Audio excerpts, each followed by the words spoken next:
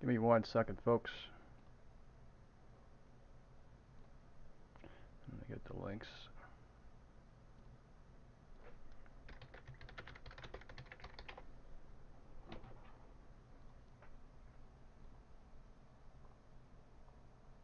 Good morning, everybody.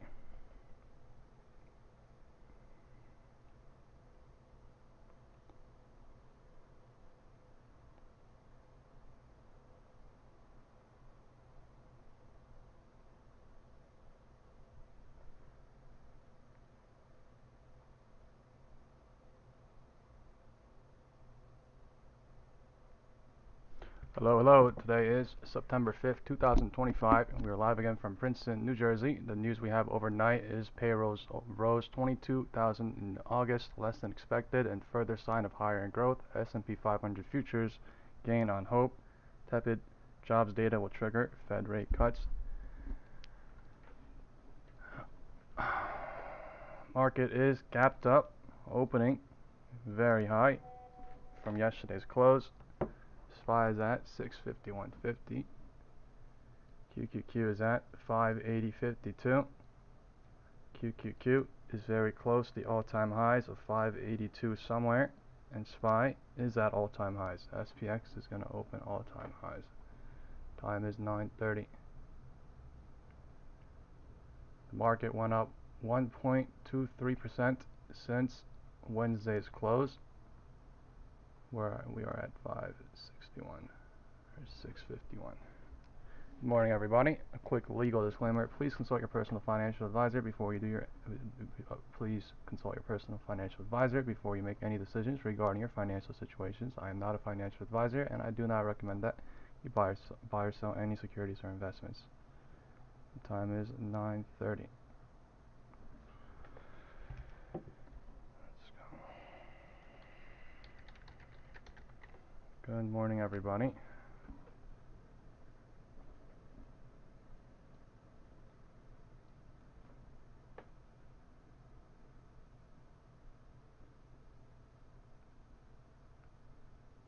We are opening on QQQ POC. Wow. That shit got drained crazy.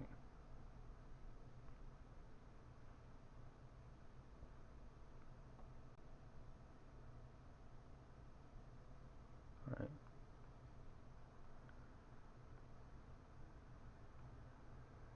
September 8th as well.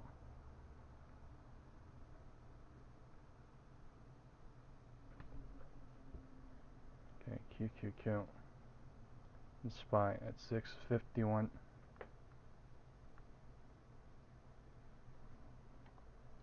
Wind direction is mixed.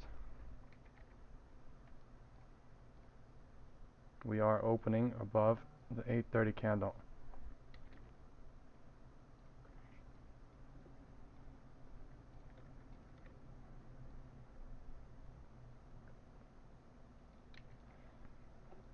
Crazy drain from yesterday's close, and all puts expiring into today as well, into tomorrow.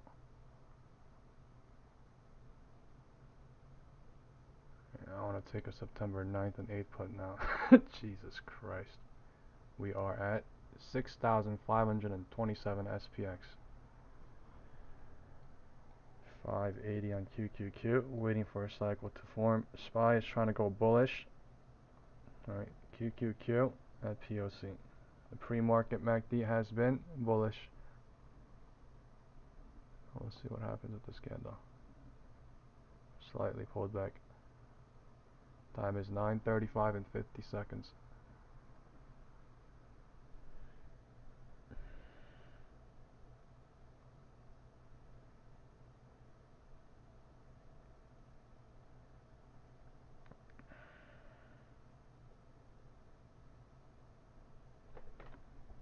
QQQ trying to head lower into 9:35. SPY at the roof.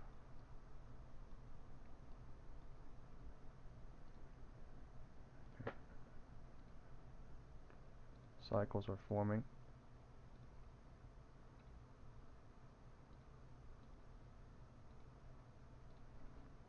I'm taking a September 8th 5225 put.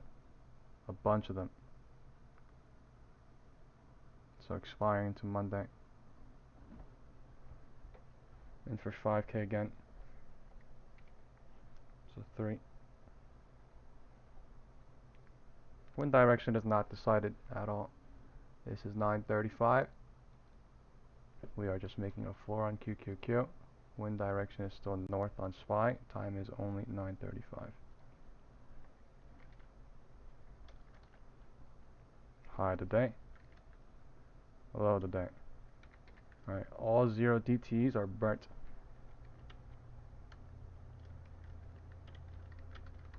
On this open.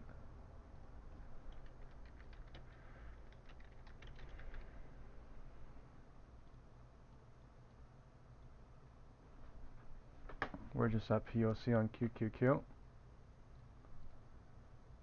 Just a slight push southward on QQQ happening. SPY, nothing yet.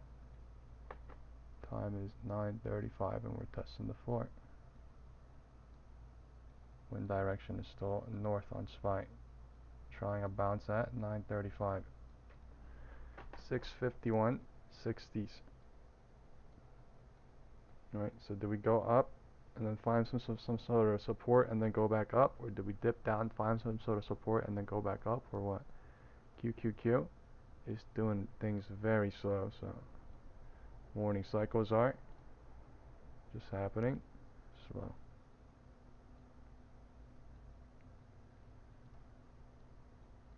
Right, still north on SPY. 9:35 bounce. Showing. Right, I don't want to draw it yet, but wind direction is north on SPY. The 9:30 low did not break, so the pivot point still stands. We are at POC. Let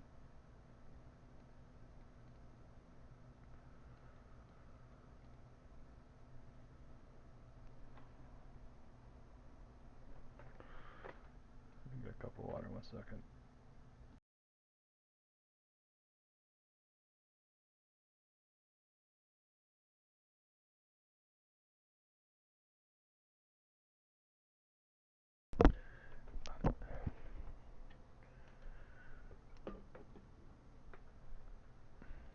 Let's get the like buttons up, guys. Time is 9:35. QQQ is just going slowly south. That's it. One single candle, 5-minute candle, and trying to bounce. We are not at the top of the payroll or US jobs, top and bottom yet on QQQ. SPY is holding the POC. The wind direction is still north on SPY. Let's go look at SPX, how SPX opened. SPX opened at all-time highs, gapped up and holding. Right? We are gapped up and holding for now.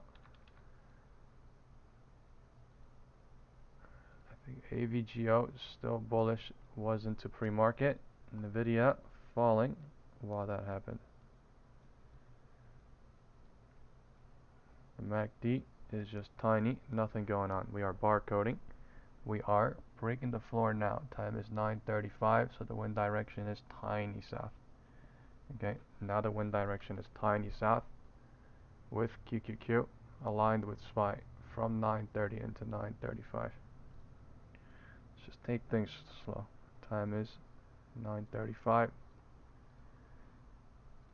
Market just opened. We have 100 people watching. Let's get the like buttons up as you come in. Good morning, everybody. SPY is going nowhere. We are at POC. We did not even hit VWAP. POC has control. QQQ's POC is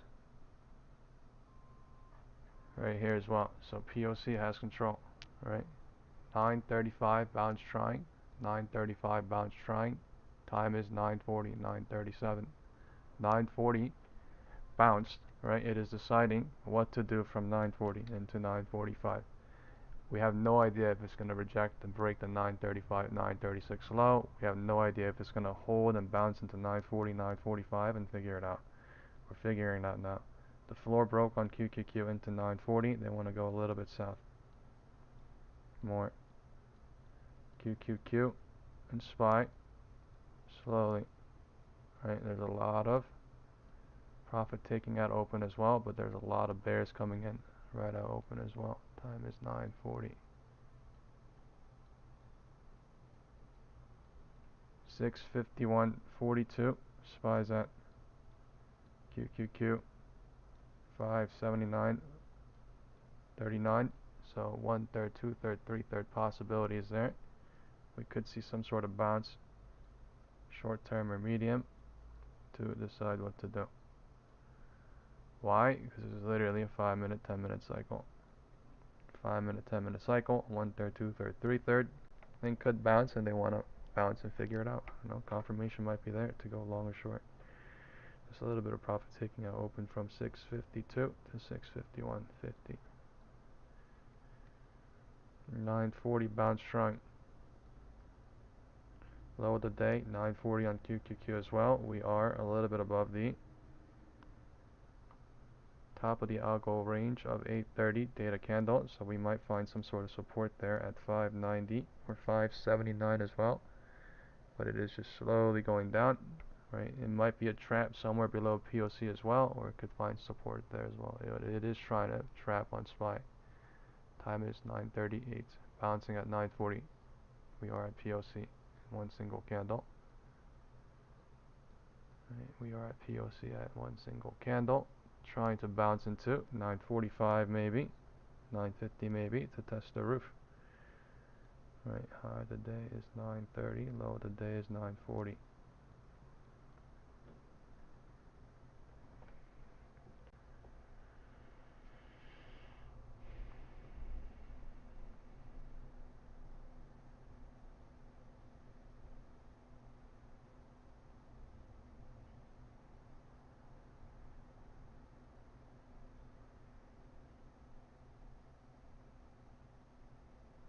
Man, it took literally like 75% from my Monday puts as well. So, right, they killed all puts to go up. Time is 9:40. We are at POC, the midpoint of this little drop. We are evaluating what to do. So 1/3, 2/3, 3/3 kicking in. The bulls are pitching from 9:40 to 9:40 at the minimum. 9:40 to 9:40, and 9:40 deciding what to do from 9:40 to 9:45. 9:45 is here in 3 minutes. MACD is dying, bear side on QQQ and SPY. On the 1-minute candle, the 5-minute candle is still bearish on QQQ. But the candle might be big red, but I mean, yeah, there has to be a cycle confirmation for anything. So there's no cycle confirmation to short, there's no cycle confirmation to long. They're building into 9:45. So I mean, people could interpret it in different ways. If this high breaks, 9:45. If low of 9:38, 9:39 breaks, blah blah blah. Okay, this is in a bullish cycle, trying from 9:40 to 9:40. Bear trapping at 9:40. We are testing the roof.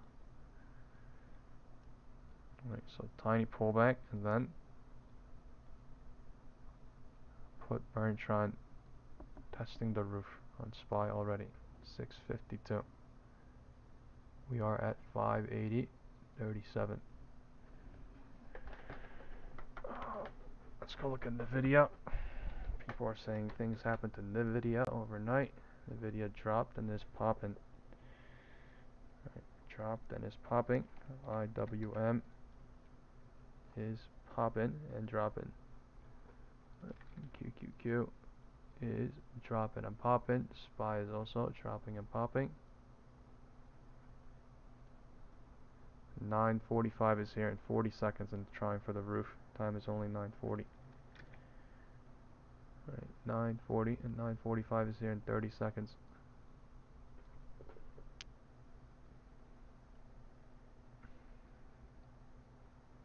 V-shape happening.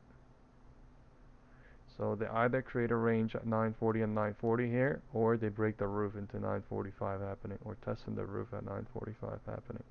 The 9:43 candle will decide what it means.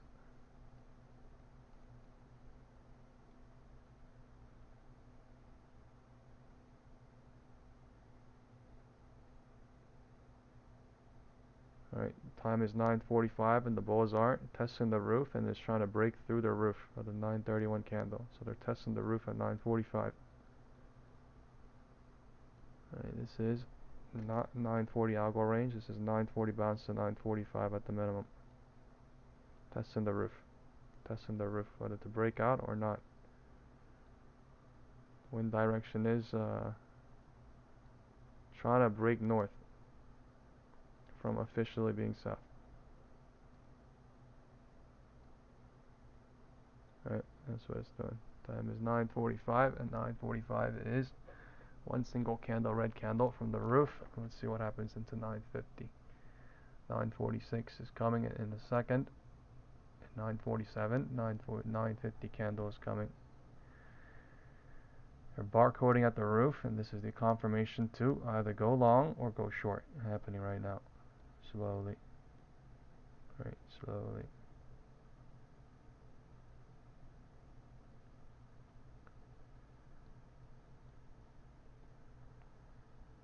So what futures was doing overnight too. They were going absolutely wild. Up, down, up, down, down, up, down, up, down, up.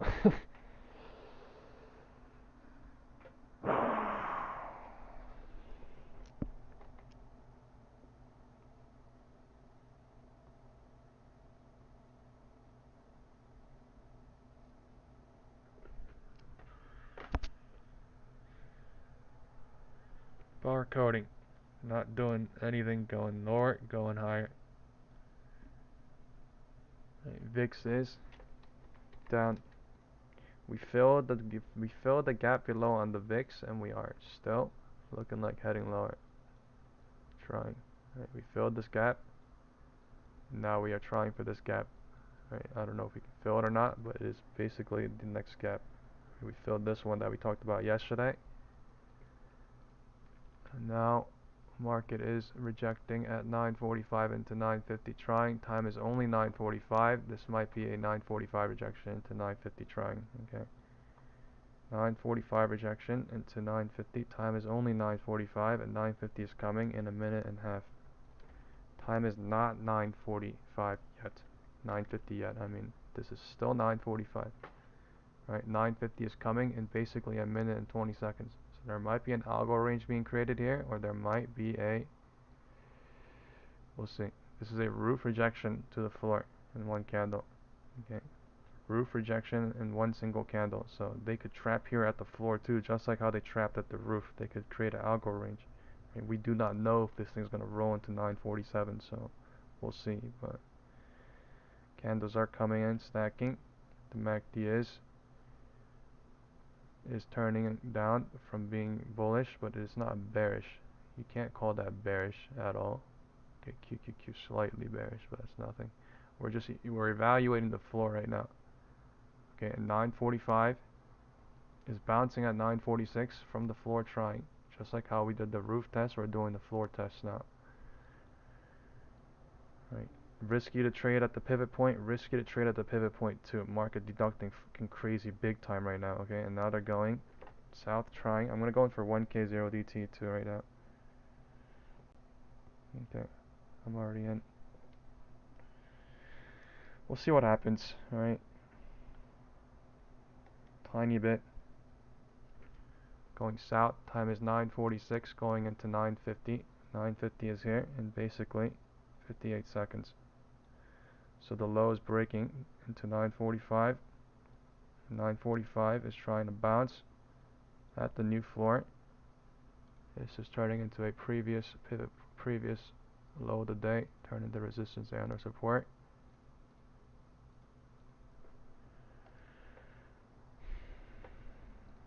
QQQ did not break the floor. QQQ wind direction is north.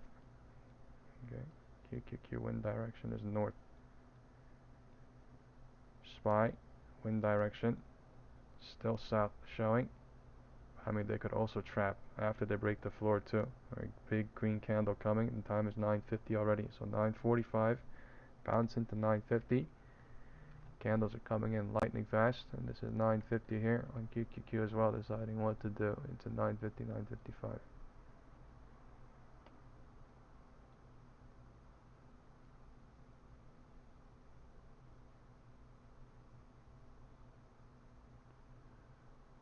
making everybody bearish on big ass candles.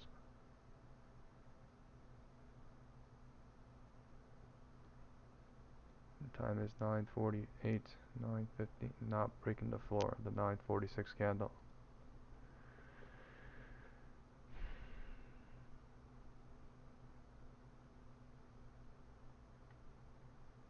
9:50 on QQQ, testing the floor, bounce trying from the floor. 9:45, bounce trying into 9:50 from the floor. So divergence created on the floor, and it could bounce as well. QQQ did not break 9:39.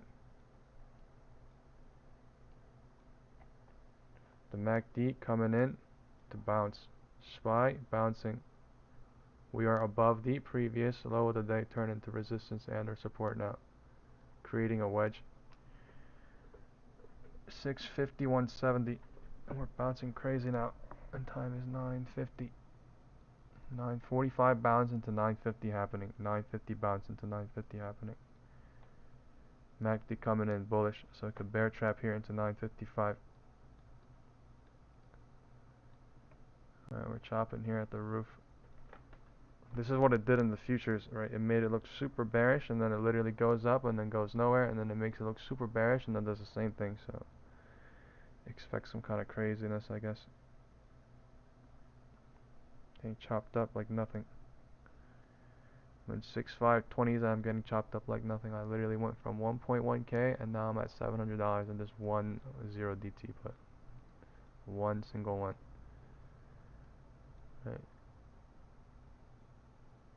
MI 0DT plus are going haywire, and they're going absolutely haywire all over the place. Going up, going down, going up, going down. Right, we broke the roof too in 5 minutes. I hope you guys realize that. We basically just broke the roof and we're about to figure out what happens. But this is literally what happened in the futures, right? They break the roof, they break the floor, they break the roof in 5, 10, 20 minutes, or like they range or whatever, and they make it crazy out here to create volume up here. But we just broke the roof, so the wind direction is north, technically speaking, in 5 minutes, and we're about to see what happens and see how it evaluates the new roof. Wind direction is north on SPY officially, and QQQ is trying to go north. Okay, time is 9:50, and 9:50 is here, so possibly an algo range, or possibly push up to 9:55 happening on QQQ. Right, possibly an algo range, or possibly a push down from 9:50 to 9:55 happening on SPY. So different stuff happening. One or the other is going to be right. Small cycle. Small cycle.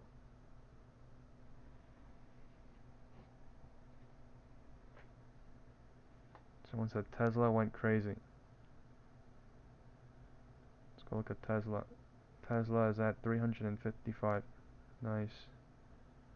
Ascending wedge, or ascending channel, looks like.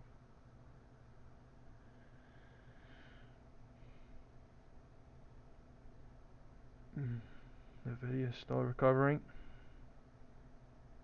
SPX is at 6528.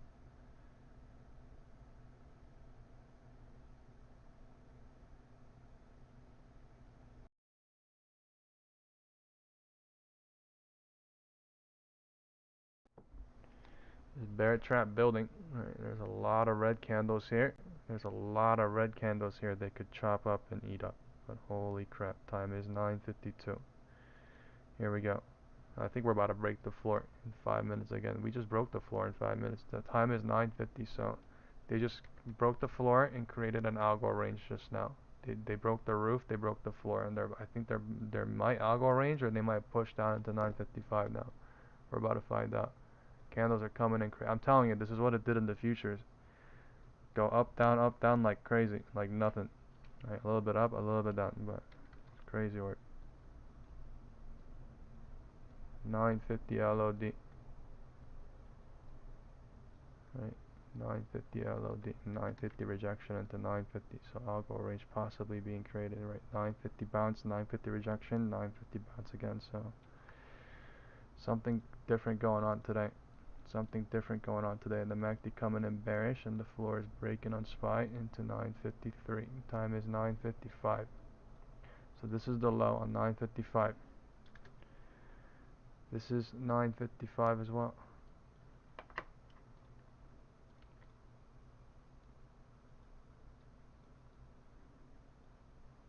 That is a crazy move. We're just flying now. Up, down, like nothing. 9:53. Right, the MACD literally coming in.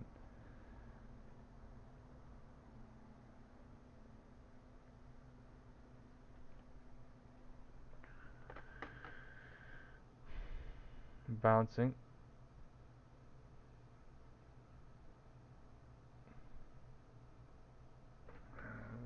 They're actually creating volume up here like nothing. Right, they're doing this so that people play up here, if that makes sense, long or short. Right, go down, go up, go down, go up, go down. Like, look at this weird ass candle structure, and then look at this dump, and then look at this pump, and look at this dump. Like, that's fucking weird. They're getting everybody to go in so that we can get volume up here, basically. Not even in stocks, but options, everything. Right, to even go higher, to go lower. No one knows, but this is literally what futures was doing overnight. Up, down, up, down, up, down, up, down, up, down. When everybody thinking down, it went up like crazy. When everybody thinking up, it went down a little bit, and then went up, down. It was so it's crazy. All time high. We are 5 minute is coming in bearish. The 5 minute MACD is bearish, so I think we're coming lower a little bit. Time is 9:55, and we're going a little bit more southward. Time is 9:55, and we're going a little bit more southward. I'm not adding anything. Right. Time is 9:55.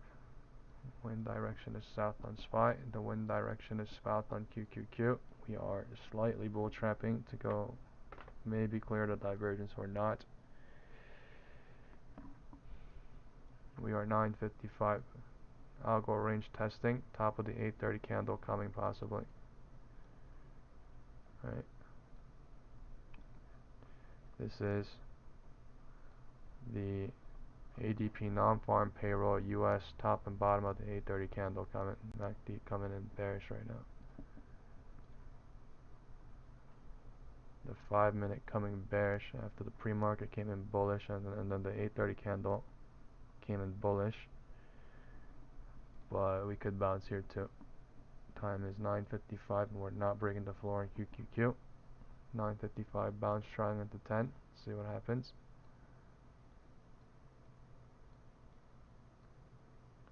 9:55 bounce into 10. And this thing could bounce heavy here. I'm telling you, this is what futures was doing. Nobody knows what's about to happen basically right now. Sure, the MACD 5 minute looks super bearish right there, but I mean, the thing could bounce for 5-10 minutes, and it could decide to go up or it could decide to go down. It will do whatever it wants. But things are changing fast. Right? One direction went north, or it went south, and then it went north, and then it went south again. So one direction was south on QQQ. It did not flip north.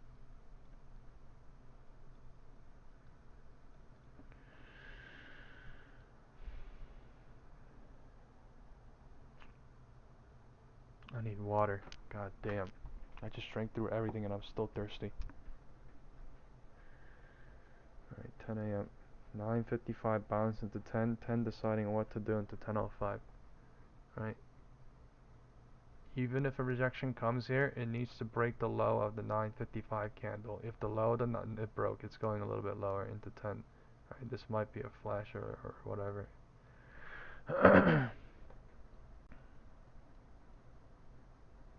9:55 decided to go lower into 10 now, and 10 is, it went lower on SPY, it did not on QQQ. 10 is big red candle coming, most likely. Doji candle formed. They're gonna break the floor or not. Right, 6:50.35. Best safe exit most likely. Time is 9:57, and we are doing a spike candle. Weird. Weird spike candle. It's acting like futures. This is truly acting like futures right now.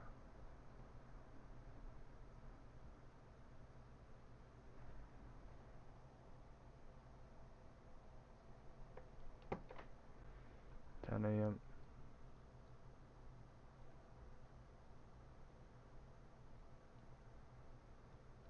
10 AM.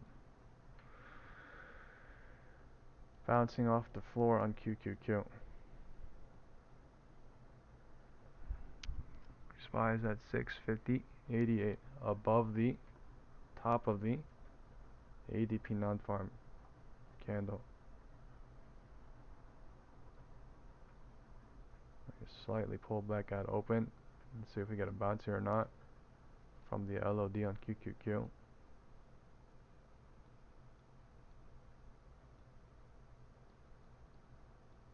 The MACD is coming in bullish on QQQ.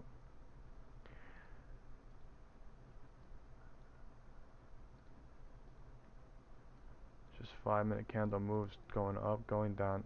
Right, the 1-minute candle looks tricky.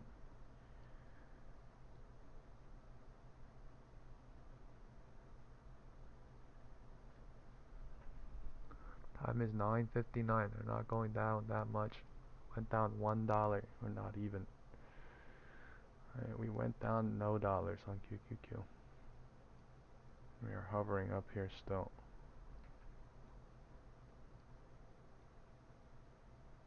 The MACD is dying bearish now.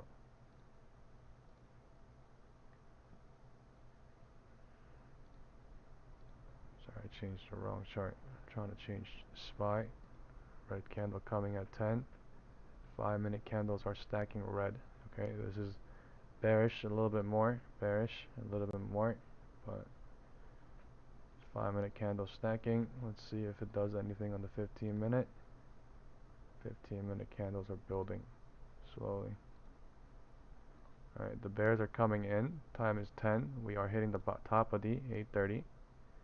Right, ADP, non-farm, algo range. This thing might bounce here or not. Let's see what happens. Time is 10 AM. This might be a best safe exit. This might be best safe exit. We just broke the floor in QQQ as well. Again, not again, but like with SPY. And SPY broke the floor again. Right, this is the bottom, top of the 830. ADP non-farm on QQQ as well. 579. Let's see if we get a bounce here or not. The wind direction is still south. The MACD volume is still south. The candles are stacking south. Time is 10:01. We're going more south, looks like. Alright, they're breaking through the top of the algo range and they're going south now. We are at 650.03. We are at 579 on QQQ. Low of the day. Time is 10:01.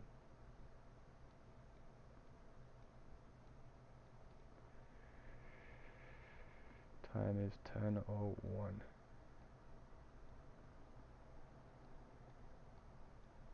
Let's get the like buttons up, guys. Get the like buttons up. Time is 10:01, and they're pushing a little bit more south on SPY. QQQ hovering at the top of the algo range. We don't know if it's an algo range. I'm just saying this is the top of the US jobs non-farm payroll. So bounce coming. We are underneath it, and bounce coming possibly. Time is 10:02. So 10 rejected, bounced at 10. So algo range being created here. Okay, there might be an algo range being created here. 10 rejected, bounced at 10. So algo range being created here. Let's see. 5, 651.10 and 649.83. Right, if there is a bounce there, that confirms. And if there is a bounce that goes higher here, then the 1/3, 2/3, 3/3 kicks in after the LOD broke. After the LOD broke.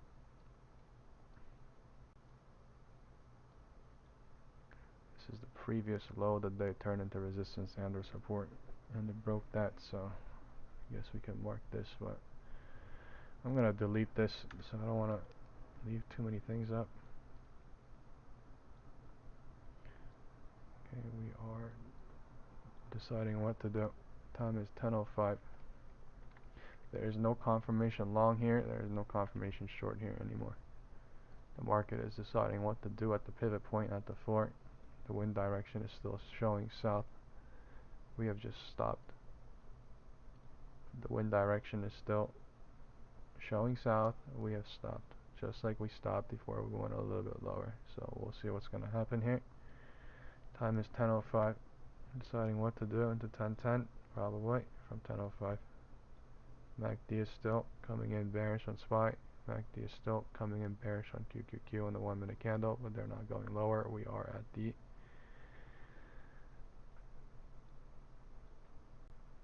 ADP non-farm.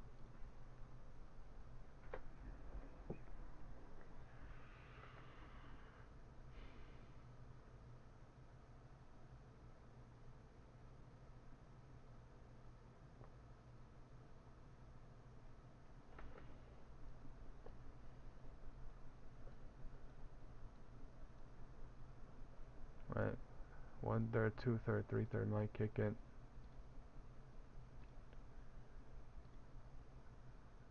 Yeah, 1/3, 2/3, 3/3 might kick in here.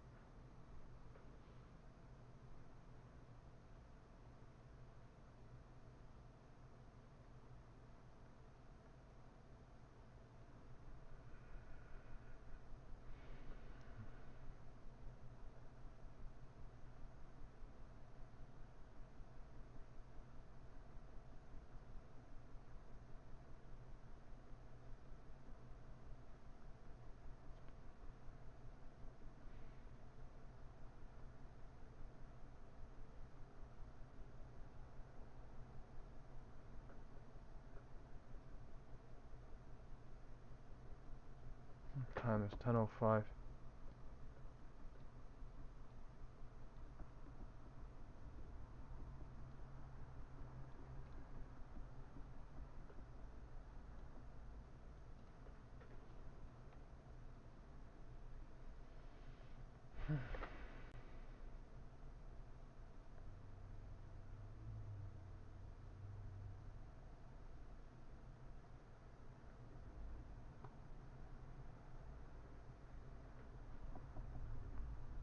Pushing lower, it looks like.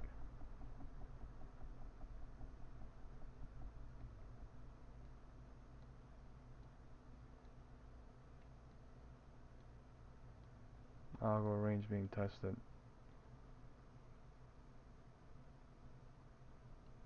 Into 10:10. Might break and bounce back up. Time is 10:10 and 40 seconds.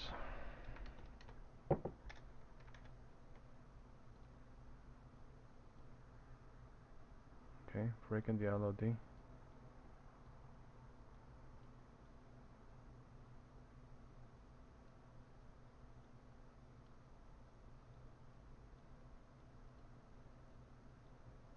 So the longs are still not there. Alright, QQQ is still going southward. Showing. Algo range could stop it. We're breaking the algo range now, slightly. We are at 560.06.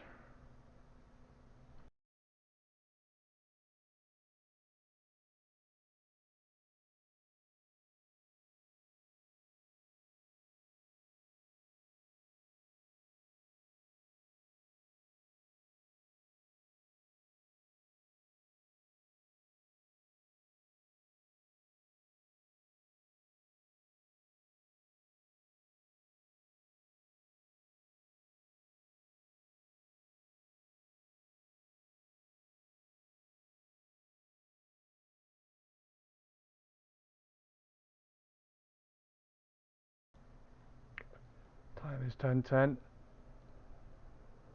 The 15-minute candle is switching in 7 minutes. And they're going lower before it even switches. The 5-minute candle has been continuously stacking on QQQ as well. We'll see what happens with this. Time is 10:10.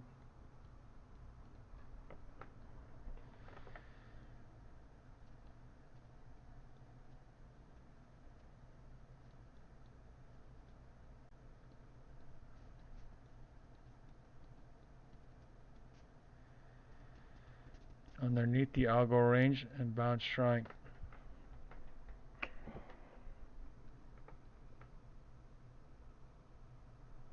Oh, my throat.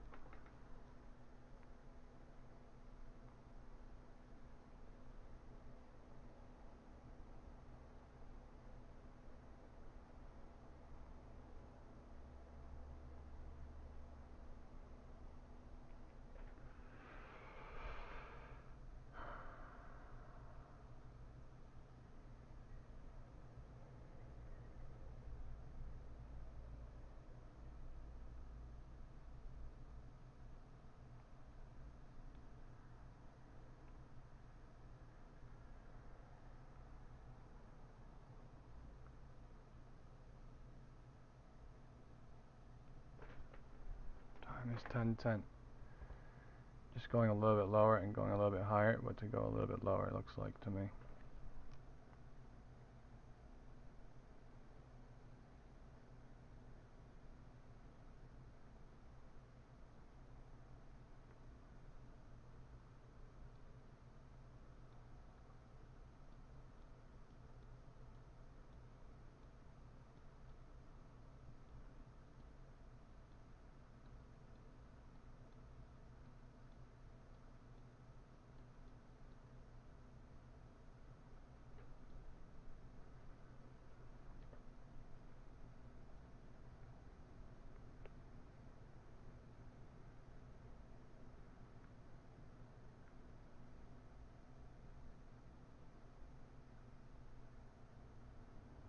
We're leaving a lot of calls up there.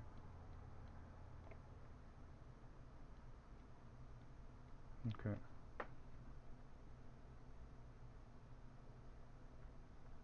I just took another 0 DT.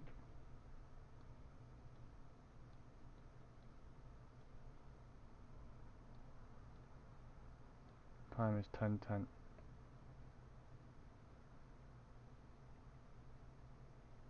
It's 6/5/20, so it's way up there. And I have 0 DTs that are expiring way down there today. 6/4/80s. 3.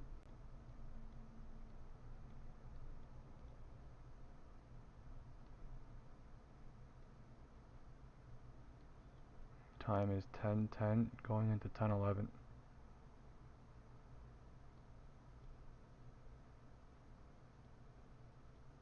Okay, things are looking like it's expediting to me. I'm not gonna lie here. I ain't gonna lie. 5-minute looking like it's expediting. The 15-minute kind of looks sus that it's ending in 3 minutes and we're pushing down already. So time is 10:11.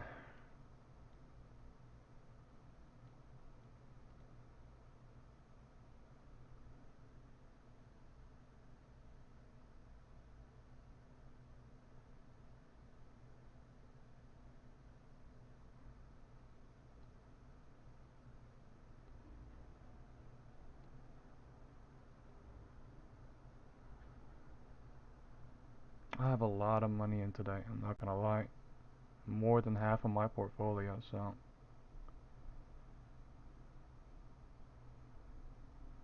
I ain't gonna lie.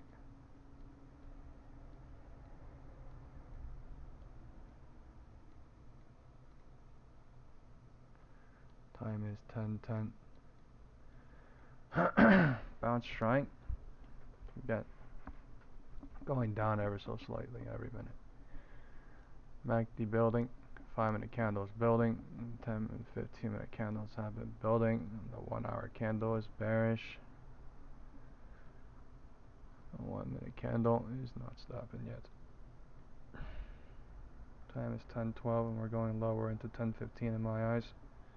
This is a 10-10 rejection at the 10-15. 10-15, we might have one more red candle. This is the previous day 4 p.m. close. So we are now getting near the bottom of the ADP non-farm payrolls, as well as the previous 4 p.m. close at 6:49. Alright, so now it's turning into a major dump from a gap up, but like now I need this shit to dump even more. I'm not gonna lie. Time is 10:15. There's a lot of bears down here, and a lot of calls up there, and there's like a decent amount of puts down here because of the gap up from yesterday. A decent amount of puts.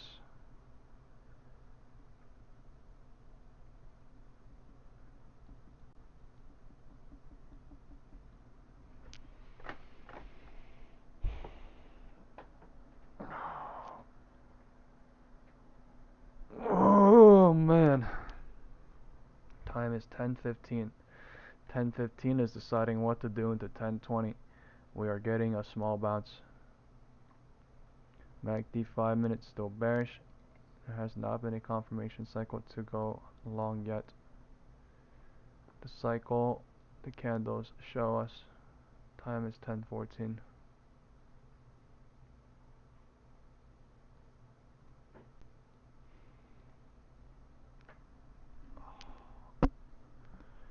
Alright, we're hitting the previous day. 4 p.m. close at 6:49.09. We are going lower into previous day 4 p.m. close at the minimum. Time is 10:14. Alright, it's been 45 minutes since the market opened. 40 minutes since the market opened. QQQ is accelerating. Everything is dumping. SPY is also accelerating. Everything is dumping. Time is 10:15. Low of the day. Alright, we might see a bounce here slightly or not to test the bottom of the or top of the algo range. Bottom of the 10 a.m. algo range. Time is 10:15. And we went dramatically lower since that little doji candle at 10:10. LOD at 10:15. QQQ is at 577.54. SPY is at 648.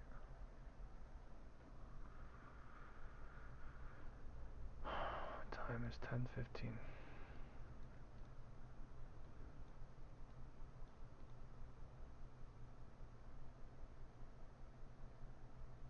I'm getting ready to leave my two 0 DT puts from the top, and my crap ones I'm stuck, but I mean, what can I do?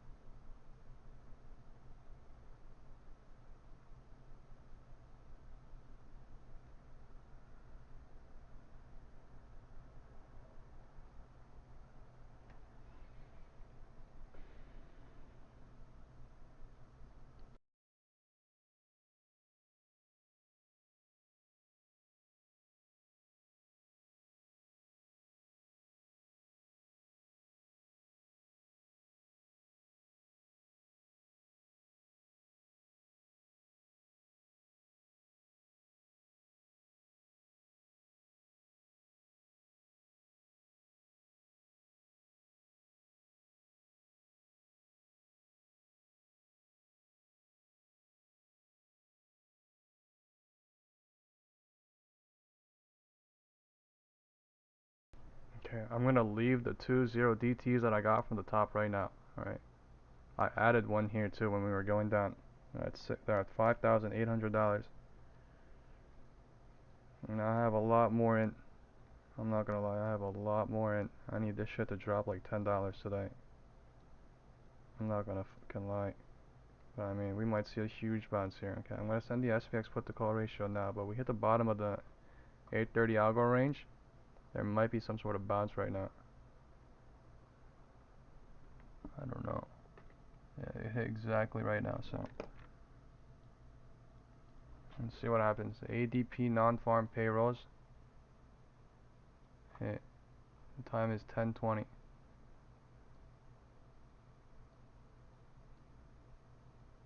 Right, the put was literally at $1,000, and I added another one when it was at 1,700 or some shit, and I sold everything for 27 just now for each of them.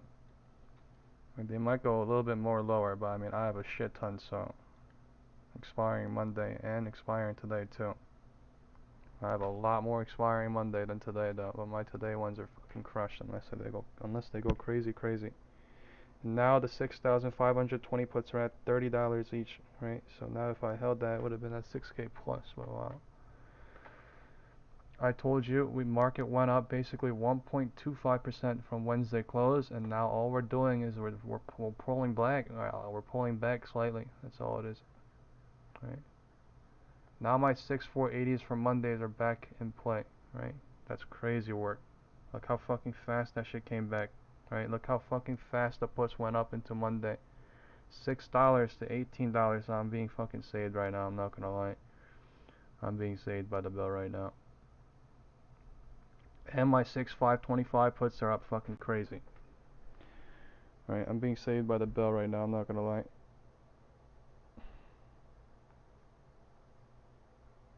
Okay.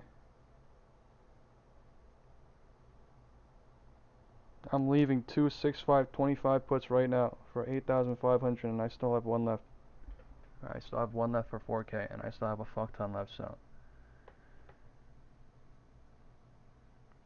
I have 6,525, 6,580s for Monday, and I have 6,580s for today. That I need them to dump $5 more or some horse shit, and then I can get out. 647.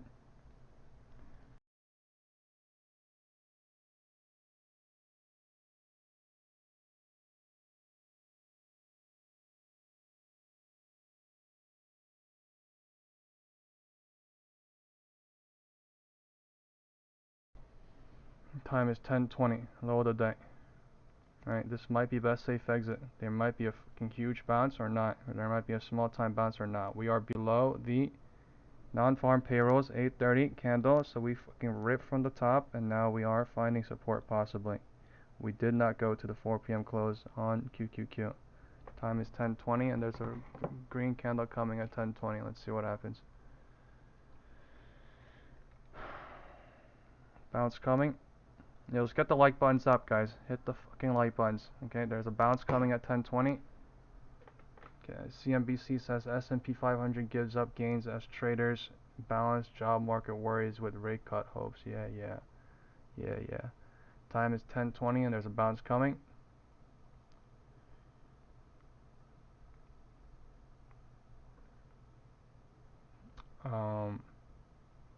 I really need them to go down like $10 more on SPX. I'm not gonna lie. I know it sounds crazy, but my 0 DTEs are still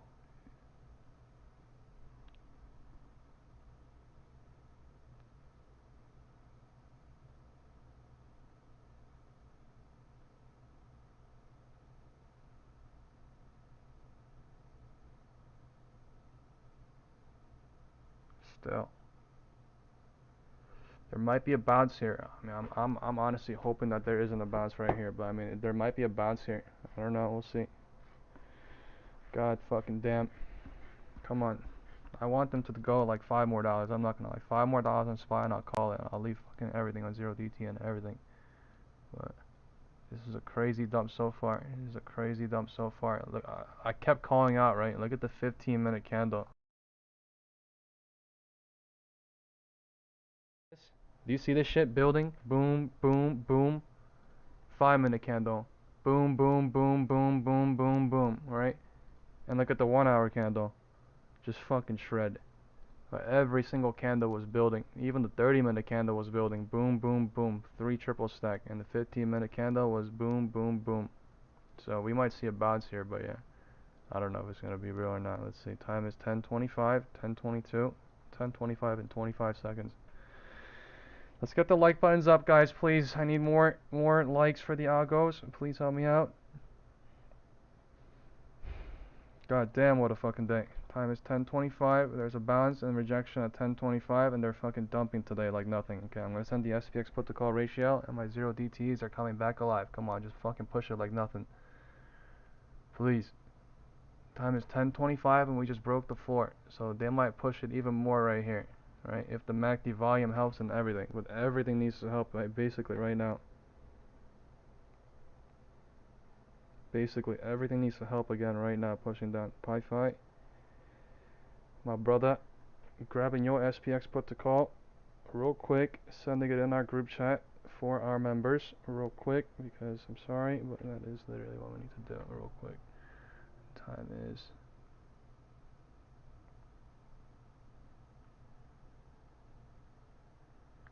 10:25 and we're going way lower. Alright, time is 10:25 and we're going way lower. Alright, we're at 6:47 on SPY. We're fucking shredding it right now. Alright, QQQ, time is 10:25 and we're fucking shredding it right now. Right?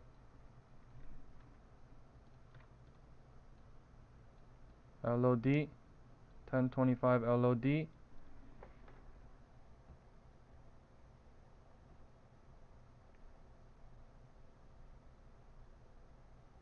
Okay, I'm gonna leave all 0DT puts right now for $4,700. 6/480s. They got revived from the morning open. They were at $1.68. They're at $16.20 right now. Okay, I'm leaving them all. I'm in no 0DTs anymore. I have a fuck ton of 1DTs. Okay, September 8th. I'm gonna leave into this shit one by one. Saved by the bell. Okay, and my 6/525 put is at 5,200 now. I'm getting ready to leave in a minute or two. Okay, or now. Time is 10:24. Time is 10:24.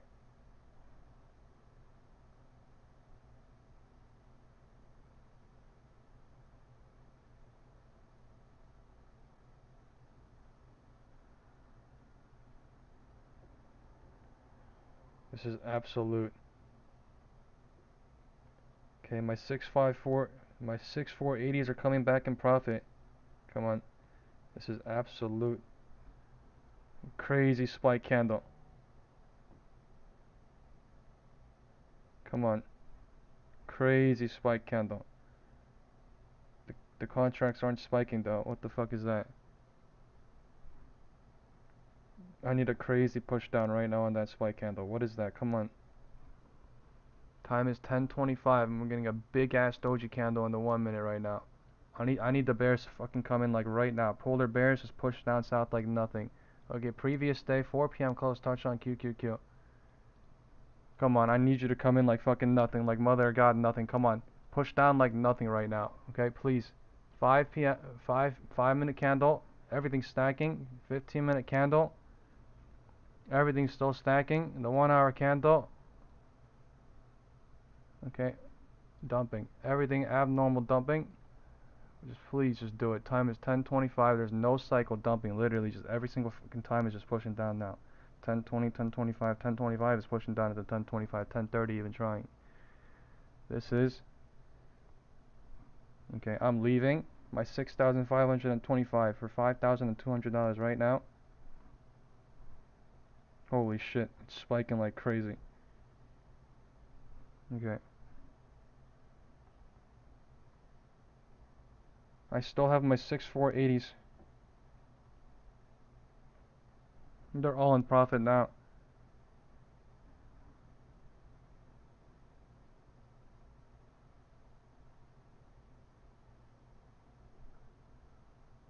Time is 10:30. 10:25 bouncing into 10:30 trying.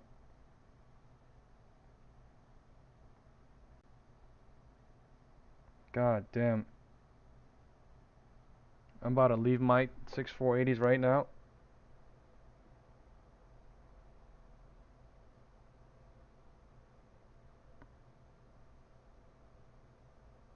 Okay, 6/480s all out. 3. $6,400 out.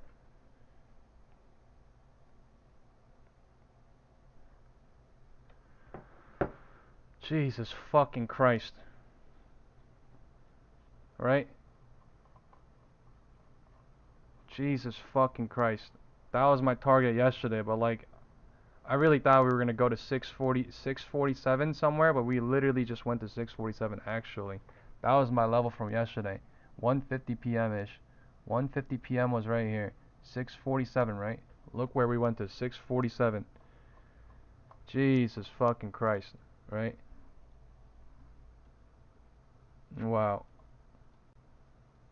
I still have like 2 left, 3 left, honestly, but like I'm honestly out of everything.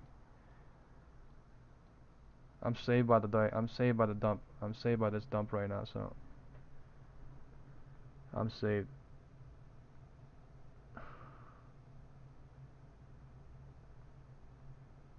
Wow. They went into massive profits even more. Holy fuck. 6480 0 DTs, bro. Holy fuck. Look at that thing. Holy shit. Let's go! Oh my god. Time is 10:30. Oh my fuck. Wow. We fucking ripped down today. I'm not gonna lie, we ripped down today. After we ripped up like fucking crazy. 6, dude, I think this is best safe exit. I'm not gonna lie, this is numerically, this is my best safe exit. 647. That is crazy. That is fucking crazy. Oh my lordy.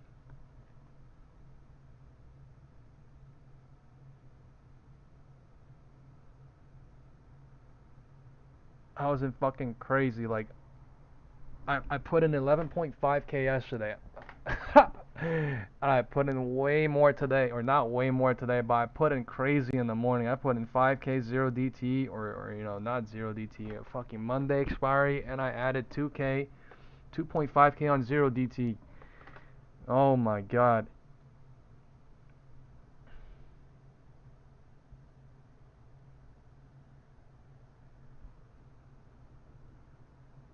Time is 10:30. I'm leaving one right now. $2,700, and I have one left. I'm done. I'm done for the day, basically. This is 10:30. I basically got saved for the fucking by the fucking bell, dude. I was waiting for the data for this shit, but like, god damn, I was actually hoping until literally 9:30. And Jesus Christ. I'm sorry for my language, but like, oh my god, that is so crazy. US ADP non-farm payroll came in stupid fucking bad, and we ran up crazy. All futures players got burnt overnight crazy. I was up all night. People got burnt crazy. Some people were like, don't short, don't short, don't short. Every pop, pop, every pop, pop, pop. Literally what we were doing in the morning. I literally called that out, right? I was like, this is future shit going on. I was like, every single drop we're gonna pop up, every single drop we're gonna pop up, but at some point we're gonna either run up or we're gonna drop down like crazy. And we literally did not even look back today at all. My god. We gotta go look around and look at some other shit. Nvidia, 165, right? IWM, 230, 236. Tesla, man, everything popped up and dropped. It's not even that bad of a drop on everything too. But was it AVGO? AVGO was going wild in the morning, right? We ran up to 350s. We ran up to 360s too, and now we pulled back tiny. That is crazy. Look at that 5 minute. Look at that 15 minute. Stacking like crazy. I was calling out that we were stacking out here at 10, right? Look at the 30 minute. Just a massive red. That's a 1 hour candle, and look at the 1 hour. Like what in the? Look at that 30 minute candle, literally representing a 1 hour candle. That is crazy work. The time is 10:35, so they might break the floor one or two more times here, but I'm expecting a bounce. We shredded crazy. 647 has been hit. Alright, I was expecting all my SPX puts to basically come in profit massively or be saved here, right? And it actually got saved. Everything into here. 647. Once we hit that, I was in massive profits and I was basically saved 1025. Because I added crazy up here and I was going crazy yesterday. at close too, and I was saying this shit is set up. I was saying this shit is set up. This shit is set up. This shit is set up, and it was set up just until literally the morning too at 9:50. That shit is absolute. Right, absolute. I think I was in for like 20 something K. I'm not gonna lie.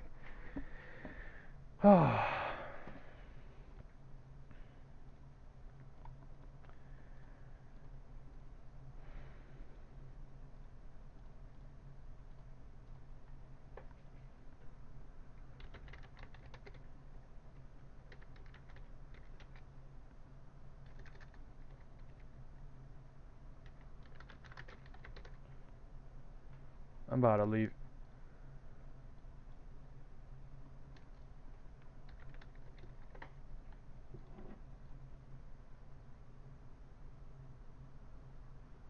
We broke the floor into 1035 and 1035 bouncing. Right? So broke the floor once and then bouncing, but there's no confirmations to long yet. So they might break the floor once or twice and then go up, and then maybe break the floor later and then go back up or something. Let's see where the POC is. The bears are coming in crazy on every single bounce still. That is absolutely crazy. I'm not gonna lie. There's no volume down here at all. No volume down here. This was my target though. 150 level, somewhere up here, and they're going crazy lower.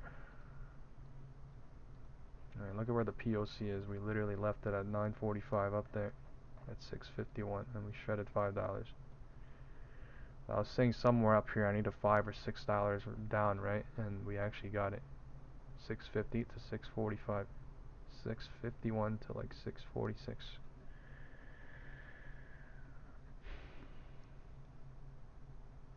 And the time is 10:35.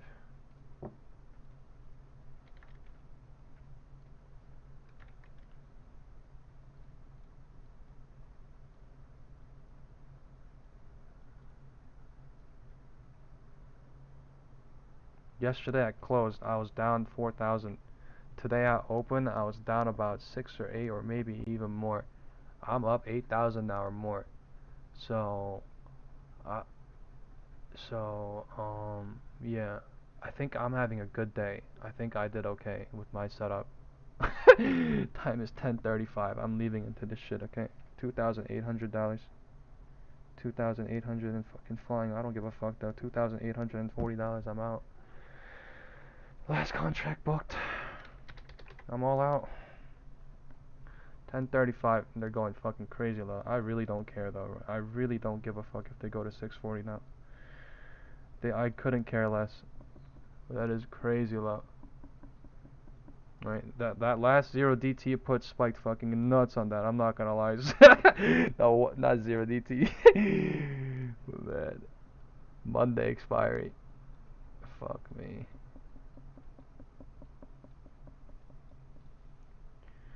I had so many.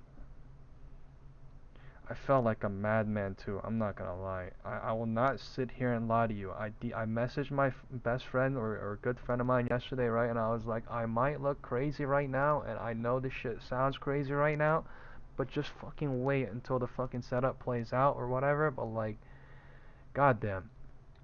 Goddamn, I did not know it was going to last until the overnight. I did not know it was going to last until the morning, and I did not know they were going to do it after the market opened and then hovered until 9:45, 9:50, and then did it from 9:50 to 10:30. So that is crazy work. That is absolutely nuts. Right. We actually did gap fill yesterday, and then we gapped up, and then we gap filled that. So SPX is doing its thing this week, right? We dropped down crazy into Tuesday, we rallied up Wednesday, we pulled back, and then we rallied into power hour 3 to 4 p.m. and then we rallied crazy yesterday, and then we popped up into today, Friday, and then we pulled back now. So, next week, right, this is a yin and yang happening, right? Super strong down, super strong up, and then selling. So, next week, we're about to see what happens, right? But what did I say in the group chat yesterday, right? We are in a what? What was the word? What was the message? We went up to the all-time highs 3 times in the last 2 weeks. That literally means the market is going down, going up super fast. They're doing that to build liquidity and build liquidity down here, up here like nothing, so that they could go up fast and pull back fast. You know what all the YouTubers are talking about today in pre-market, all the smart ones at least? They were talking about how fast this rally was. So they were like, imagine going long here, like, oh, it would be kind of dangerous, blah, blah, blah, blah, blah, blah. No, and they were absolutely smart. Who? Trade Brigade. Who? Mike Schwartz. And people like that, right? That actually deduct. And, you know, he might talk about crazy amount of possibilities, but still, there's smart people out there that provide free education, that, you know, care about their followers, that care about, you know, their subscribers and stuff. And all I'm saying is, that is a crazy move. I don't know what's gonna happen now, but that is absolutely crazy. From 580, right? I even called out the, you know, that we might test 582, right? Why? Because all the other people were talking about it. The smart people, they were talking about the bullish case too, which is we test the all-time high in QQQ, right? Which is somewhere up here in the 640, you know, 6 somewhere ish, 670 somewhere, right? Not there, but like somewhere here. You get what I'm saying, right? Well, that is a ultimate pullback and a half today. I don't know if this is a correction yet, but like this is a, you know, this was a pullback into the previous payroll, and then it started into a dump from 1030 to like, this is a real dump down. Wow. That's a real dump, and they're going more lower. That's actually crazy, unbelievable. And the 5-minute candle coming in crazy. That is something, you know, smart hedge funds are doing, because someone called out, right? Mutual called out that they took a crazy amount of calls at 11:30, 12 yesterday, right? They must have rode that wave, and then what? They take profit, and then they ride the other wave, and then who knows where this thing's going? But we're at 645 now. That is absolutely crazy. Six that opens the door for like 644, but like really, right? We shredded crazy low. Let's send the SPX put to call ratio in the group chat. God, today crazy, man. Today, I'm telling you, dude, this whole week I've been doing crazy, you know, crazy big trades, but like crazy, crazy payout too. Because why? The setup was insane, insane. Last 2 weeks, this entire week, we went up, down, up, crazy, and then down crazy, right? In one single day.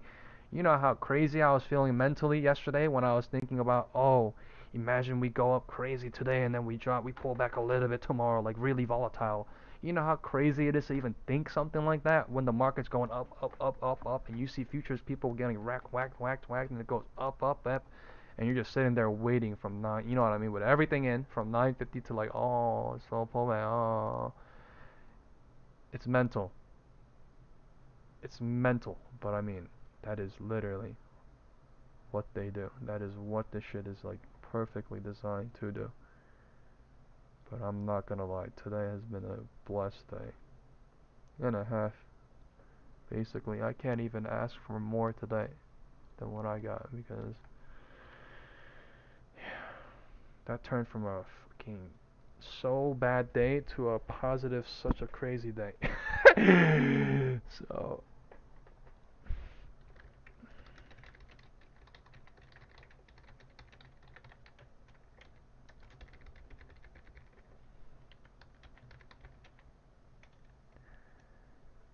oh my lordy.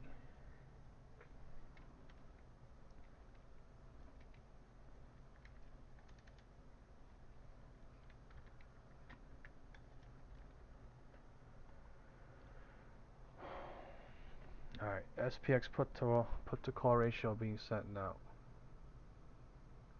We have 167 people watching. Let's hit the like button, and yeah, please hit the like button, and new viewers, subscribe. I'm sending the SPX put to call ratio in the group chat now. Let's be careful. There's so many puts down here.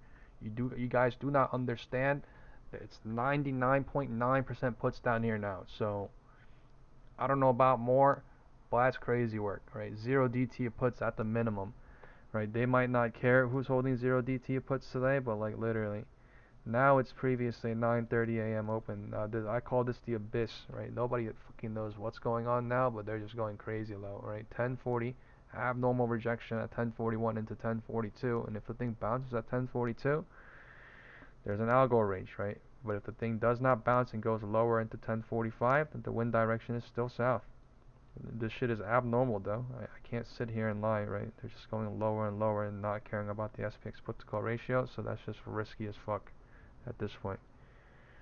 I don't know about zero DT, right? I mean, if somebody cares about longer term, sure, they can go off longer term and they'll be like, oh, this is set up correction a little bit into Monday. Oh, I'll go a little bit, $2 more, and I'll call it blah, blah, blah. That's sure. You can do risk analysis like that, but this is fucking crazy. I called out, we're fucking shutting like no cycle dumping, and we're continuously no cycle dumping since 10:30, so I'm not gonna sit here and be like, oh yeah, this is gonna go to 6:30. Yeah, tomorrow. Yeah, no, like I don't fucking know. Like this is insane. You know what I mean? I'm gonna call it as is. This shit is insane. So 1040 bounce and 1040 rejection, algo range being created. Let's just call it what it is. This is just stupid now. So we'll see what happens here. There's no bounce whatsoever, and there is literally so many bears down here. So we need a cycle confirmation or two for anything, right? More confidence wise. 1040 rejection into 1040 as well on QQQ. An algo range being created and the MACD coming in bullish. So they're basically about to do whatever they want here. Is how you gotta look at it. Nobody has absolute control other than the market, and we are the market, and we are deducting live with the market. But like we have no idea. They're just deciding. QQQ is at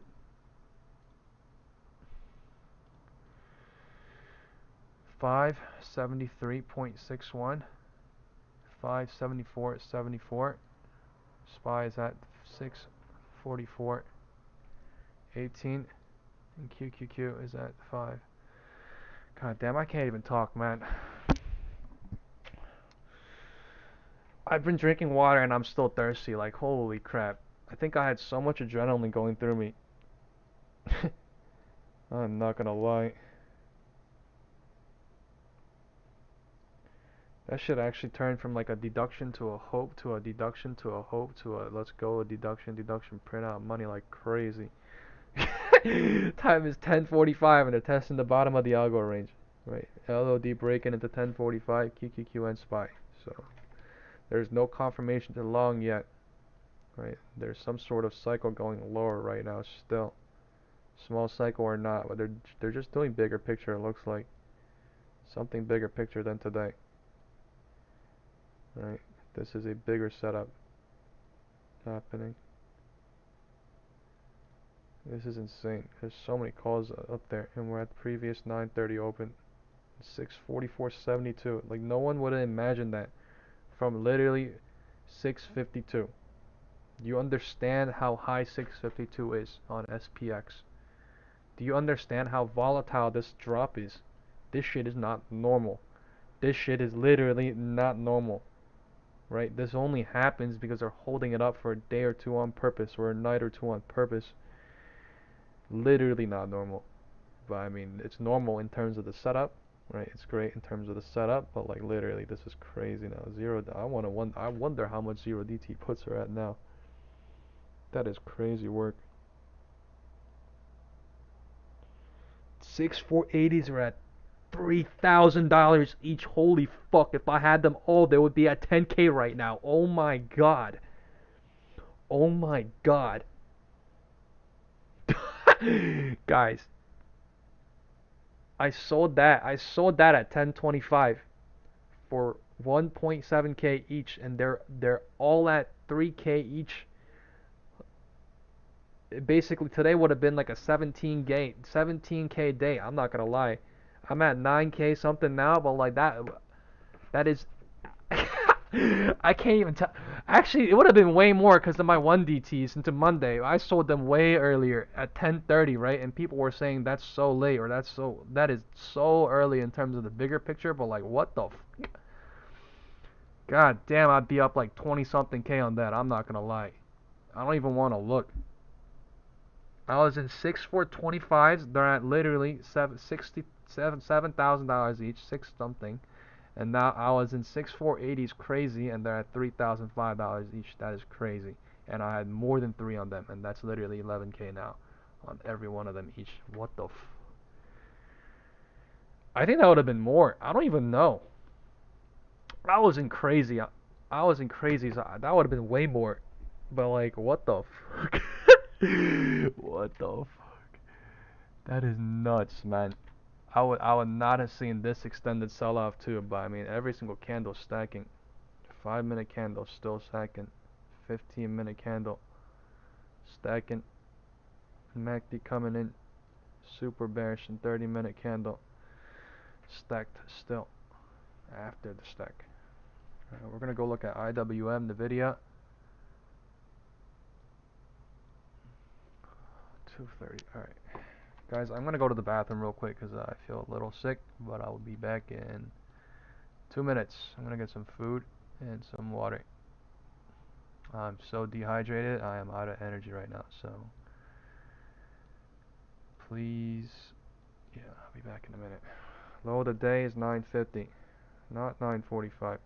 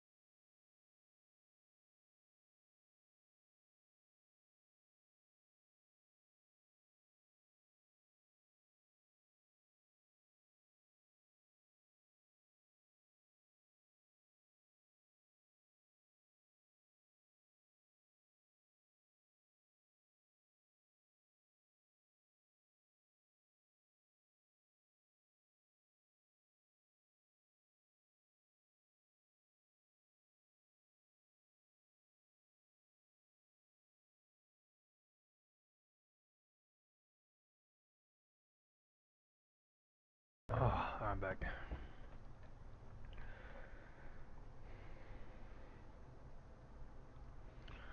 Time is 10:50. We have low of the day.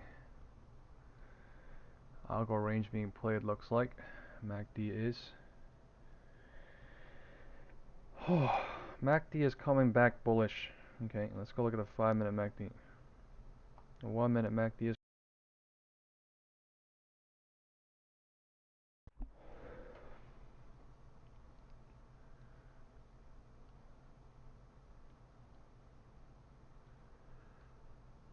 Man, I'm feeling sick.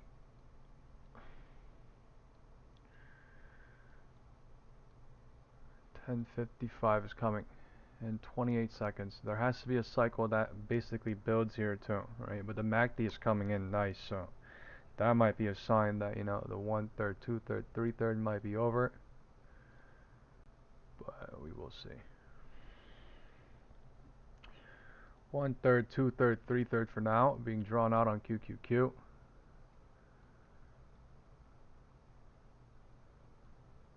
Alright, let's look at chat now. How was everything so far? That is crazy volatile. Crazy volatility.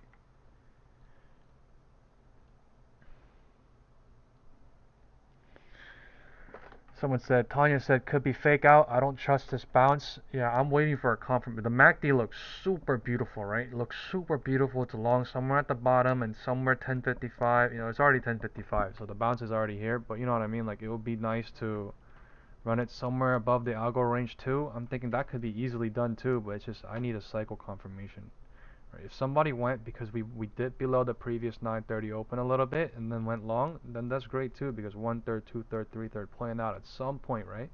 And the MACD is the confirmation basically that it's playing out now, but it's just yeah, something better is just confirmation basically. Time cycle confirmation always gives you basically like 150, 250%, you know, trades. It's always the truth, you know what I mean? These little 5-minute bounces at most are like what, 15, 20, 35%. So yeah. John said VIX is at, let's see where the VIX is at.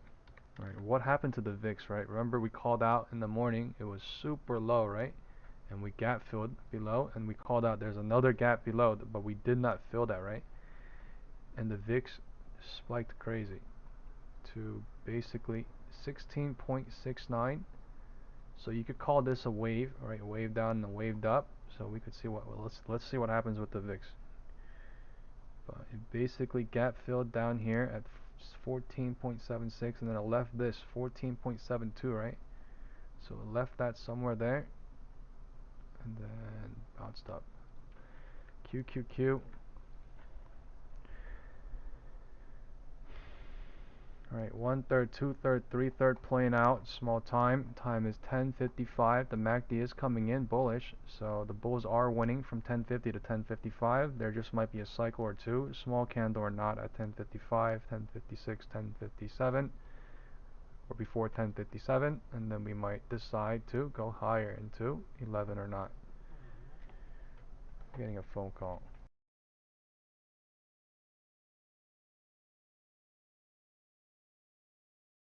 Okay, spam call.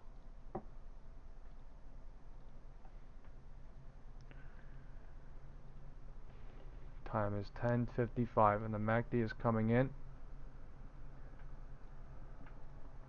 bullish, and the 5-minute MACD is pulling back bearish. Right? That does not mean the bears are out of the woods yet. That just means we are pulling back since 10:50 to 10:55. We need to see what happens, right? The MACD started to pull back since 10:40, but we just kept going lower on that with the algo range. What happened at 10:40? We bounced a little bit, killed the MACD, confirmed to go lower into 10:40, 10:45, 10:50. And then the MACD pulled back bear side from 1040 to 1050. So you know, you have to just read the bigger picture. So there's a slight pullback coming to confirm to go higher or lower happening now.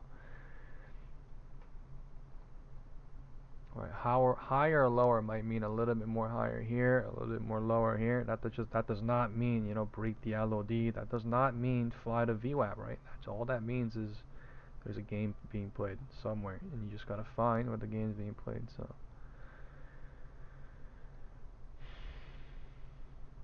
time is, we're playing with the algo range right now.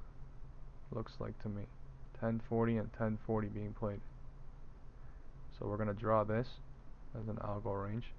We're gonna draw this as an algo range, and we will see where the market goes.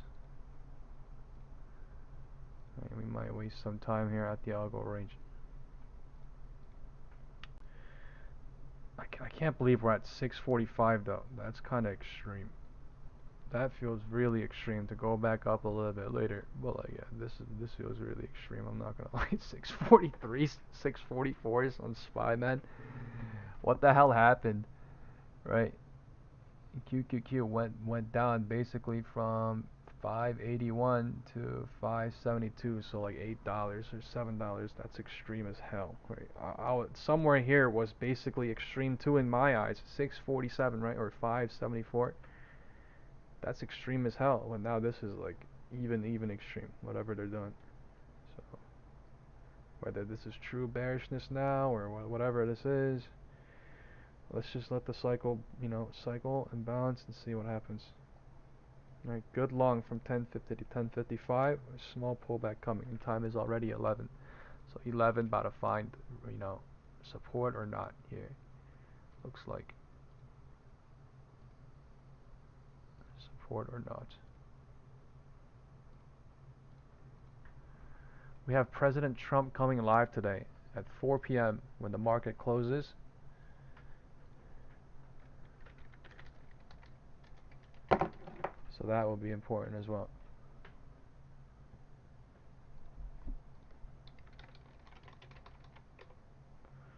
Something is coming. I have no idea what.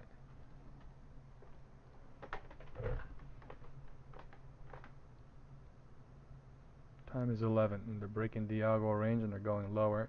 QQQ already went lower and broke the LOD. So now there's a divergence on the floor forming. Right, this 1/3, 2/3, 3/3 is being faked out to go even lower. Right, something like this. We have no idea how low this is going to go, but this is what happened yesterday when they were going higher. So we'll just extend the cycle. We'll call out the divergence. We will see what happens. The MACD, 1 minute MACD is completely dying both sides. So all this is being used to go lower again. Candle says, but I mean we are so low that I really don't know how much lower we're really going to truly go on this. But time is 11 and we broke the LOD on SPY as well. So there's no divergence now and we're just going lower. The floor just broke. They might push this down a little bit lower or more lower. I really don't know. How do I know? Right? They just broke the floor. Time is 11. All I know is the MACD completely died both sides from 1055 into 11. It was not a pullback. It just turned into a use this to go lower into 11 once this broke through. Things are happening very fast. Cycles are deciding super fast. 644.14 we are low of the day. Broke the pivot point a lot. Floor a lot.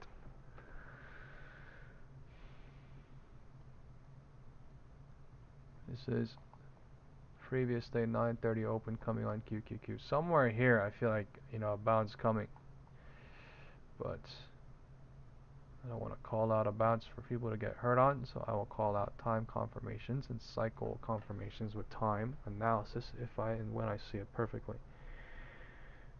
Okay.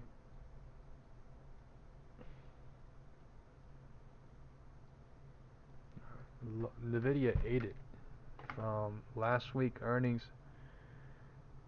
I can't believe how low it went too. Like, you know how we were talking about, oh, it might go down for 2-3 days after the earnings come, but like, yeah, Nvidia being down like that was so sus. I'm not gonna lie. Nvidia's down, and the market's up crazy. Like, what are we talking about? That literally means like big names are taking its cyclical time to go up and down, during different times, and the market's going up and up and down, and then they can do whatever it wants, which is what it's doing now, doing whatever it wants. That's crazy work. Right, they're burning all calls that were literally 180 and plus into 200 into everything. And just resetting everything at the trend line of SPY and QQQ.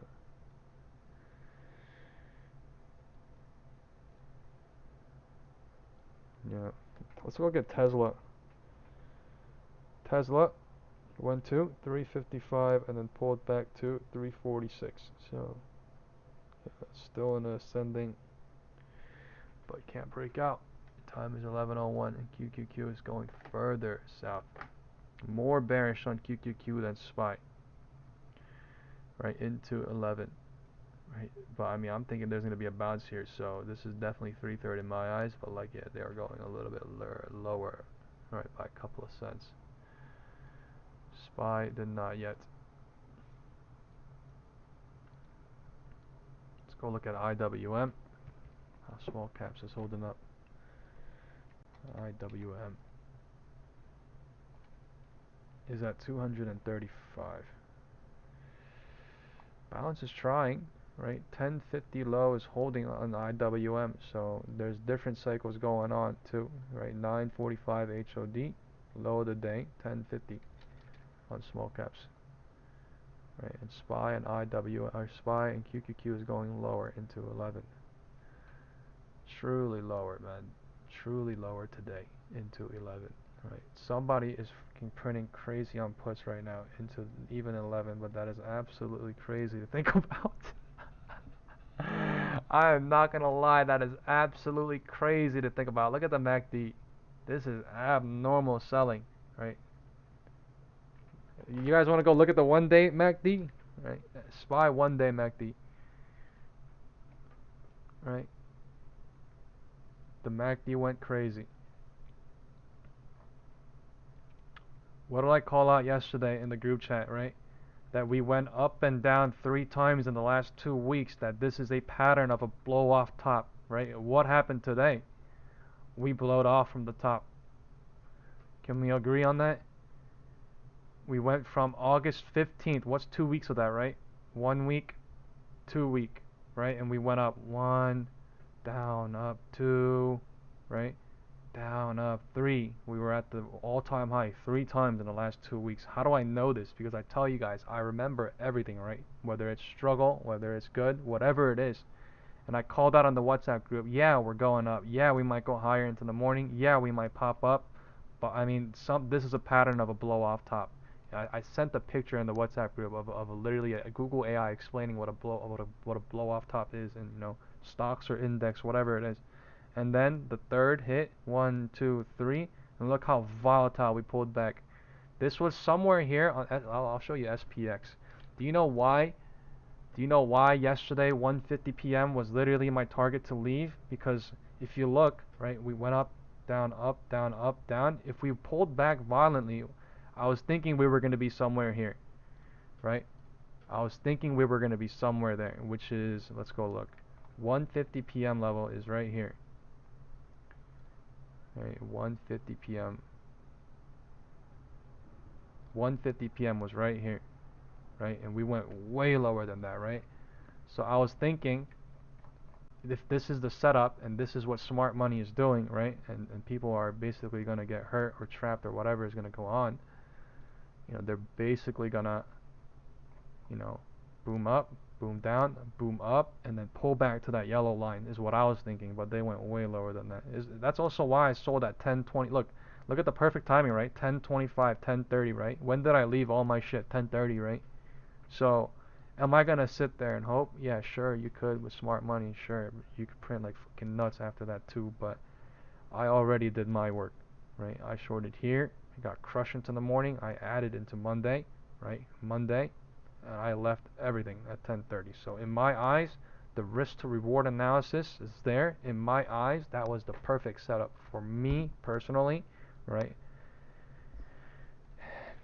Yeah. I'm telling you though, bro.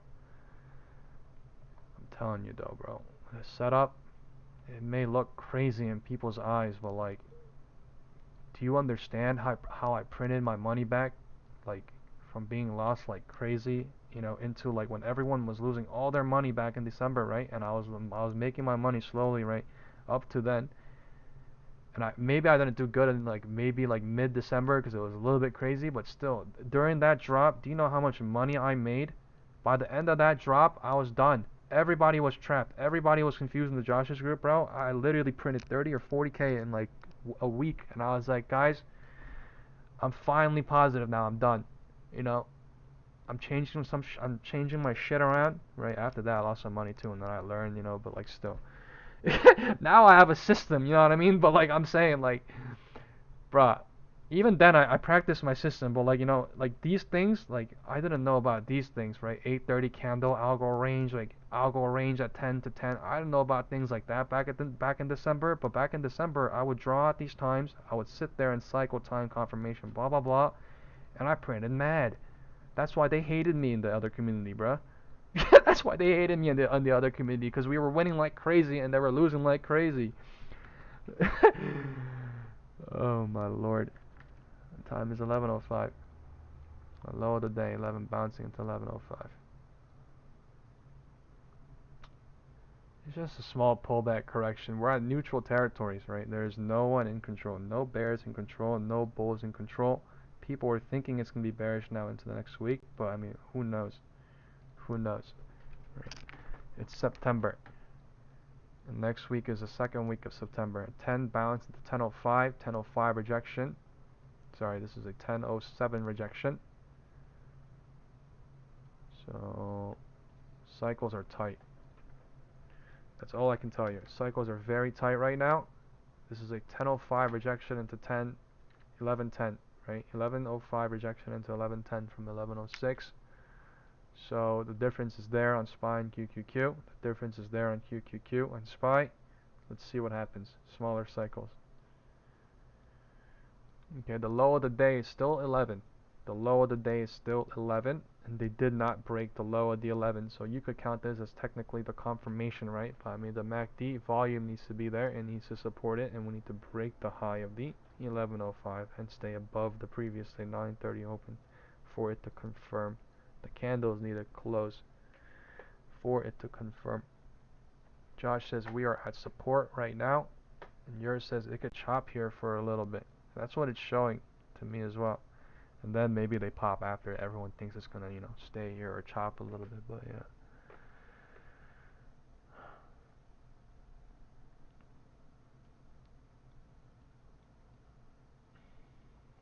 This shit is so volatile though, but like it's okay if you got trapped in some way, even with the Nvidia and the SPY shit, because I'll tell you right now, there's no way anybody knew that it was gonna pop like crazy from yesterday into today. There's no way anybody knew it was gonna drop like crazy.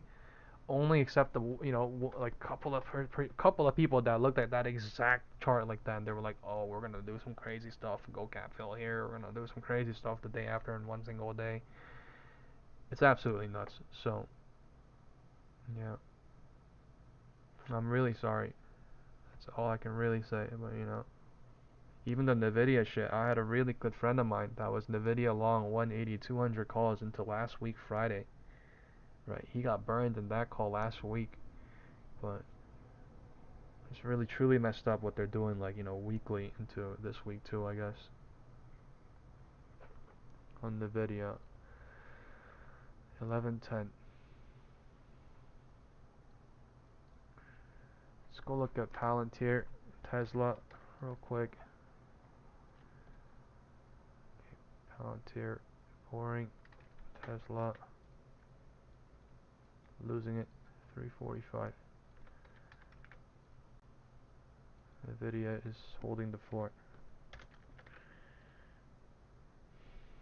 I have no idea what's dropping QQQ right now. AVGO, everything's dropping a little bit more. Apple,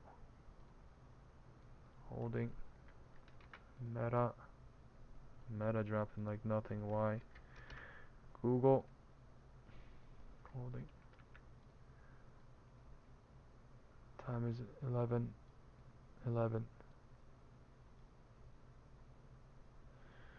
This is just such an extended cycle to go lower and lower every single bounce for now.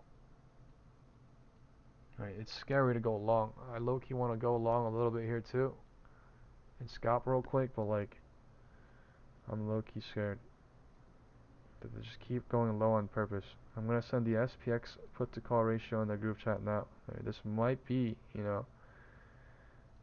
I know it looks scary as hell, but I mean the MACD is not there. I'm just saying both sides, so I don't know. Well, they sometimes do that too, right? They drop it a little bit lower and then they make it look crazy scary and then go up a little bit and hit algo ranges, so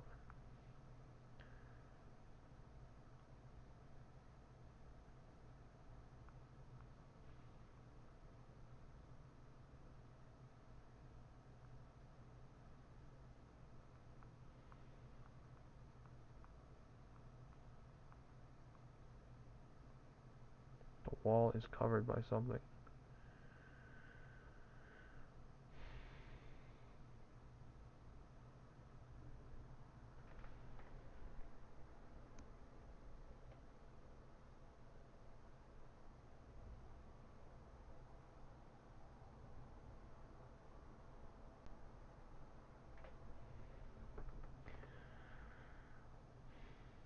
We're at negative GEX.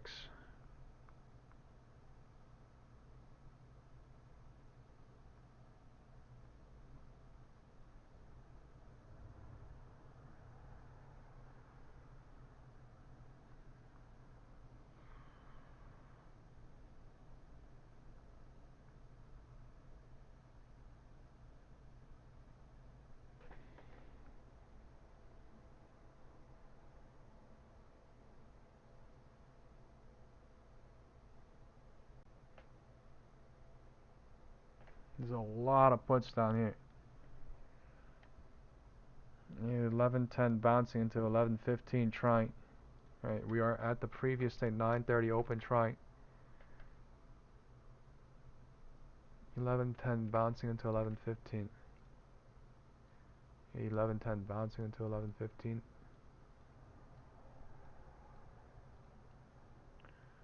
Right, a little bit above the previous 930 open on QQQ.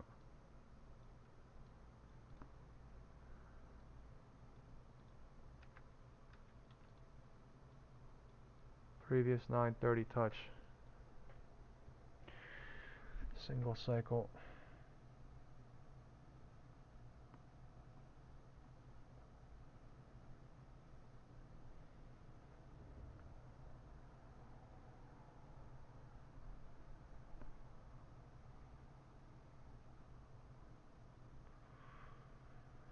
What do we think the presidential news is going to be at market close? QQQ, 5-minute MACD, also pulling back from being bear side slightly. SPY, also pulling back slightly.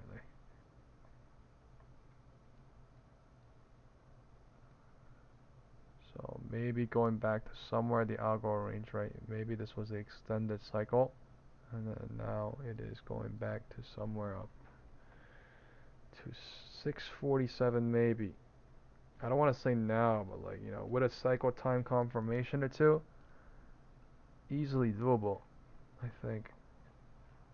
Right, I think somewhere here was like extended crazy into some weirdness, and then now they're back at the algo range, right? So we're already back up in the algo range.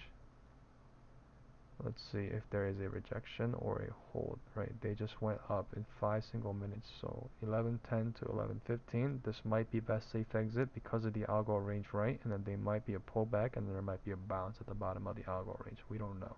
The MACD is coming in nice and bullish, though. That is what we do know. It did come in nice and bullish, and I sent the SPX put to call ratio on the first green candle, but there's a lot of puts down here, and they were just constantly hovering here and bringing us lower and lower on purpose. When they did that spike down, and I was like, that might be, you know, long, right? But like, I don't want to go because it's scary as hell. But like, I said that only on the SPX put to call ratio. I'm not gonna lie, that's the only way. And then you see that building with the MACD candles coming in, right? And then you're like, oh, I got it right for 5 minutes, and then you see what happens. But time is 11:15.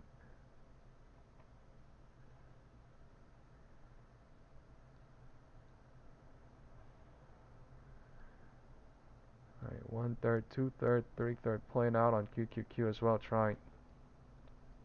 Right, the boxes are trying to come and play. SPY.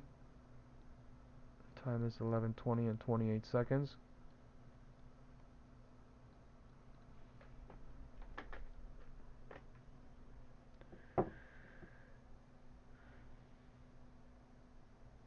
Yeah, the VIX is the volatility index. It measures basically the volatility of, like, you know, people's scaredness of the market going down or pulling back a little bit. So when the VIX goes down, the market will go up, and when the market goes down, the VIX, the volatility index, will go up. And that is the reason why our options contracts also go up in price, they go down in price, because people are thinking different things depending on the volatility of the market as of that moment, the volatility index. I used to trade the volatility index in crude oil, but like, yeah, I think people need to be like a professional at what they truly do to really do it, whether that's futures or bonds or whatever. Because everything is so like intricate and to the minute detail. So like, yeah, I say leave it to the pros with things that we don't really know that much about, but there are people that try to dedicate to learn and learn and learn. Time is 11:20. Time is 11:20.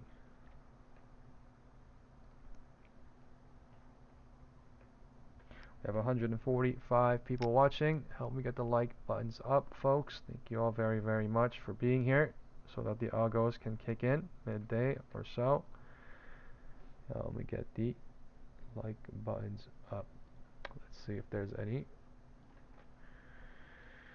White House news are coming out midday today.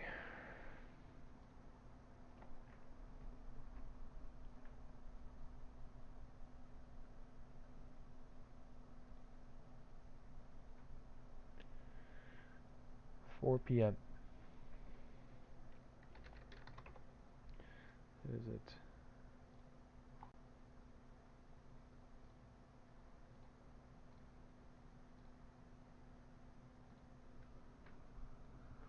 $10.20, tiny rejection.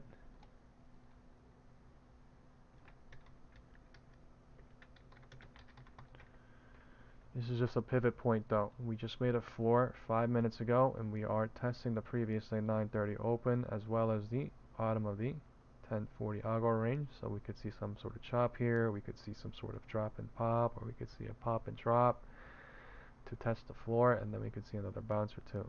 MACD will let us know.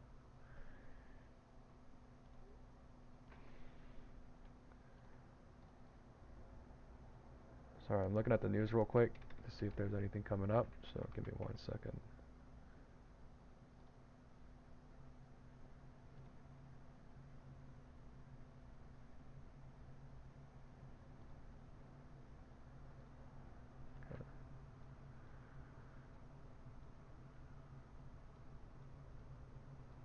Time is 11:20. There's a bounce trying at the previous 9:30 open. SPY. MACD volume still bullish. Candles are.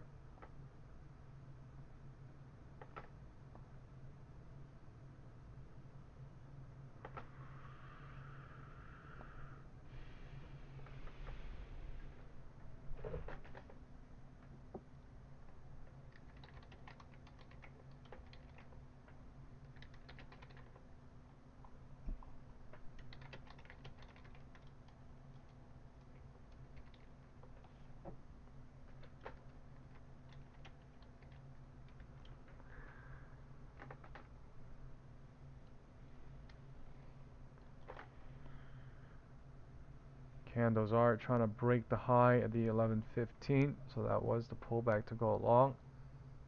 And time is 11:20. Into 11:25, they might push it higher into 10:45 somewhere here. Right, the MACD volume is supporting on the 1 minute candle. Right, the 5 minute MACD is completely dying off now. The QQQ is at 1040 algo range. That is the only thing now that is stopping them from going a little bit higher. That is the only thing.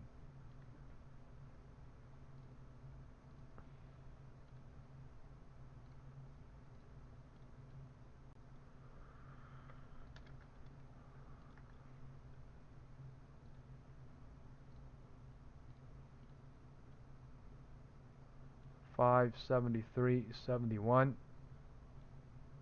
$574.78,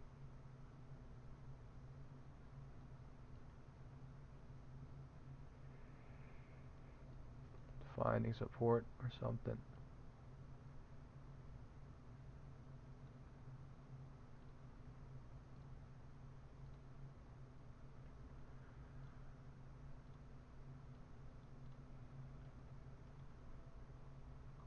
Time is 11:25 and 50 seconds. All right, the market is deciding what to do. SPY wants to go higher.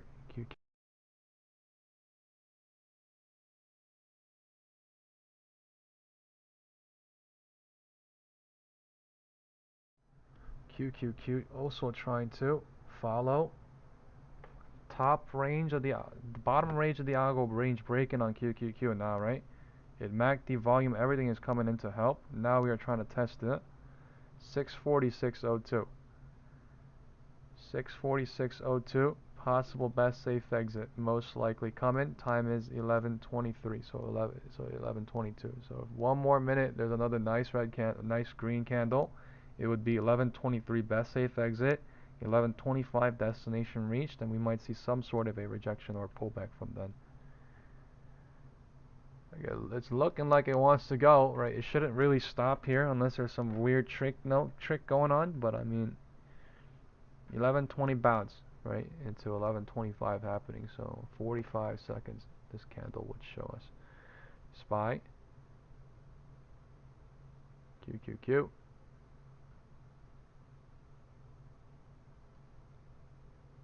That would have been nice money.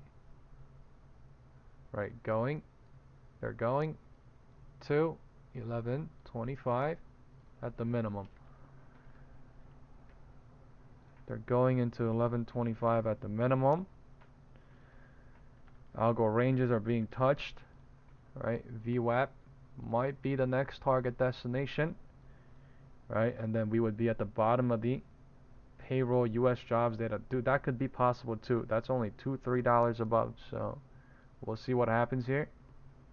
11:25, right? I literally said somewhere here we just sold extendedly, right? And then look at what happened. Completely extended, and then now they're buying everything back, trying. Right, buying, not everything back, but like we're trying to buy back to 647-ish at the minimum from the bottom of 643. So, right, hell of a nice print. Just stair step into heaven trying. Stair stepping to heaven trying.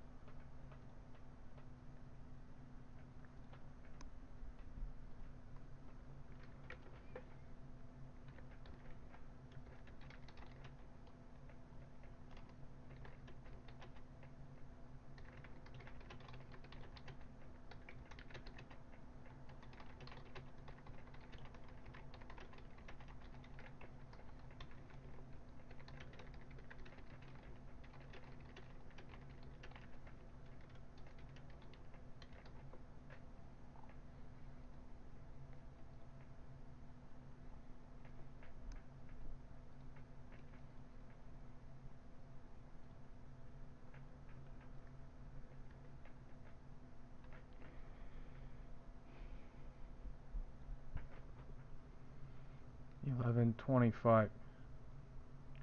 11.25, slight pullback coming on QQQ, not going to the top of the algo range, trying, or maybe this is the pullback to go long into 11.30 coming. 11.30 is here in 33 seconds. Let's see if this no cycle confirmation holds or if it goes lower into 11.30 from 11.25. There is no confirmation to short here at all. That would be just greedy because they already printed out puts like crazy, and then now they went higher since then. So I don't know. But today is a very unusual day, just like yesterday, and you know, just the history-wise that we are at right now. So who knows what's gonna happen? The futures yesterday was unusual too, and people were like, "Oh, this is so unusual. Let's long this shit to 6,060." They were saying that in futures. I'm not even joking. And like, you know, this shit is so unusual that everyone thinking up, everyone thinking up, everyone thinking down, that nobody knows what's gonna happen, and no one knows what's gonna happen right now too, since the move hasn't been played. So let's just take this slow by slow, one time at a time, cycle by cycle, confirmation by confirmation. Time is 11:30. Right, the morning was super fast, and now everything has slowed down. 11:30.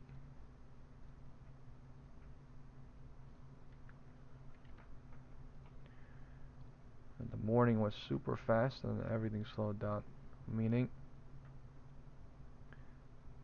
went from 10 to 10:45 and 10:40 from 11 to time is 11:30 right now. We've been here for 30 minutes. Let's see if we get a nice pop right now. Okay, it is trying to touch the algo range right now. Time is 11:30, so maybe we do get a quick little pop right to 6:47, like real quick in like the next 5 minutes, making it a very fast right sell off and then very quick bounce right to a very quick buy, so to a very quick sell. So we'll see. That was nice though. 11:10 to 11:30. No, that is one hell of a nice from the bottom to the top of the algo range hit. Time is 11:30. Right, and now they are trying to run it to somewhere here, in my opinion. But like, I'm also gonna say best safe exit 11:28 too, because that is a big green candle, right? That's squeezing up, big green candle, and QQQ as well. Big green candle, right? Big sell, and then buy, and then things are getting faster. Trying. The 5 minute is coming in, trying. Let's see if QQQ touches it. 574.81. The time is 11:30. We have some presidential news coming out today at 4 p.m. We will be live with the White House and President Trump today at 4 p.m. today. Something is coming out. I have no idea what it is. Top of the algo range hit on QQQ as well, 574.81. The algo range from 1040. Let's see if we go back to previous day 4 p.m. close now on QQQ, which is 575.37. Right, SPY. Let's see where POC is on SPY. The POC might have shifted.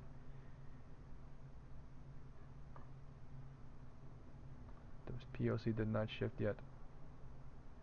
It is up there. I could see some sort of rally to 647, because why? That would be the midpoint of the drop, right? We did a very extended cycle drop. What if we pull back to, like, what if we pop back up to like 476, 477 point something?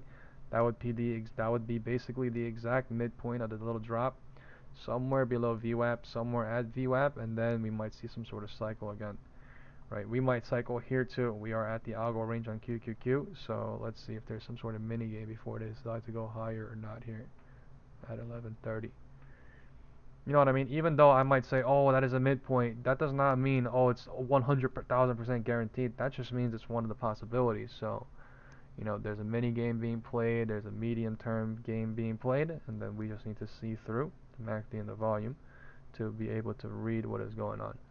So let's see if this holds. Okay, I'm gonna say this is best safe exit, most likely, from 20 minutes ago. I mean, the thing could go higher within 2-3 minutes, and it could have trapped everybody out or tricked everybody out. That's also true, but things were expediting, and now we are rejecting above the algo range. Trying. MACD needs to build both side or slight pullback. 5 minute was building, was going pretty fast up.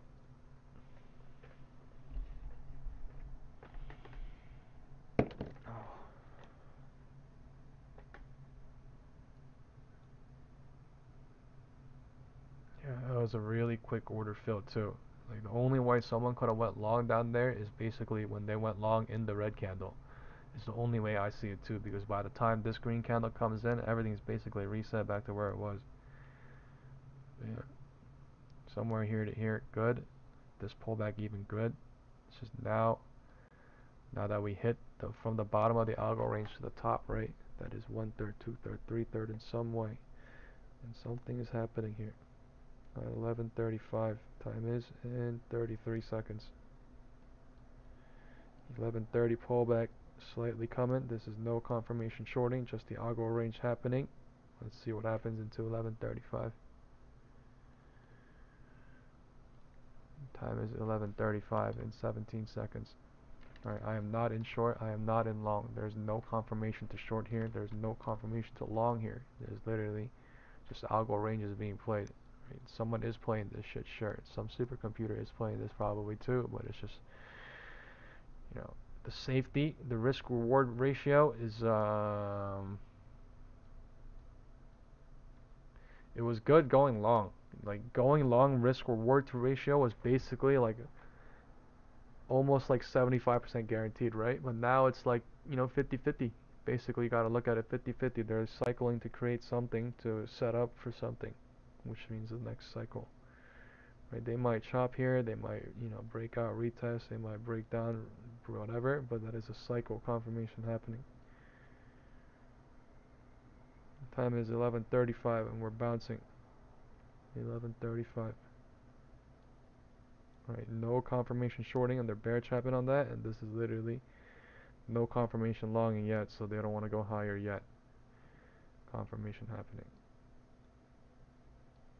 Confirmation happening.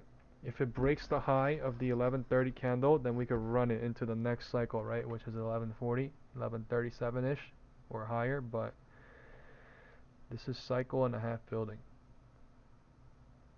We are chopping, looks like, at the top of the 1040. We are in between the 1040 on QQQ.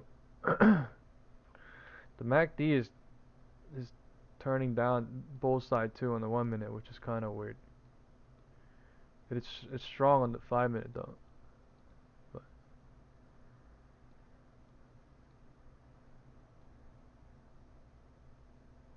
weird barcode. Someone said, "Can we fly back to the top?" I don't know about like the all the way to the top, but I mean I could see VWAP and a little bit above VWAP maybe, like easily. But the presidential live stream is coming out today at the end of the day, 4 p.m.-ish, so that is major news catalyst too. Like whatever we're doing now basically is also set up into that, you know. We don't know if it's going to be good news, we don't know if it's going to be bad news, we don't know what news, we don't know if it's, you know, about the labor data, you know, bureau chief or whatever it is. No one knows what it is. We don't know if it's about FIFA again. So the only people that do know are people that are, you know, around the news cycle, or, you know, someone working at the White House. I don't know. So as someone that don't know, right? Let's try to. What is this cycle happening? They're trying to go higher now. Time is 10:35 into 10:37, 10:40 happening. So 10:35 bouncing. Sorry, 10:32 bouncing and 10:32 holding the bottom of the candle. 10:32. This is also at 11. Sorry, I can't. You know what I'm saying? 11:30. Okay, sorry. 11:30. 11:30 signifying 11:32 as well. So there might be an algo range being created here, a little weird one, but they are trying to break out of the algo range. Looks like to me visually. Time is 11:36. Volume coming back bullish. Volume coming back small time bullish. If we do squeeze here, it's going to be a green candle until 11:37, right? And we might hit the previous day 4 p.m. But that's a if, right? The MACD has died 1 minute side, so the 5 minute really has to come in here. Right? The 5 minute really has to come in out of nowhere, and we basically will hit 674 somewhere most likely. But let's see. We are at previous day 4 p.m. close on QQQ. Almost. Alright, they made people hope on the previous day 9:30 open on QQQ at the LOD 11:10, and then we're bouncing up to somewhere 575 looks like. Time is 11:40. Time is 11:40. Cycles are tight, but cycles are going up. Cycles are tight, but cycles are going up. Right, they're deciding with each candle, right? They're deciding, oh, let's go break that high. Okay, we're gonna go run a little bit higher into 11:40 time is now, right? So I have no idea if things gonna really go, but I mean, they're doing small ass cycles to go a little bit higher, a little bit higher. Time is 11:37. Time is 11:37.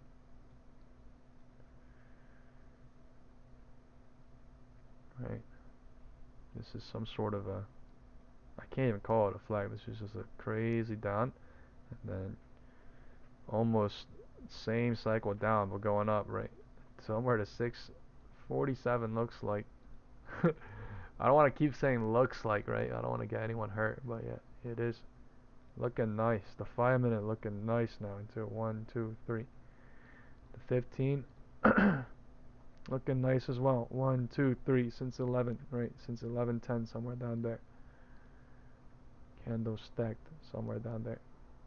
Boom, boom, boom. And time is 11:40.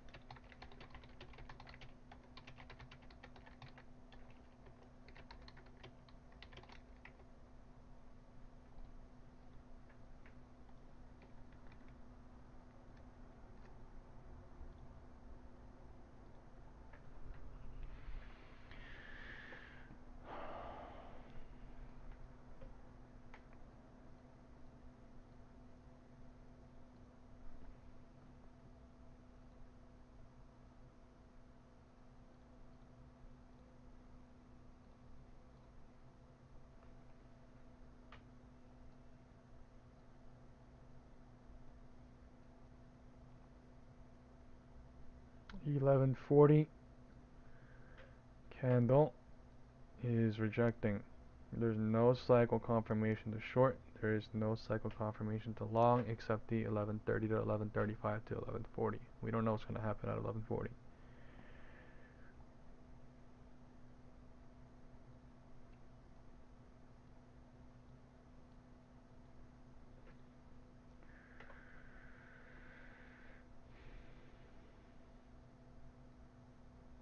We are at 646. So we had a sell-off. We are having some sort of a nice recovery bounce to a strong sell-off, a strong bounce to a strong sell-off, and now we are deciding what to do. Somewhere up here, right? Somewhere. MACD volume helping to just stay up here but not go higher, not go lower, to me looks like. Alright, the MACD is not coming in bullish, but the MACD is not going bearish either. We're just hovering here. Right, we're just hovering at the top of this cycle, deciding what to do.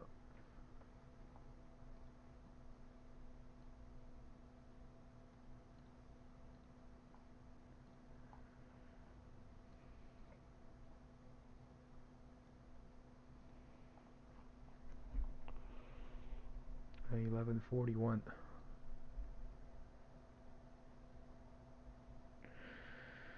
11:41.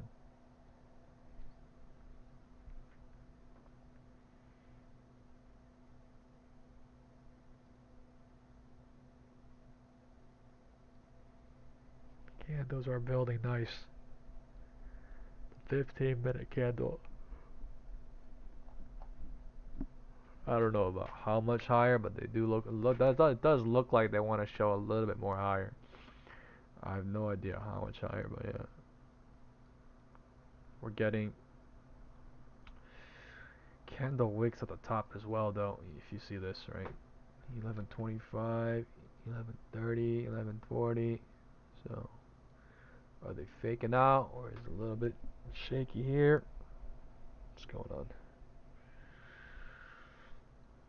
Time is 11:45 and 51 seconds. The market is deciding what to do. We broke the algo ranges of the 1040 and 1040 top and bottom earlier.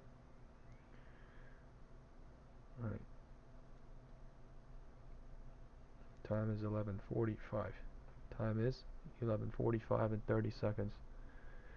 All right, it does look like it's going QQQ. Hit the previous day 4 p.m. close now. The bulls are coming back. How high are we going? All right, are we going to somewhere up here, 647, or are we going to 6576, or are we going to the top range of the non-farm ADP non-farm payroll US jobs report, or are we going to HOD? All right, let's do a poll. Okay, who thinks we are going to VWAP? Type VWAP if you think so. If you think we're going to HOD, type so. If you think we are going to the algo range below or something, type so. Okay, where are we going now? Option 1, high today. Option 2, VWAP. Option 2, zigzag, I guess. Or option 3, algo range below. We are doing the community poll. This is called a community poll. We are marking when we're doing our community poll so that we could see what people say, what happens into the future in about 20-30 minutes. Okay. Community poll has been shared.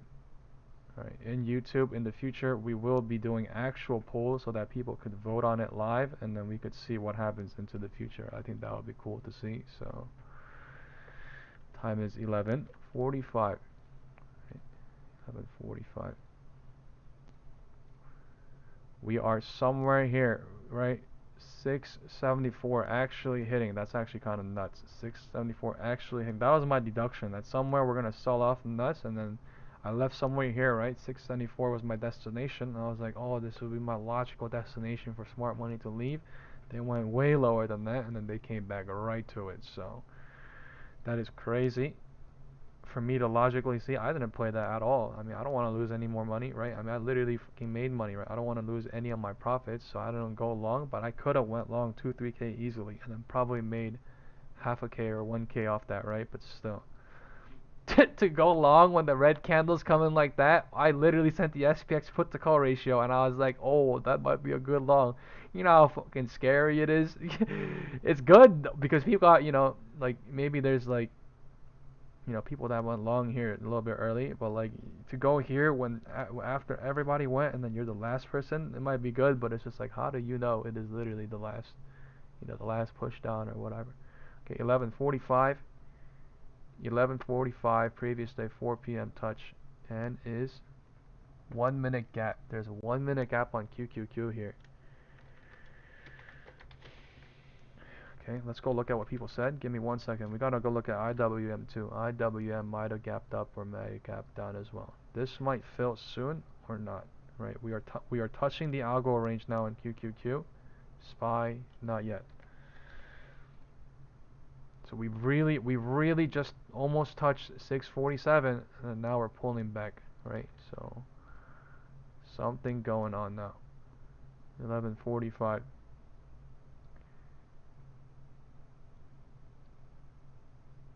Okay, people said. Yours said 648 is the middle. Riley says I'd like VWAP.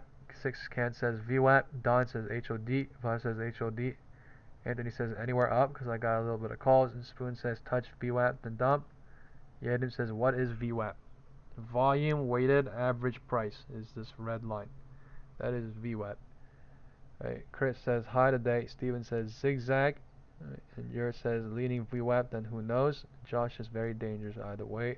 Wait until 12 p.m. candle. And we have votes in the WhatsApp group. One person voted high today. 6 people. VWAP. No one voted zigzag or algo range above. Algo range above. Or algo range below. Sorry. Okay. We hit 647. I feel like touch is coming, but they're using some sort of mini game maybe. Right now we're at the top range of the 1040 algo range. Time is 11:45. Let's see if there's a bounce here or not. 11:45 rejected at 11:44 into 11:46, and 11:47 candle is here. So if this goes lower than 11:46, this is 11:50 now. 11:50. We are at the algo range. Either we bounce here, or we do not. QQQ did not go lower than that candle yet. That's an inside candle. It's the same low, so this counts as this for now. Just QQQ 1 minute gap at 575.38. Right, so touching the algo range and then trying to go up higher. That's also a big play that they could be doing too. But this algo gap, basically 1 minute gap, is some professional level stuff going on. They can make you hope on it, they could fill it, they could trap bears with it, right? There's many things that could happen here with it. So time is 11:50.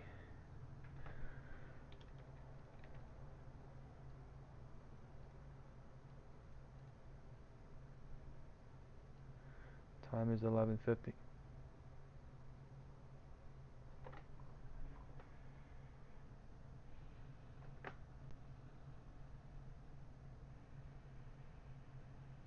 QQQ is at the top of the algo range of 1040.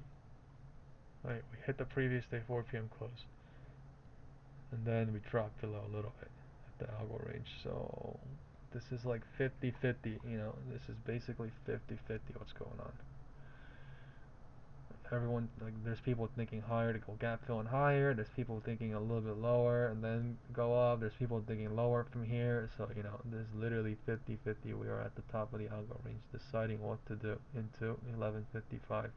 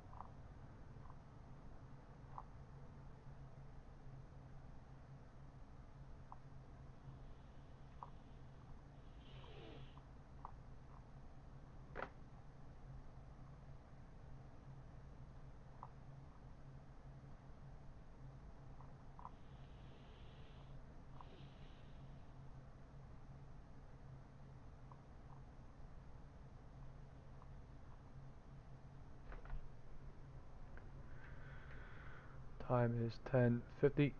The market is deciding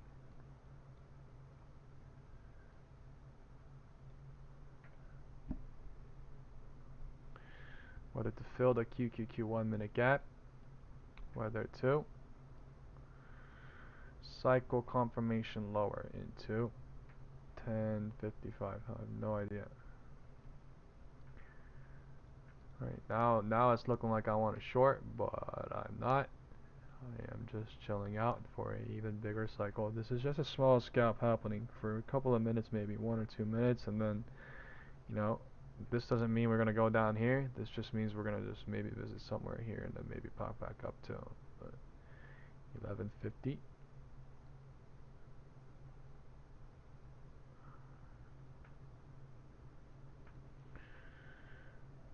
So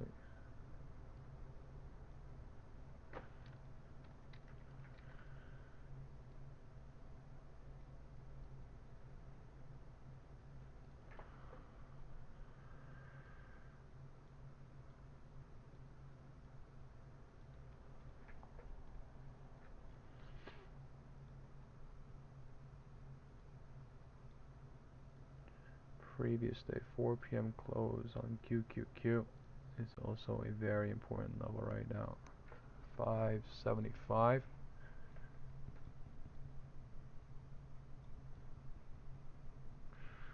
38-ish.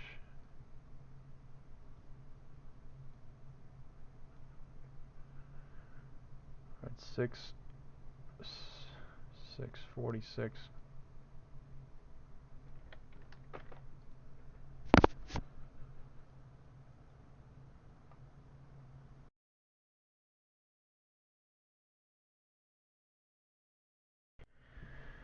The 5-minute MACD is still bullish, right? That's there for the bulls. It's just we did not run that higher than here, the algo range, for some reason, the previous 4 p.m. close. So there may be some sort of weight here, there may be some sort of pullback here, there may be some sort of a retest of some sort before we go higher or lower. MACD coming in bearish until 11:55. Time is 11:55. Candles are. You know what we might be doing? We're bringing POC down here. Volume. Everything's being brought down here most likely. So yeah, let's be careful. The volume is being brought down here right now, right? So expect some sort of chop here, zigzag, POC, shift down, and then we figure it out from 645. 646. They can make people bearish right here. As soon as POC comes, we could run back up to 647 too. So we'll see what happens with that environment. The POC right now. The 1 minute candle really looking dangerous, right? At the moment, it's really going up, down, up, down, up, down, up, down, up, down, up, down. So it's wasting time bringing people here, bringing volume here, so that they could decide what to do. This gap not filling is just weird right now. It's not good, right? If it was bullish, we would have gap filled immediately, and then we would have went up a little bit higher. But we're just hesitating. Time is 11:54, so we are going lower from 11:50 to 11:55, right? I said for a couple of minutes, most likely it's a little scalp, right? But I'm not doing it. It's because it's super hard to scalp that. Right, it's no money either, so literally tiny ass cycle in a bigger cycle, much bigger cycle being created, right? Bounce to go higher or something, pull back to go higher. We need to see. I'm gonna send the SPX put to call ratio now in the group. I really wonder what the 4 p.m. presidential news today is gonna be. Really wonder.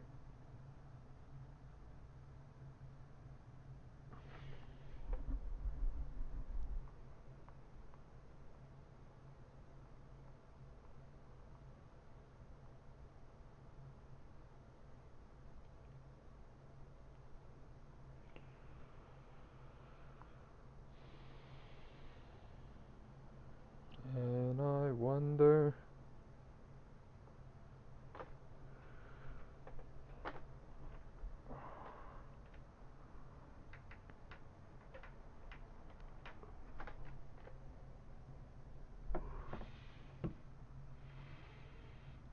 Time is 11:55.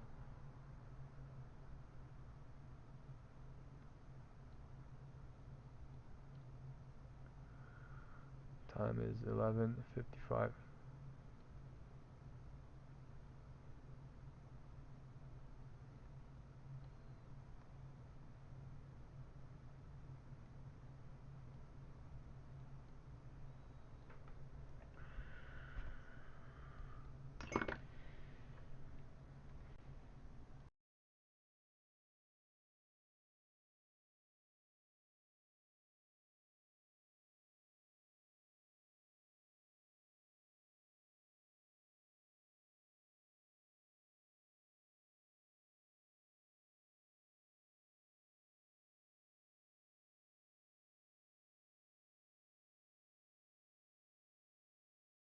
Look, the wind direction is north or neutral since 11:10. Even if you think of shorting, there is no lot of money. It's literally scalping at best, right? The wind was north from pre-market to 9:50. The wind was south from 9:50 to 11:10. The wind is north or neutral since 11:10, right? To even think of shorting here is absolutely nuts.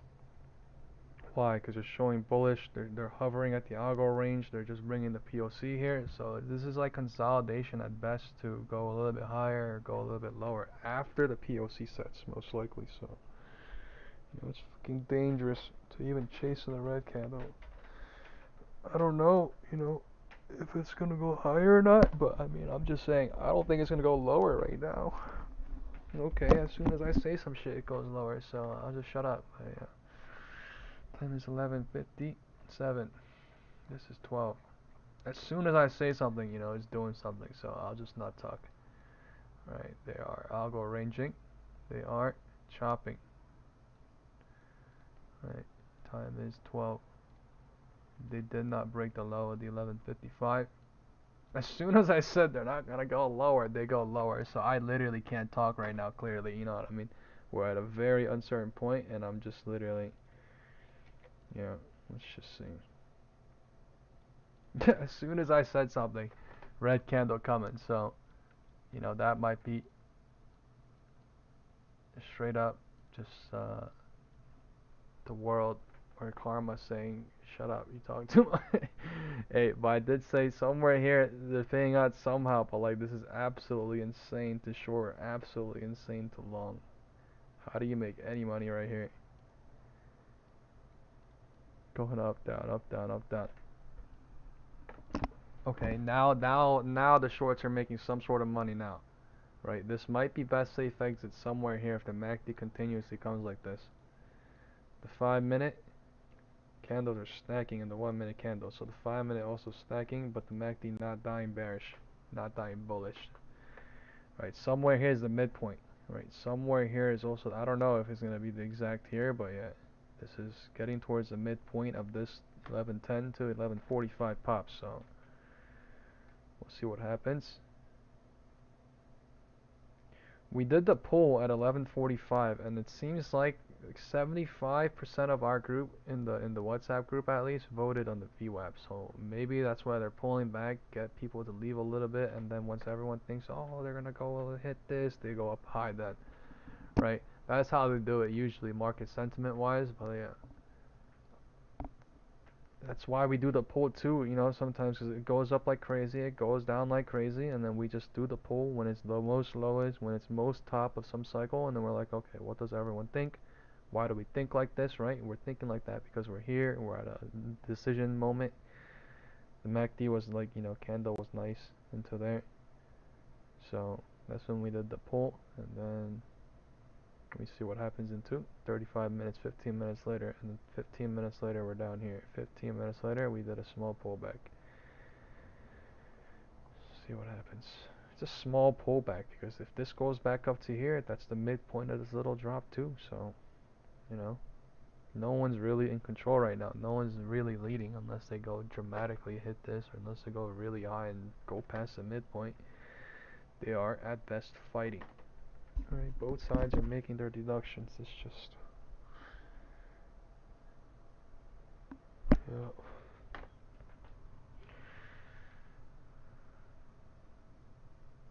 Gotta burn puts somehow, right? If they go up like this and pull back and go higher, what do? They burn the calls somehow, but they burn the puts too, and then the calls get printed out at the end. So, you know, that's basically the best way they do it, right? They go up, down, up, down, up, down, and then they go up. So what does that happen, right? Puts are burnt. The first cycle puts that printed got burnt, right? The new money puts they print, sure, but people that don't run away get caught up and they lose. And the data does work on these people. Options data does work on calls, and then people might leave into a red candle, or you know they get hurt on theta, and then they go up a little bit later, or they break the high a little bit later, right? What does that do? They kill everyone. They kill everyone from here, 3/3. They kill everyone from here, 3/3. They kill everyone from here, and then you know you know what I mean? I don't know what it's gonna do, but I'm just saying like they could go down and then hurt the calls. They could go up and then do that. Exactly what I said, but yeah, we'll find out. I mean, the candles are coming in wild now, right? This is literally showing, oh, we're about to do it down, up, down, but like yeah, it could go up or down. MACD's coming in weird. Candles coming in weird too. This is 12 p.m. rejection. Time is only 12, so they're truly bouncing within the algo range. They are bouncing from the middle to the top, from the top to the middle, right? That's clearly what they're doing, right? 1040 levels, so I mean, we gotta let them be, and then if they break out and then hold, retest, and go higher, that's bullish. If they break down, hold, retest, and then what, right? That's bearish. If they break down, fake down, come back up, and then hold, and then something, that's another cycle building, right? But we can basically deduct off of these things because these are what the market's doing live, deducting, right? Time is 12:01. Time is 12:03. 12:05 in 5 seconds. Right, it's just the candles are looking bearish. I don't know if they're gonna do it now, but I mean, if they do it, best safe exit is somewhere down here. But I mean, they could literally pop it on that because it looks bearish on that too. So I'm not doing anything. This is literally diddling in the middle. You call it diddling in the middle. You don't want to diddle in the middle. Right? You want to get breakouts. You want to get breakdowns, right? You don't want to diddle in the middle and get basically curve stopped. So time is 12:05. I am not a financial advisor. I do not recommend that you buy or sell any securities or investments. This video is for entertainment and educational purposes only. You guys all understand what I am saying. Time is 12:05. Time is 12:05. Hit the like button, guys. Alright? Hit the like button. People that shorted from here at 12:50 is now getting paid out in some way, but it's so tiny, right? It's tiny. Tiny. I didn't do shit, right? I even said this is very hard to trade, very hard to make calls, very hard to make puts, but I mean now the puts are going, right? They just have to hold through that weird ass cycle and the bottom of the algo range coming. This is most likely best safe exit, hypothetically speaking, if they bounce here. I don't know if it's gonna bounce here, so time is 12:04. Let's see what happens. 12:05. 12:05. Green candle coming for 20 seconds. 12:05, bounce trying on top of the algo range of 1040. Sorry. Statistically speaking, though, we're most likely going to spike down and hit this, but we will see what happens here. That does not mean it can't bounce here and go back up right back to the top of the trend line. So, know that too, right? It does not have to go down here and hit this perfectly. It's not always the same. We will see. 12:05. This does not mean a dump. This literally means we are hitting the bottom range of the VWAP range. This is somewhere the midpoint of this little pump up. So if we pump up here, what does that do? We burn the puts, right? We burn the puts here too. And then people, right, might have gotten hurt on theta, might have left on red candles, but they literally... You get what I'm saying though? Because like that's why they're cycling. For theta gaming, for theta burning on one side or another. I don't really know if they're going to go higher right now like this, or I don't really know if they're going to go lower like this, but they for sure ain't going lower, and they for sure ain't going higher right now.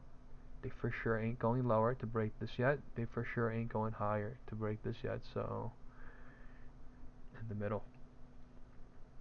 Even with this candle, in the middle, 12:05. MACD on the 1 minute looking wild. Candle on the 1 minute looking wild. The 5-minute candle pulling back. Right? It's just doing stupid stuff now. After we hit the 4 p.m. on QQQ. Somewhere at 575. Something wild. Right? It's tricking out one side, but like, both sides are freaking tricked right now, so let's go look at our pool. Our pool is so divided right now. So, earlier it was so mixed, and now it's like one person voted on each, one person voted on this, 8 people voted on this, and then 3 people voted on this, one person voted on this, like that is the reason why we did the poll exactly at when 11:40, right? So that we could see the market sentiment, and then we see into 20 minutes later. But like, yeah, this is literally why sometimes social polls are interesting. Okay. Your factual data. So time is 12:05. Time is 12:05. It's 12:10 in 2 seconds. Let's see what happens here. I'm not gonna call out lower or higher here. I have no idea. The candles are jumpy right now. All I can do is call out the cycle and the time and where they're going and what they might try to show is all I can do. As of right this moment, the cycle is so tiny, so we'll do that best. MACD volume. Slightly pulling back bear side, but also looking back for the bull side. So looking bad for bear and bull. Candles can do whatever here. Showing if they want to go lower, possibly. They're not doing anything on SPY right now. This is right. Are they gonna go lower? Are they gonna go higher? They don't know. Nobody knows. This looks exactly like futures though. No, no. Looks like we're gonna go down, up, down, up, down, up, down, up, down, boom.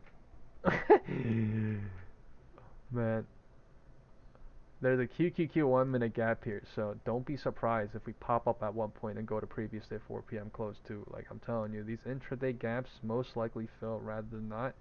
But that does not mean we're gonna fill at 12:20, right? If it fills at 3:30, that's a big difference, right? What happens to the options data and all that. So yeah, there is a bounce coming off of 12:05 into 12:10, off of 12:05 into 12:10. The calls are looking nice. We're just in between the algo range, which means the risk is kind of there. Risk is kind of there. Alright, and we are at the top of the algo range within seconds on SPY.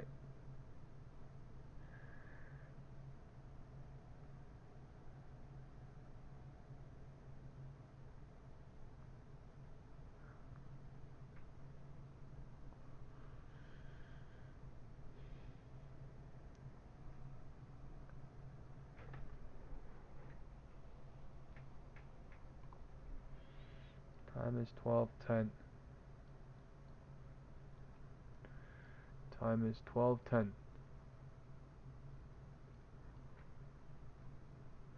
MACD's coming in bullish on the 1 minute side.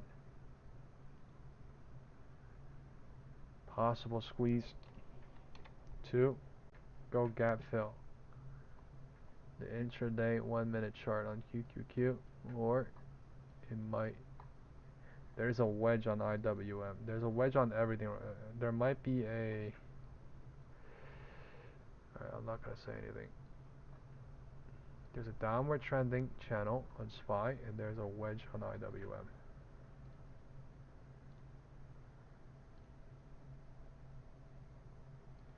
Right, IWM. If it breaks out of this, we could run this thing. QQQ running. SPY running as well.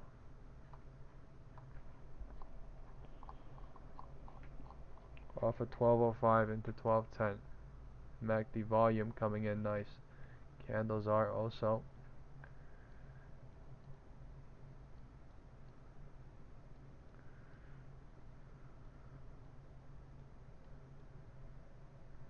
A gap fill or not?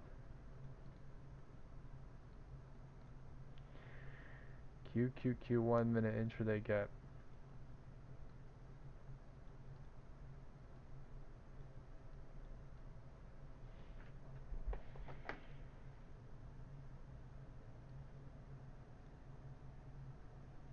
This is such a mini game. This is such a mini game.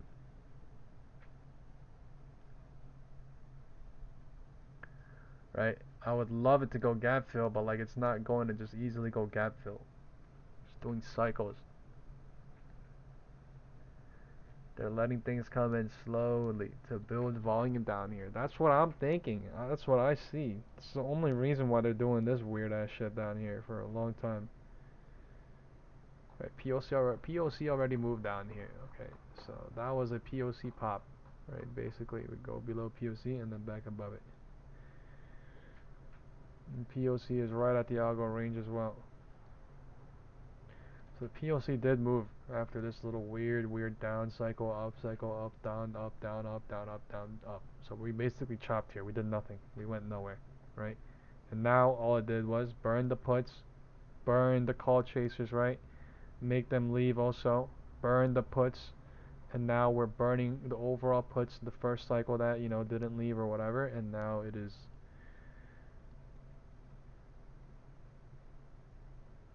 This shit looks easy. I ain't gonna lie, it's about to run, man. It looks like it's about to run, but man, somewhere here. If it does, it's best safe exit. I'm not gonna lie, 647.5, but Yeah, the best entry was down here when we were below POC, and when we were bringing the volume down, just to do it on the fact that we were about to burn bears, make people leave on calls, and then burn overall bears too, and then kind of calls get kind of not. I don't know if they're about to go this high. You know what I mean? Like it really depends on if we're here, here, or here, right? So I have no idea. There's a gap here on QQQ. This is a mini game, and they won't fill it. It's 35 cents higher than where it is now. There's some sort of mini game going on.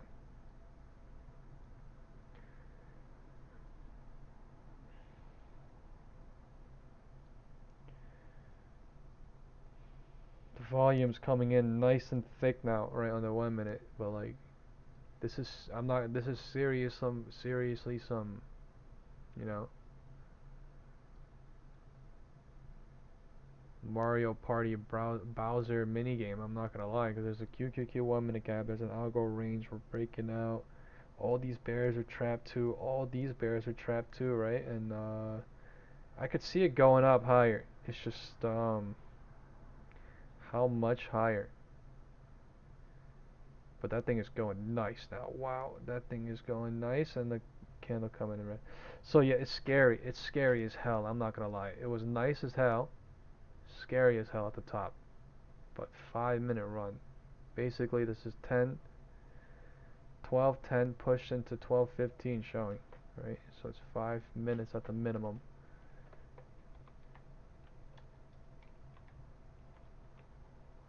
At 12, 13, 12, 15, bump into 12, 13, right? 12, 15 signifying. And we are not gap filling on QQQ yet. That is annoying. MACD was super bullish, super nice to a real quick pop. Real quick pop to somewhere up here and then hover here too, but now it's taking its sweet, sweet time. 12:05, deciding what to do into 12:20.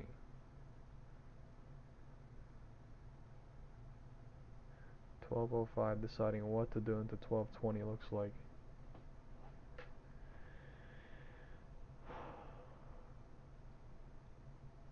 We are literally at 6:47, right? So anything below 6:47, they ate like lunch, right?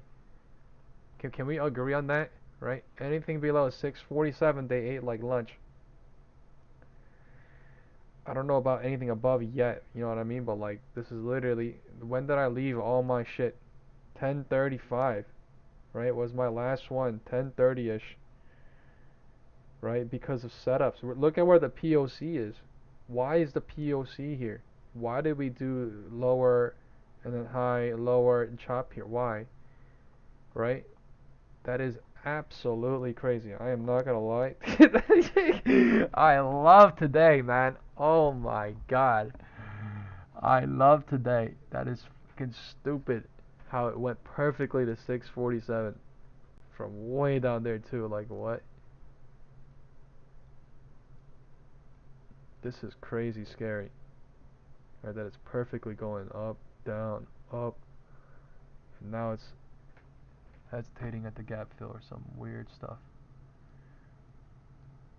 That's, I don't know. That's like too perfect. Right? Sometimes too perfect scares me too. Right? And sometimes it's like purely against what you're doing, right? Until the real move happens, and then you're like, oh crap, now that's why. Like literally, it's scary as hell being in it.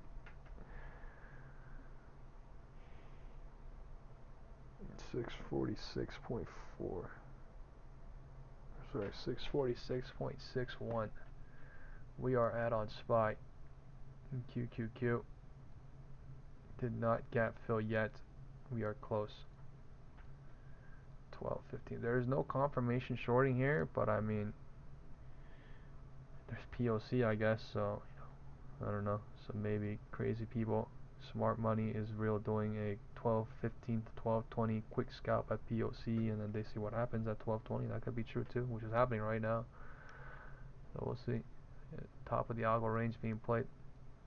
They love algo ranges. I'm telling you, man. Like, why do you think people are look at? Imagine you don't have any of these lines set up, and you see this gap down, and then you see this bump up, and then you see this rejection right below the gap, and you're like, where is that thing going? Right? And then you're just looking at these lines. Do you know this shit is a given? You understand that, right? This yellow line, if you don't draw this shit, you're basically throwing away a given. Does that make sense? Like, why the would you not have previous day 4 p.m. close marked? Why would you not have 9:30 open when you can, right? Why would you not have 1 minute gaps marked? Why would you not have time cycle confirmation all marked so that you could care about the time cycle confirmation if you say you're going to care about it, right?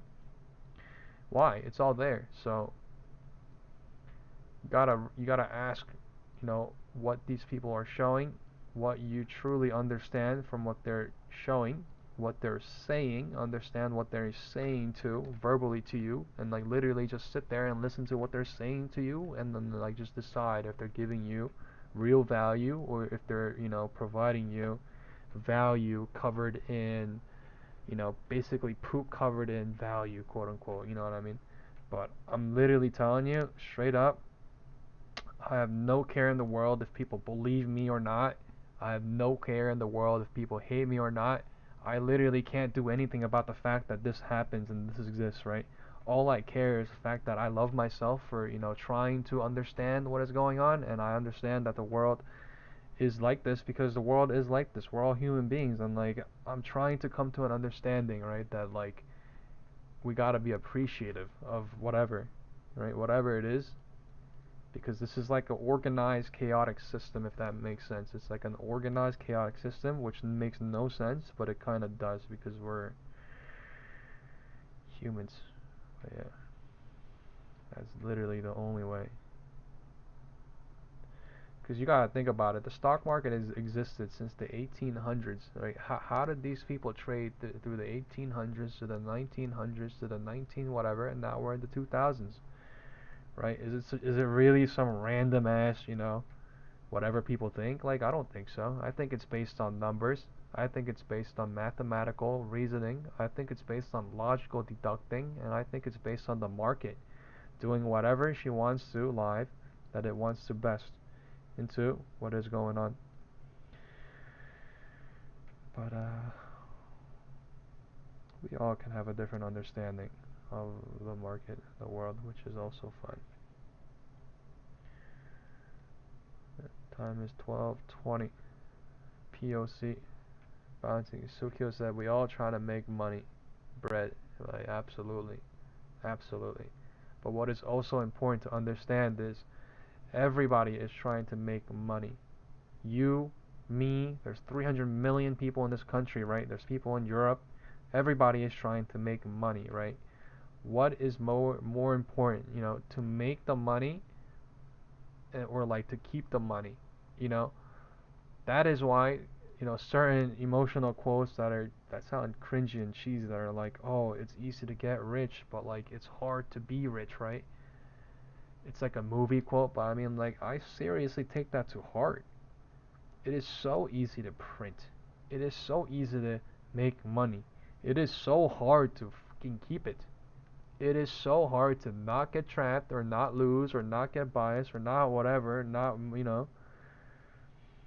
the only way you can is if you have a grasp of the reality, if you have a grasp of the system, if you try to understand what they're trying to do, what they are doing, you deduct it live the best you can, and you respect the market. That is literally it. We are at POC. That is the only way, because this shit can go up and down and south and no one knows, right? It's just everyone in the world is saying, "Oh, pop pop." Everyone in the world is saying drop drop, and like only only the certain people in the world are saying, "I don't care if it's going to pop pop drop drop. I care about the setup," right? And you don't want to be caught up in the setup. You want to be set up, or you know what I mean? So the deductor. So, right, I take things to heart when I'm literally like, I may come off like,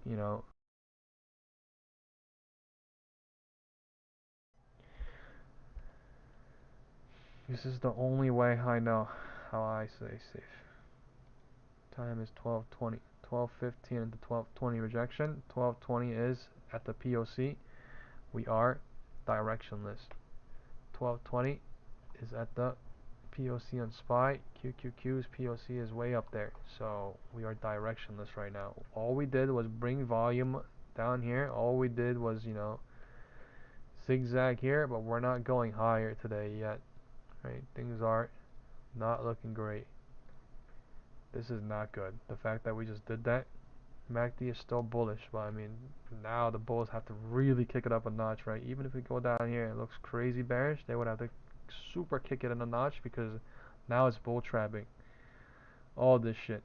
Now, I don't know what's gonna happen now, but yeah, there's a lot of puts down here. There's, I guess like some calls here, but like yeah, this is nasty work. Whatever this is, cycle being weird, cycle being scary, creating mountaintops, not filling 1 minute gaps that exist on QQQ. They could, yeah, this is again 50-50, you know what I mean? But how scary is it to say that, right? When people are basically in and whatever they're doing. It's scary as hell that it looks 50-50 here. It looks like it was gonna run. It looks 50-50 here. Like there's a lot of bears. There's a lot of bulls. There's a lot of puts down here. I don't know yet, but I'm just saying. Time is 11:25, so 11:20 rejected into 11:25, and 11:23 is bouncing. So 11:25 is bouncing. 12:25, and we are at the top of the algo range. We are at the top of the algo range on QQQ and SPY, right? Things look bearish, and then now things look basically neutral or bullish in 2 minutes. So crazy work. They're working. We are working. We are right at POC. Crazy work. Right, the bulls are coming in trying. I said the bulls have to come in strong here, right? When they're trying, right? Now they're bear trapping everyone trying. This is crazy work. 50-50 I call that. It looks like they could trap bulls. Looks like they could trap bears. There's a lot of puts, and they're doing whatever the hell they want.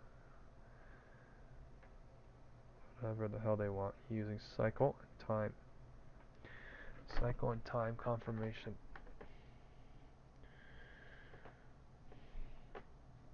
12:25 bounced at 12:23. 12:25 is at POC. So 3 minutes ago we bounced, and we were deciding what to do here into 12:30.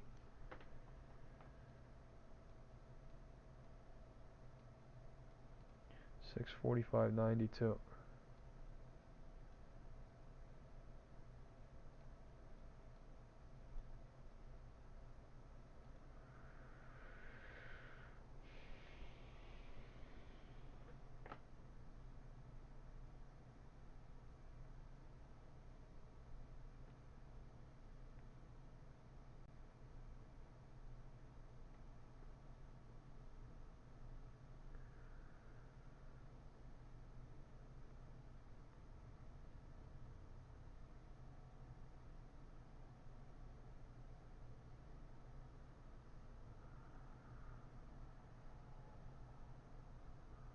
Huh.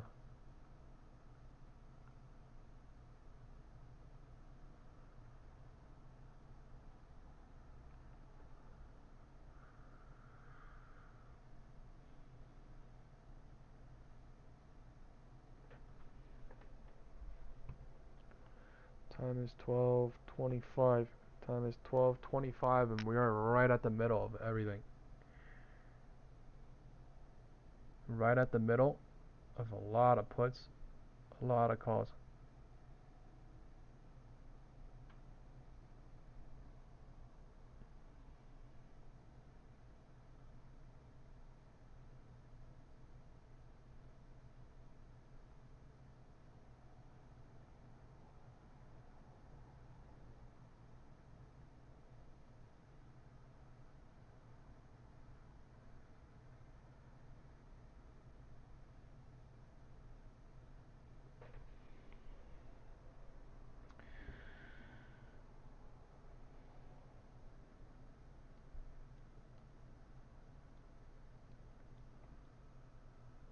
Time is 12:30.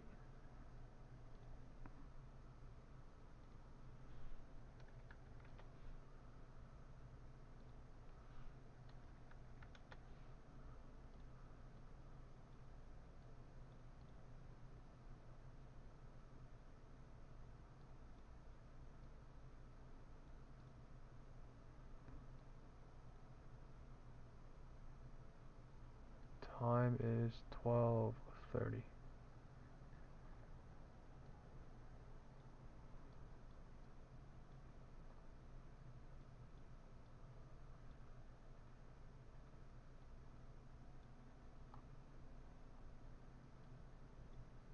President Trump coming live today, 4 p.m.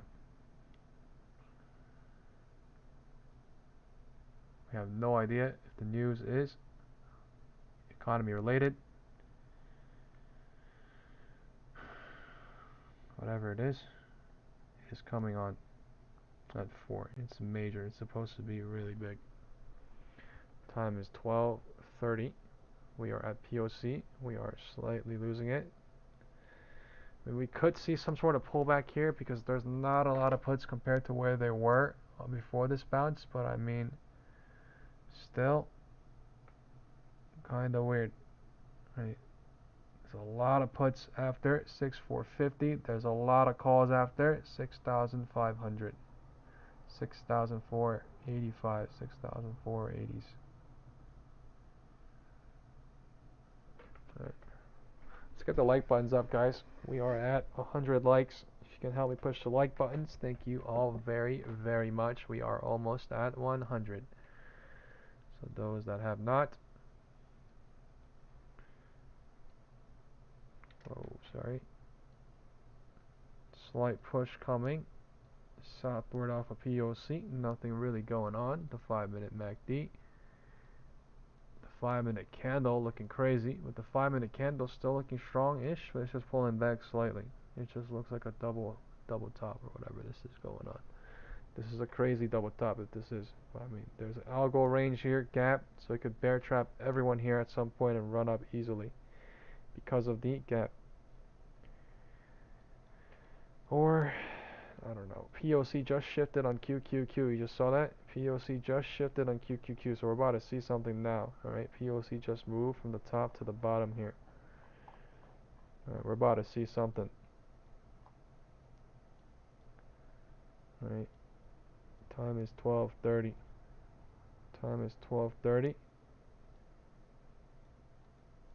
Alright, red candle came, but that candle might be the long candle into the algo range.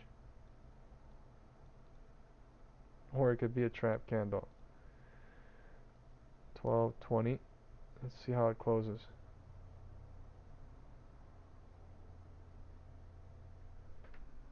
Looking scary. Looking scary, I'm not gonna lie.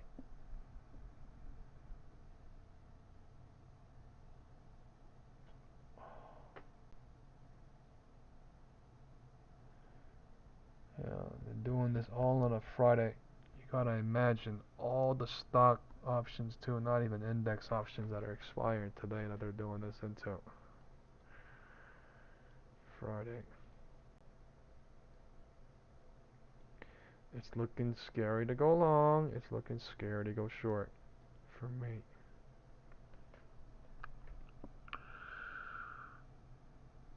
Trying to find a direction, but we have been hovering here since the end of we've been hovering here for basically an hour to get the POC shifted from the top to the bottom.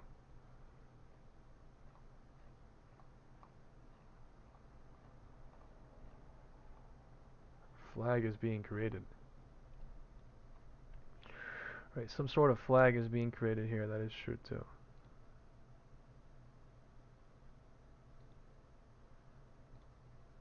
Show this white line. Horizontal support. Horizontal resistance on SPY.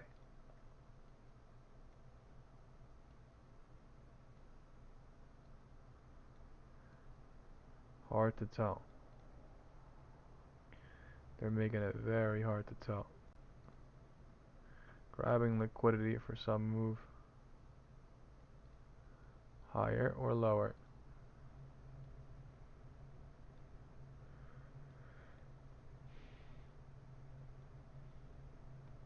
Time is 12:35 in 16 seconds.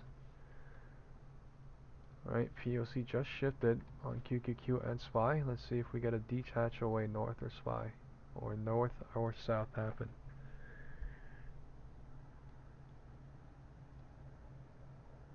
Alright, POC about to, something's about to happen off of POC.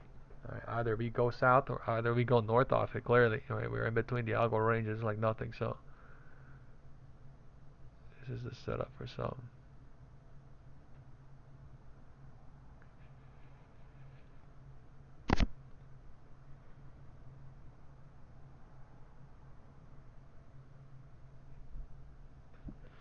Man, they're going lower now.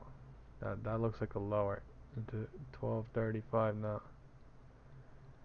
Breaking the bottom of the resistance, breaking the bottom of the trend line at the last seconds. And that could be a bear trap too, but I mean, you know, shit crazy. Basically coming in crazy. MACD candle coming in crazy. Alright, they're flashing. It could be a bear trap, it could be a bull trap. Big spike down and then buy back. Candle opened up. We're closed. We are on the trend line. 1235, we are perfectly on the trend line. Flashing lower, QQQ and SPY. They want to go lower into 573.63 at the minimum. Looks like to me. They're just doing this shit so sneaky. After people enter, and then now this shit, I don't know. You know what I mean? It's looking one or the other instantly, so 5 minutes still pulling back. We're just doing that, but like super slow. Super slow. 5 minute pulling back. Time is 12:35. Oh man.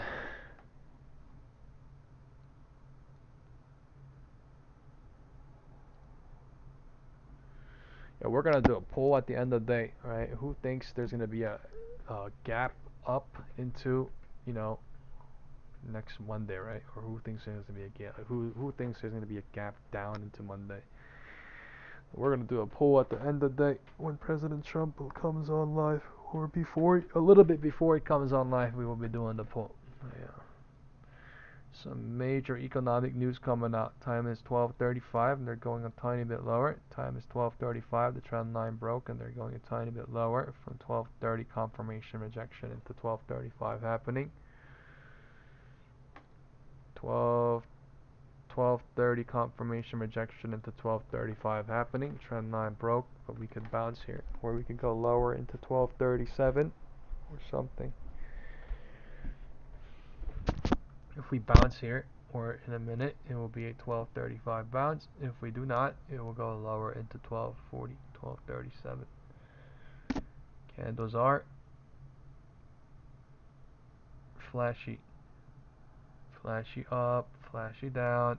Right? It could break this sloping support, and then it could go right back up to it or break up above it. So QQQ trying to show green candle.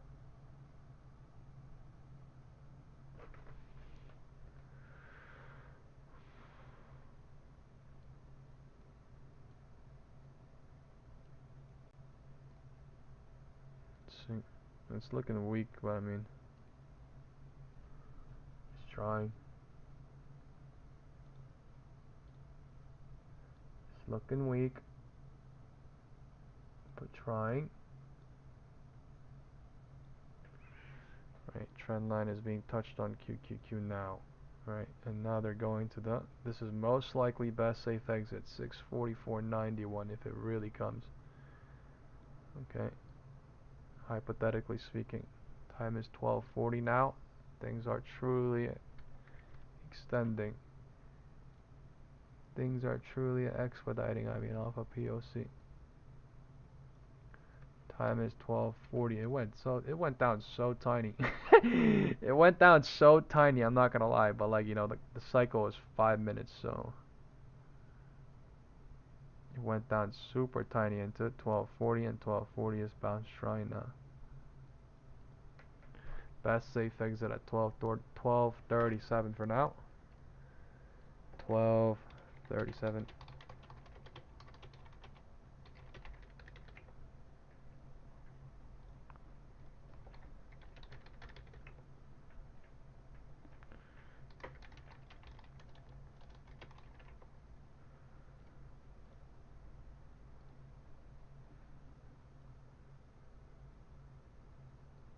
1240 is bouncing at 1237.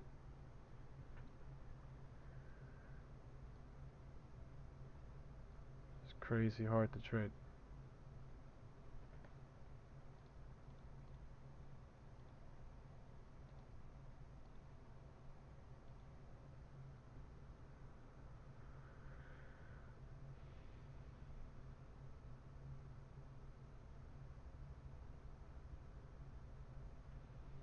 Back above the trend line on SPY. QQQ as well.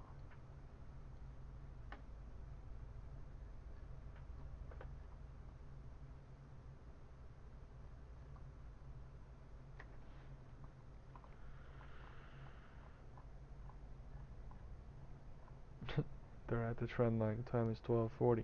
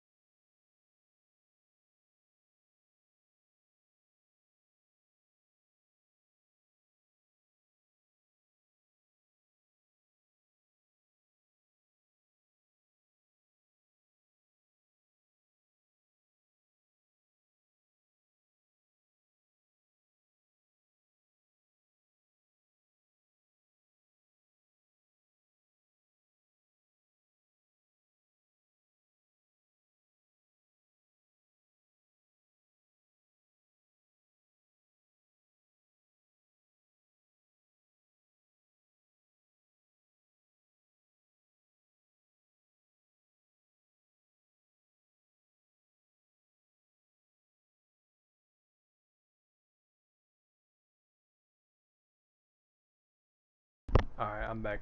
Yeah, people keep asking me what I'm up.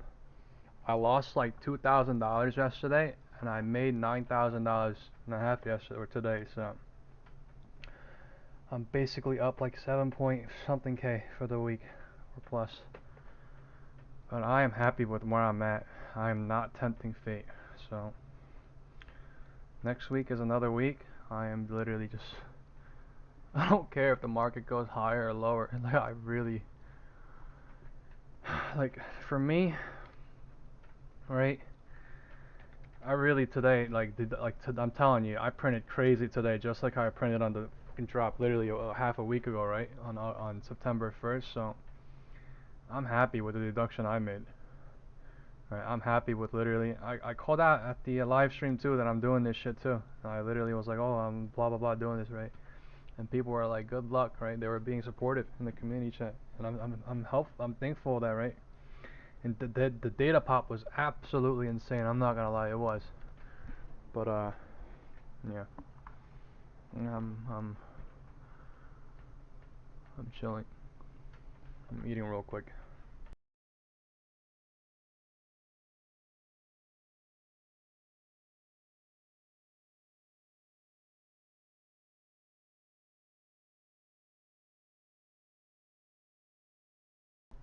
$12.30 is testing the top of the trend line or wedge. It's trying to break out. SPY is at the top of the algo. So it's now bear trapping everybody, right? After it literally broke down and people thought it was a bull trap. So things turn super fast and things are turning.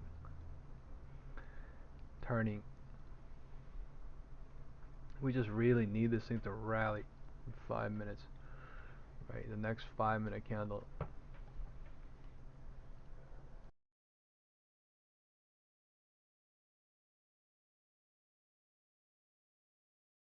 There's so many bears here. That's the thing. The SPX put shows that there's a lot of bears here to burn too, so they could easily do it. You know, it's just it needs to be done rather than now. I mean, sooner rather than now. I mean, unless they want to do it at the 2:30, but I would like to see 647.5 or something, 647.10 at the minimum within the next 5, 10, 15 minutes into one, like a 120 or something. That's what I'm thinking, at the minimum, so that we could keep the bullish momentum that we built, right? The bullish momentum that we have, right? This is basically a pullback to go higher. If we do continuously do the 5-minute MACD, continuously do come in like this, we're trapping everybody and building liquidity. So this 5-minute candle has to basically close above the POC as well, and it is shifting. POC shifting.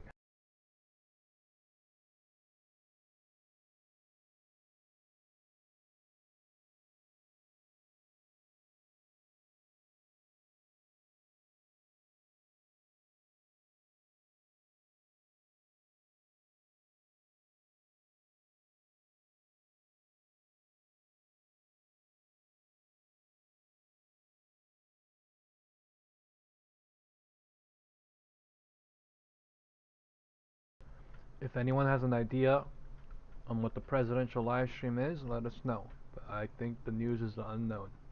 All we know is he is coming live at 4 p.m. when the market closes. Right at 4, something like that.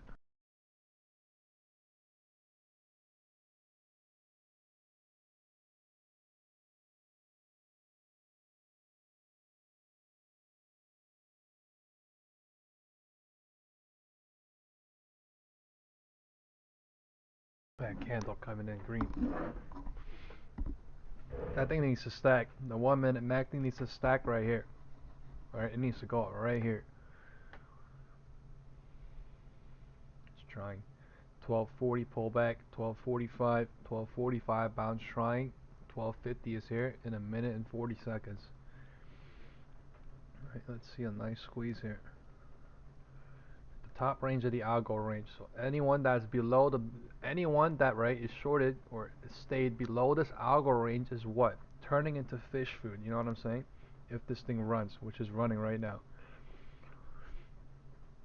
That's what the candle is showing. And then anyone that longed up here is kinda at risk. You know what I mean? Because how it's setting up, but it's basically using this algo range. 646.02, 574.81. QQQ is trying to squeeze up higher now. All the bears are being squeezed, trying. MACD coming in bullish to test the top range of the trend line on QQQ, not SPY yet. But QQQ did not break this down, and SPY did break this down, so you know, a little bit of a difference here. It's okay.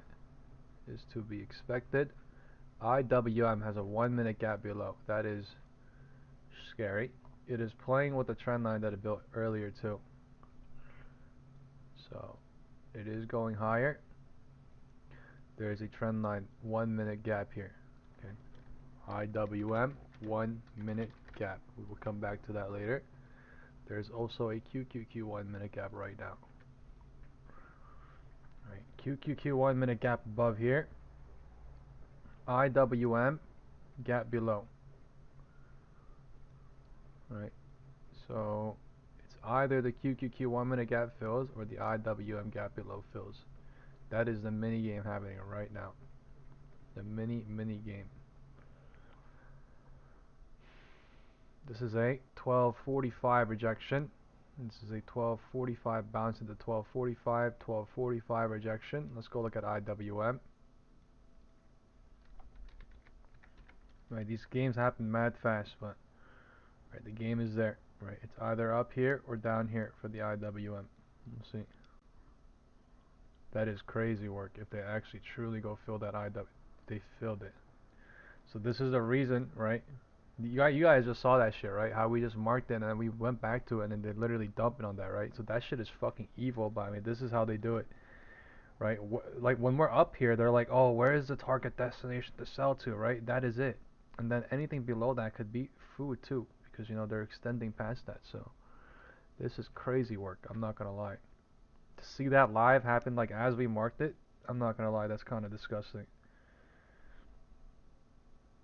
Now we're at the trend line, so yeah, this shit is happening fast. Time is 12:50. So 12:45 rejected into 12:50. We're making a higher high or lower high, and we're making a lower high as well, and we're just creating a wedge like crazy. 12:50. That candle was actually stupid, like planned stupid, but that is what's going on. Nobody knows what's about to happen now, right? IWM gap filled and the QQQ gap above exists, so everyone's thinking multiple things at different times.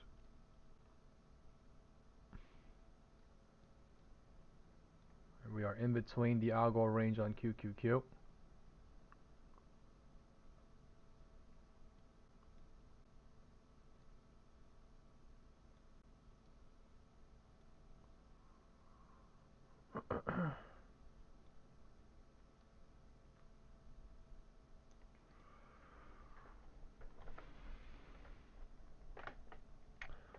I feel like this 1 minute gap's gonna fill, but like they're not filling it right now.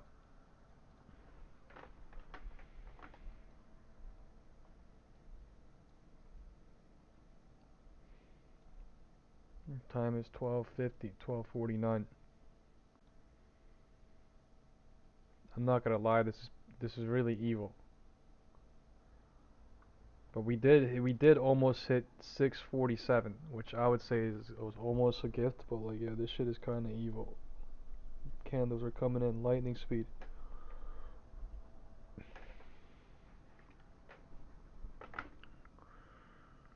1250.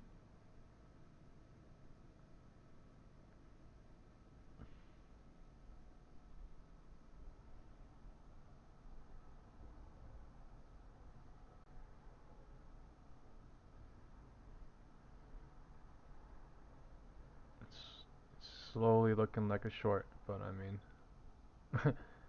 it could burn anybody here. It could burn both.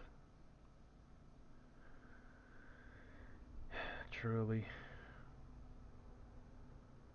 it really could burn everybody here. Burn bulls and bears here, so.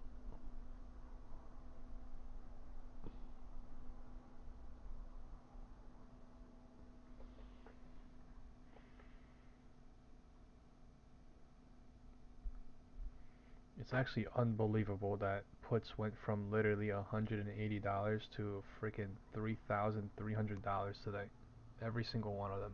$180 at literally at the top at 940 to $3,300 or something. That's stupid. Unbelievable.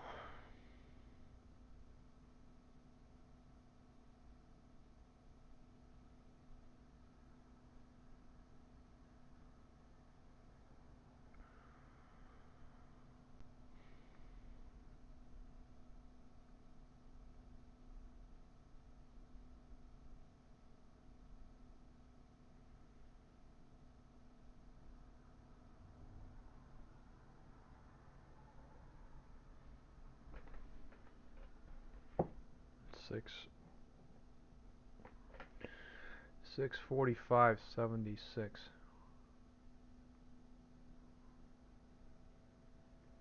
574.32. Sent the SPX put to call ratio here. I really thought they were gonna, drain the calls there now, but I mean, looking at the puts, they could both be drained. I have no idea.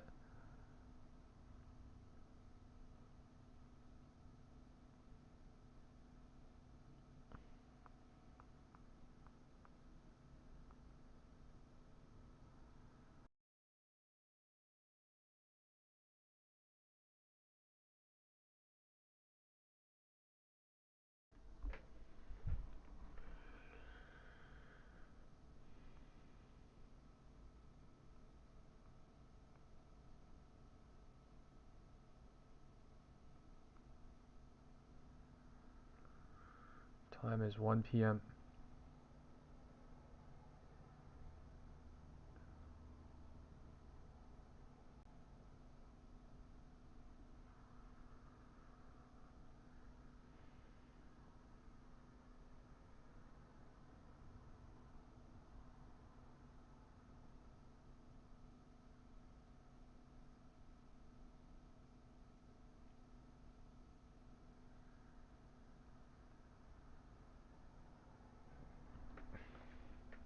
Red candle coming.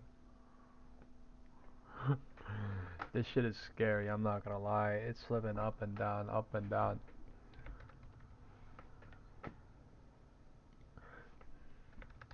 $12.55.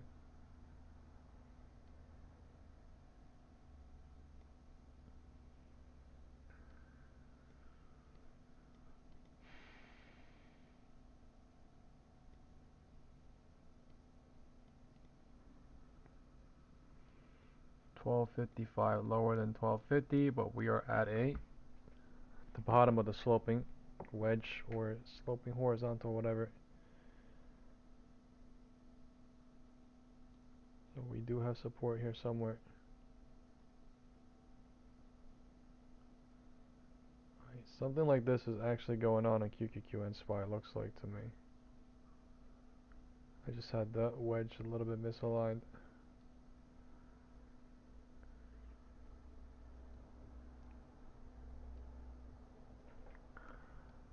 Man, do something.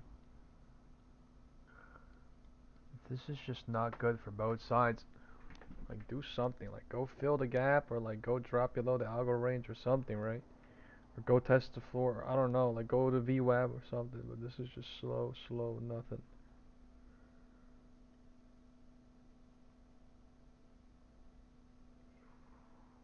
Time is 12:55.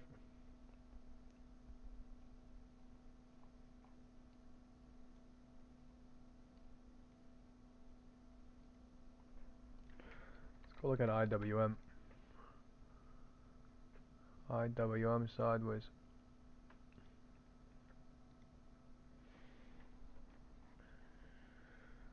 Market sideways.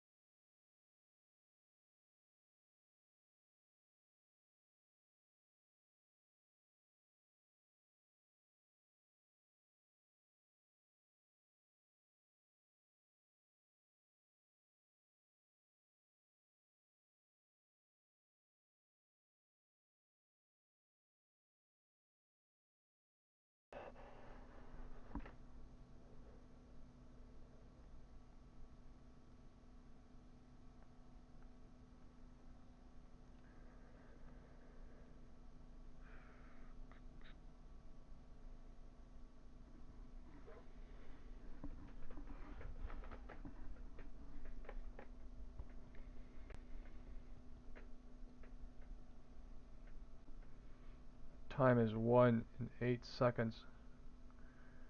And now it's trying to push up. The MACD volume is weird, but I mean the trend line is there.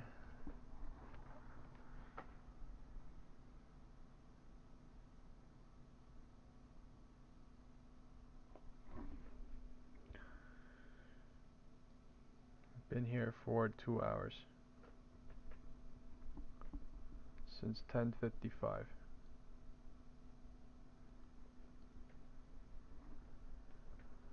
Since 10:55, 10:40, we made an algo range. We broke below it, right? And then now we are back in it. Not back in it, but we are wedging. We are wedging big time within it.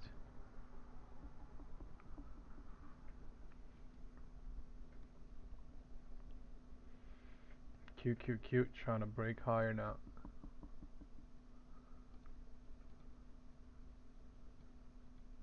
I'm not gonna lie, nobody knows what happened today. Right? Nobody knows what happened today. ADP non-farm payroll U.S. jobs data happened today. That's what happened today. 8:30. Right, look at the 8:30 candle, right? We spiked down and then we big green, big green, big green, and then big dump past that. way big dump top past that. And then, oh, SPY running. SPY running. Bullish, bullish, bullish. MACD volume. Look at that 1 minute gap up on QQQ. 674.80. Right, trying to gap fill this maybe. Right, it might leave that gap and gap fill or not. Wedge is breaking. I'm gonna call bullish if the wedge breaks upwards. Wedge is breaking upwards on QQQ. The 1 minute gap is holding. It is holding, and they're going on the algo range perfectly on that. Just gap fill it, and then we'll figure it out. Gap fill it, and we'll figure it out.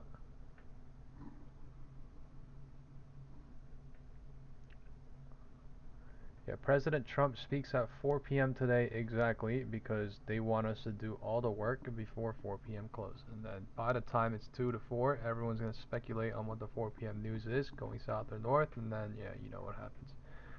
4 p.m. will happen, and then we will have the weekend and into Tuesday. SPY looks like, is it red or green for the day? It looks red. Gotta go look. SPY is red for the day, so if Friday is red, we will see how Monday is. But I mean, we could push back up way past VWAP. We could go close this thing in green, right? Green would be somewhere like 649, 650-ish. So we'll see what happens. See what happens. We stayed down here for a long time. We stayed down here and got a lot of bulls and bears involved, and now we are. That is not gap filling yet. No gap fill above. Gap fill below though.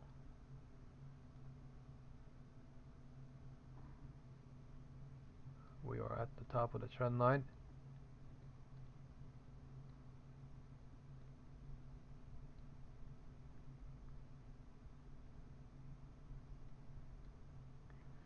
It's a long time I'm doing this. Algo gap did not fill below. On QQQ.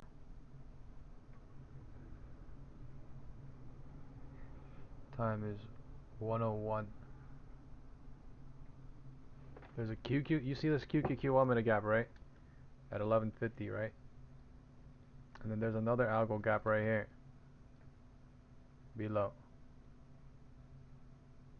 So one of them ought to fill. Okay, this one filled. Looks like this one's filled. Right? Time is 1. They're rejecting off of 1 on QQQ, and SPY is slow rejection. Top of the range of the wedge. IWM says we also gapped up here on IWM. CNBC says mortgage rates see the biggest one-day drop in years, in over a year.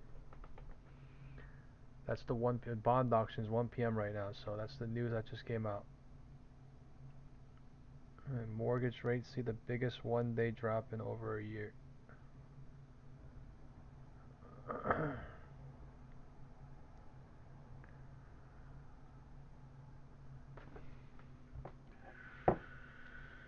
IWM gap filled.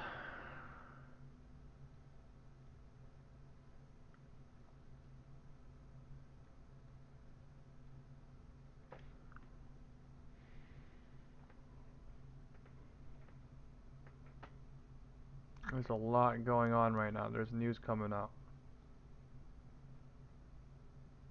Big drop trying on QQQ. Weird, right? Out QQQ gap holding, and it's literally dropping on gap thinkers, right? The news is not good coming out at 1.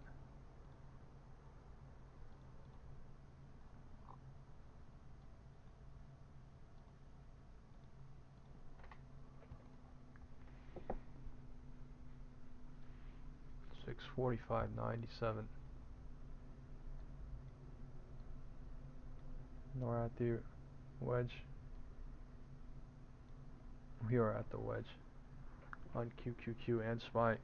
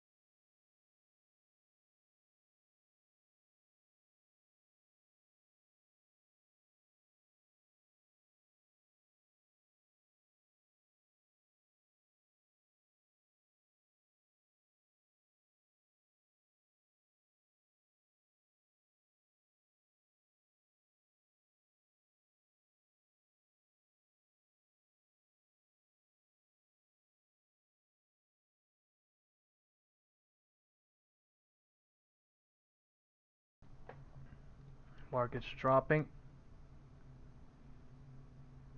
I don't want to go in, but I mean, could do it tiny. Okay, I'm in for $800. SPX put.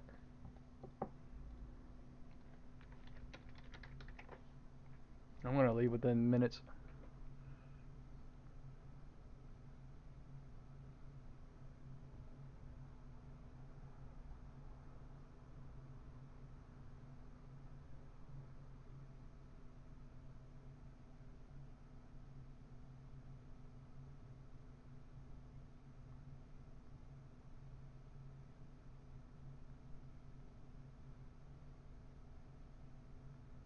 I'm gonna leave in a candle or two. Just $100, $80 almost. One more red candle, I'm leaving.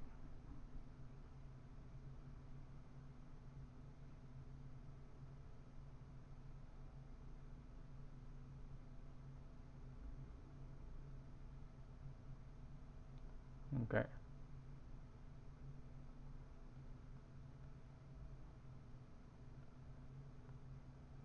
I'm filled. 880.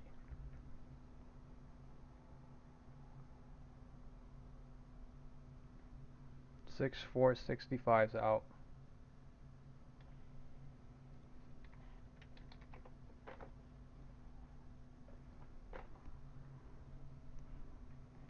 One minute trade.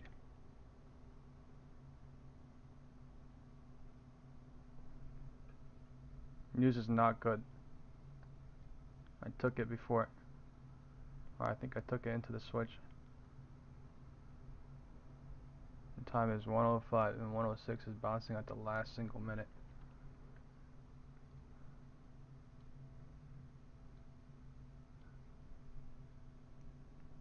That's a crazy bounce. 105 bouncing at 106 exactly at the last single minute.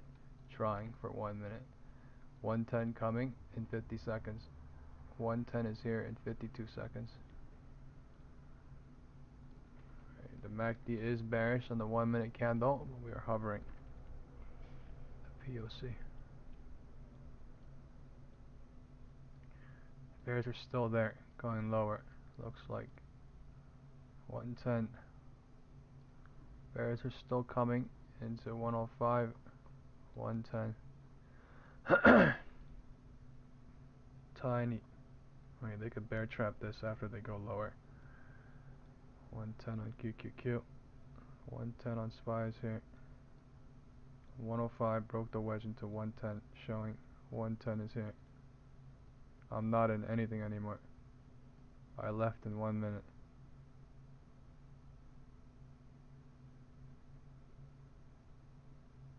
Time is 10:10 now. 10:10 bouncing at 10:07. There is no 107. Sorry, 10:07. There is no 10:07 candle for some reason. You guys see this? It says 10:06, 10:08. Why? Oh, I'm in 2 minute candle. Oh my lord. Sorry about that. Sorry about that, folks. I was in a 2 minute candle. 105 bounce into 110 trying. I was looking at the 2 minute candle thinking it was a 1 minute candle, my bad. Alright.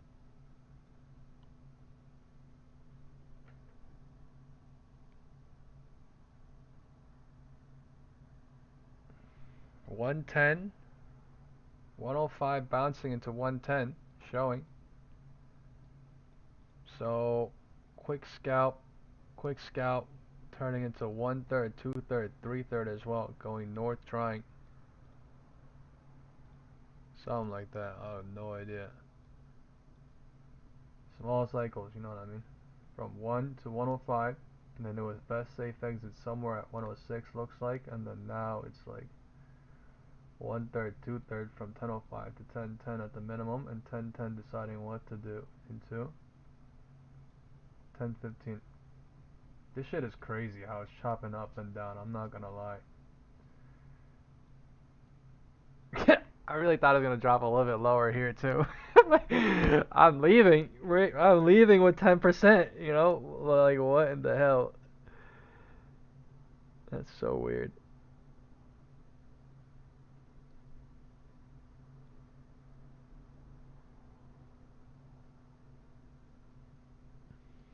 Man, they're flying now. Puts are dying. Calls are winning for 5 minutes now. And they literally swipe it up and down in 5 minutes or less. Oh my god. Crazy work. Right, so nobody knows what's about to happen. Call or long, it's like going up and down, up and down, up and down.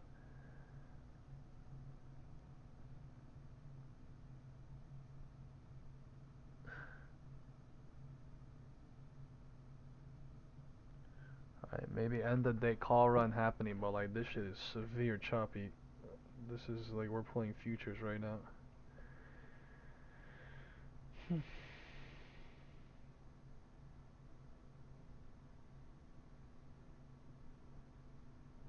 Going into 4 p.m. today. I'm pretty sure this presidential live stream about to be economy related. I feel like that's why it's coming out at 4.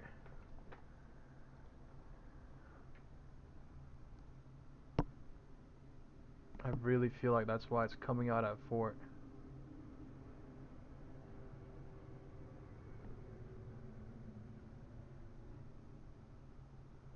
105 bounced at 106 into 110.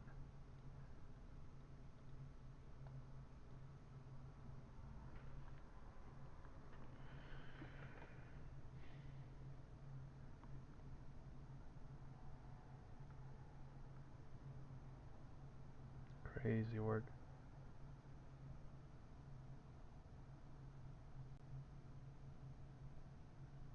It is really volatile how some of these calls and puts go up like crazy on these moves.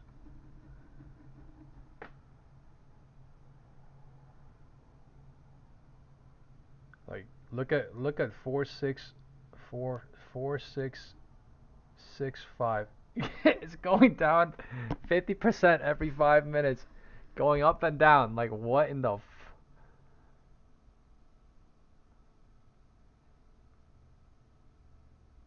yeah. I think I got lucky on that scalp, but that is insane. I ain't gonna lie. Some of these calls are going from $800 to literally 1.4K in a heartbeat. Like that's crazy. Within 5 minutes, 5 minutes up, 5 minutes down, 5 minutes up, 5 minutes down, 10 minutes up, 5 minutes down. Like what in the world is going on? Right? Can anyone expect this like an hour or two ago? Right? Can you have told me that we were gonna do this? You know what I mean? This is absolutely insane. We're going up and down, up and down, up and down. IWM making gaps down. You know, QQQ making gaps up, filling. Like this is true directionless. Kind of dumb. Just zigzagging, like really zigzagging, and nowhere. And they're rejecting again. At the this is the algo. I think the algo range is literally being played like crazy right now. Until it's not. Until something happens. But like this shit is crazy. I'm sorry for my language, but we went up 1, 2, down, 3, 4, 5, 6, 7, 8, 9 times. 1, 2, 3, 4, 5, 6, 7, 8, 9 times we just went up and down. You cannot tell me this is not crazy. 9 times. That is absolutely crazy. Going into 115. 9 times. Right? It's got to go up or down. Come on, one direction or another. No? Like, come on. That is insane.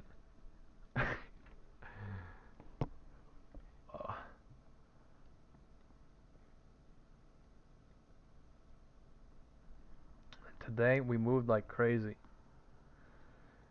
The prices moved insane. Now we're up and down like crazy, and the contracts are moving nuts on that move. Basically 646 to 645, so like $1 and a half, like $2, $2 and $1. We're like going up, down, up, down, up, down. Dollar, like we're doing $2 moves basically. $2 down, $2 up, $1 and a half, $2 down, $1 up, dollar down, dollar up, dollar down, dollar up. True chop. Time is 1:15.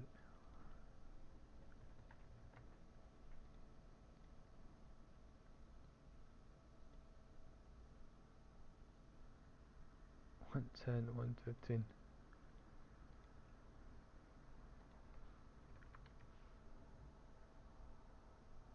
This thing bounced out 105, 106, and 110.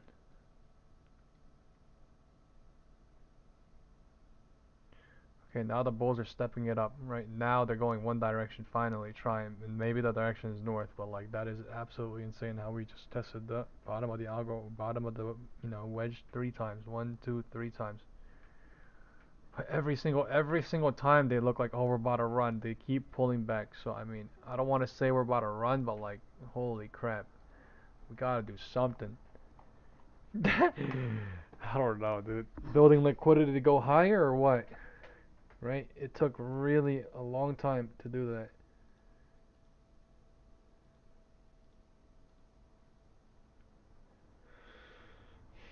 This is interesting too. This is something that people have never seen too, going up and down 9, 10 times in the same area, same range for basically 2.5 hours. After that move, it's like this is an entire new day. Like you could say we opened here basically, and the people would have believed it into 115 or 12 or something. 115, 116, deciding what to do. This cycle is going higher like this, 1/3, 2/3, 3/3. Right? We have no idea how high it's going. If it goes higher, I'll draw it higher. Don't get any bias looking at this box, but you get what I'm saying, right? We went lower from 11:45 to 12:10, 12:05. We went higher from 12:05 to 12:15. We went lower from 12:15 to 12:40, 12:40 to 12:45. We went higher for 5 minutes, went lower for 10 minutes, went higher for 10 minutes or 5 minutes. We went lower for 5 minutes. We went higher for 10 minutes. I can't even tell you how fast we went up and down because you literally just heard me say the minutes. So, you know, time is 10 or 1:20. I keep saying the wrong time, but yeah, my voice is thirsty, guys. I'm sorry. 1:20 and a red candle coming. So this is today truly some work. Whatever doing here. Truly some work. Confusing too.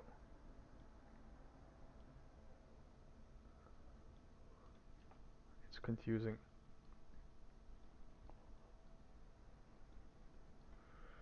Time is 1:15. Sorry, time is 1:20. Time is 1:20. The cycles are different on QQQ and SPY.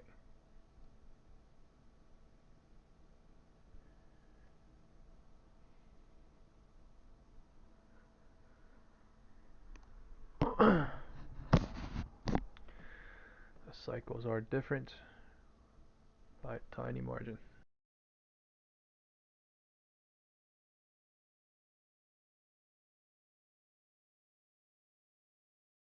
A rejection coming.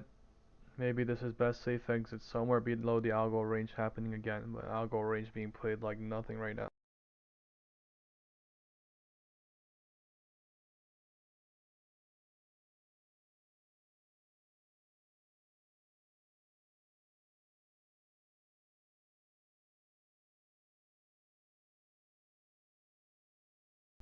I think that has to be best safe exit. I don't know. This is crazy work.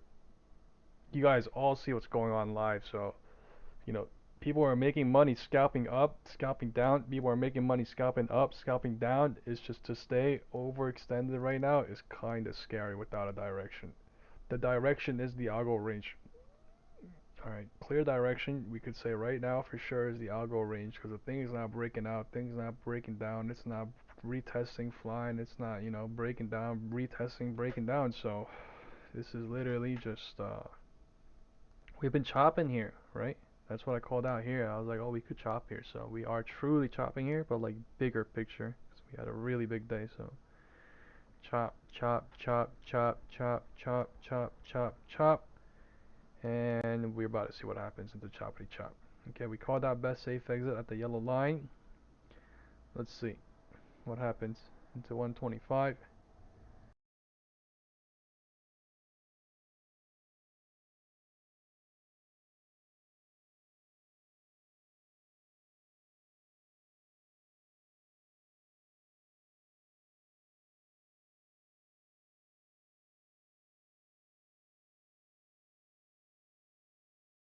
It's a very, very critical moment for the market right now, I think. It's deciding.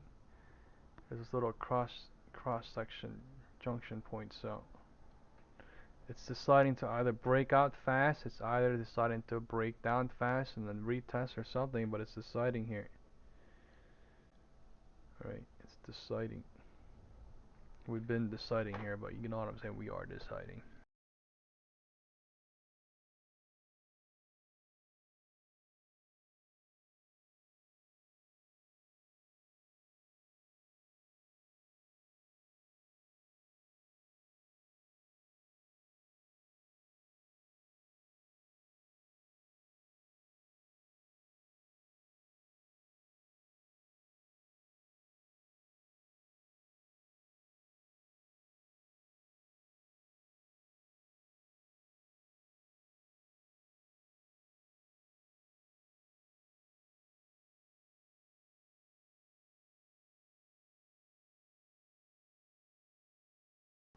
There are certain things that are trying to pop out, right?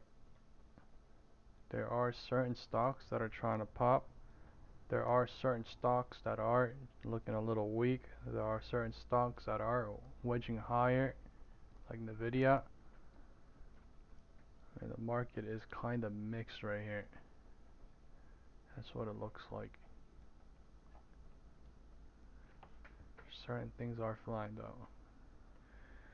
Time is 12:25, so either 12:25 breaks the 12:20 high and we get a cycle extension, right? That goes higher into somewhere like here, right? And then we draw the big box into 33rd and something like this, or this high holds with cycle time confirmation and pivot point telling us, and that it will, you know,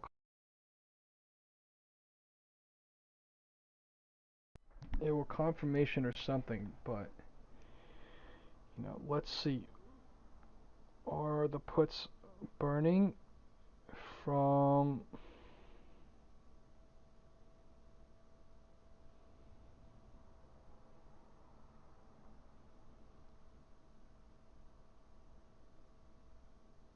they're like both looking kinda in the same situation.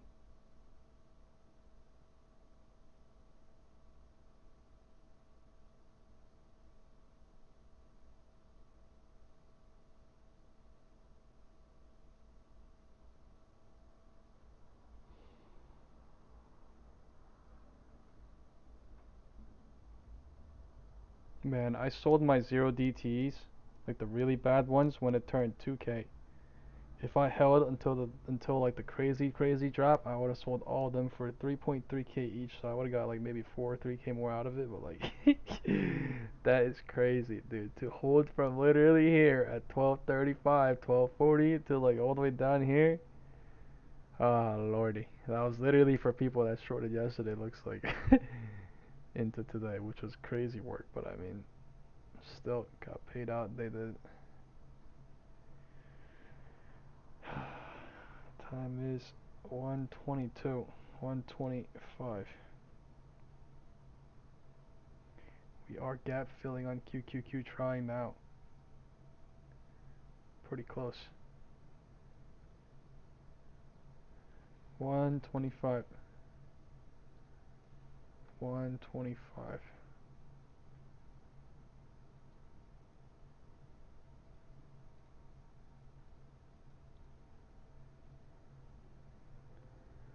So cycle did go a bit higher into 1:25.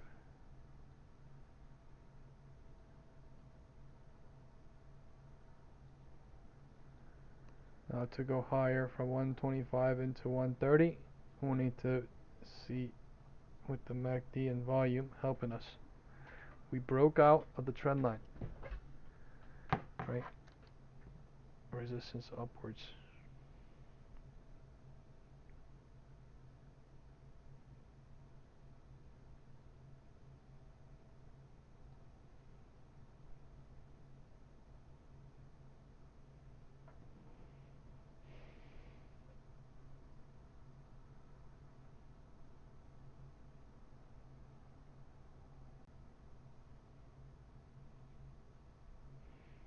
Why do I want to go into a put?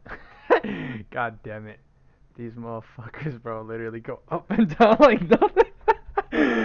Nah, I'm kidding, man. Because the environment is bearish. Like, I'm just trying to, like, maybe get 2K out of 600 real quick if they test the LOD. But, like, nah, they're going up. They're going up right now. But, like, these damn contracts go up and down like crazy. I'm not going to lie. Call and puts right now, so they just look tasty when they drop, right? And when they drop or when they go up or some shit, the contracts go down or up a little bit.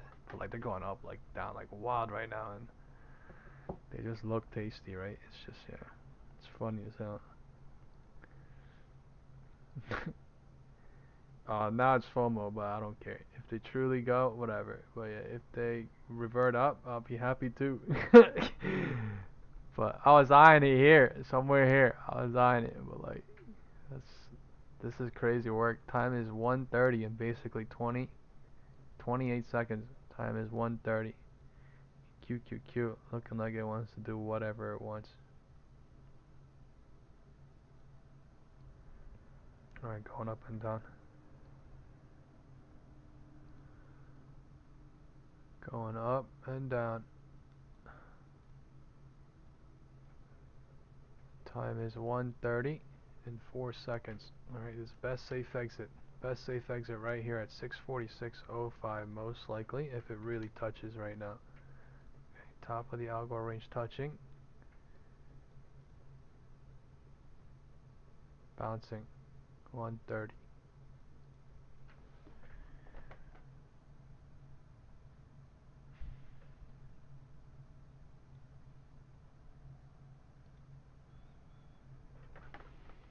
Someone said Tesla is printing.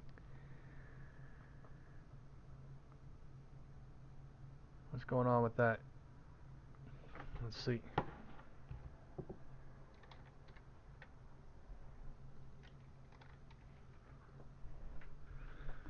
352. Wow. So broke. Okay, I thought it broke the high of the day, but yeah, it's retesting the highs after all these bears getting involved. It's a pop, a drop, and just retesting the highs.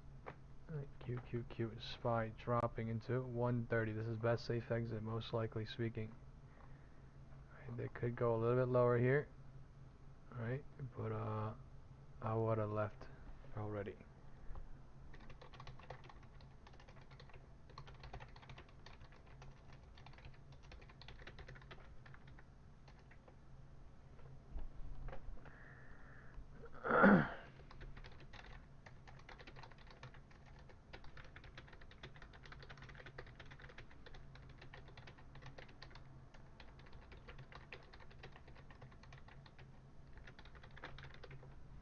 Time is 1:28. Yeah, I said if somebody wants to long again, right? They might want to wait until it goes somewhere down here again and then go back up, but they're going lower from 125 to 130. I did not short. I'm just watching. I'm okay. I don't really give a damn what they do here. So if they go down here again and someone scalps, yay, hooray, right? But if they bounce here too, oh whatever. But like I would have left somewhere here. I don't really give a damn. I would have joined here and I would have left here. So whatever they do here is like extra, crumble cookie on an Oreo type shit, on an Oreo cookie cake. So yeah, they can do whatever. Time is 1:30 today. Wind direction is officially still south, so I mean if we come down near here and test the floor, that could be a lotto print too, but I mean I'm not gonna say that's gonna happen. There's a crazy amount of puts and calls all the way at the top and all the way at the bottom, so I will send the SPX put to call ratio now. It is not really good to think about anything big like that after a big huge move. Okay,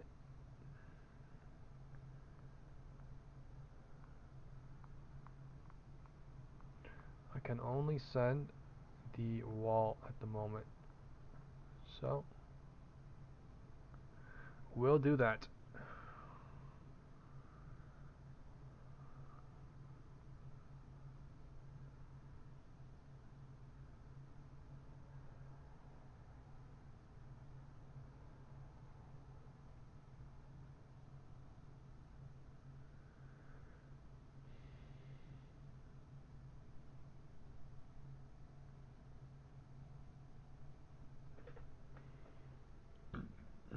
Excuse me.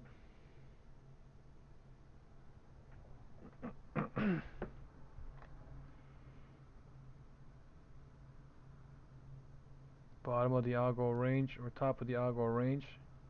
Bounce trying. Off of 130. 646.05. 02. 646.02. QQQ 574.80. Magnet of the day today. 574.79. Magnet of the day today. Until something happens, that is what they're playing on.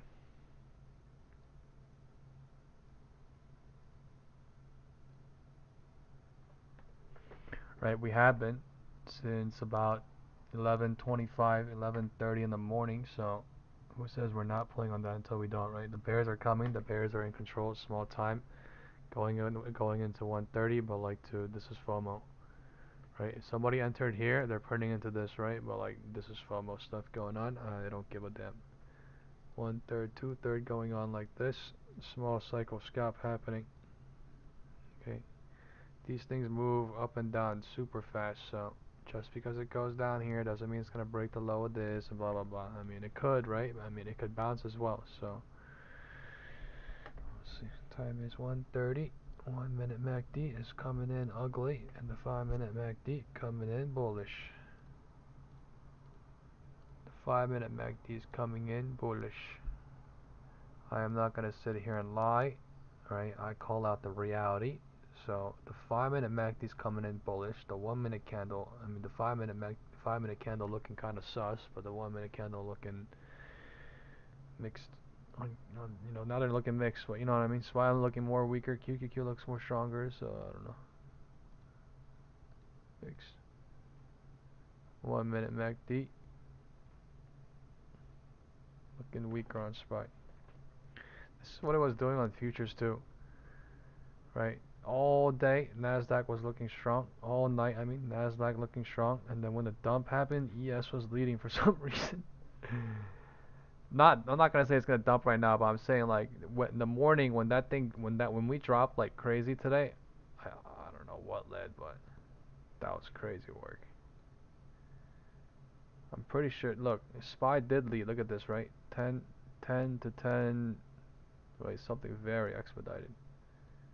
Look at this on QQQ. QQQ just followed, but SPY led. I'm talking about SPY led. Look at this. SPY led big time today. Right? SPY led big time. and tech, everything followed, but everything together. But you know what I'm saying? The graph to me it looks more vertical downwards on SPY at that time. The QQQ is why I say that. What time is 1:35? 1:30 is bouncing into 1:35. 1:30 is bouncing into 1:35. We have 150 people watching. Let's get the like buttons up. We have President Trump live stream at 4 p.m. today. Thank you all very much.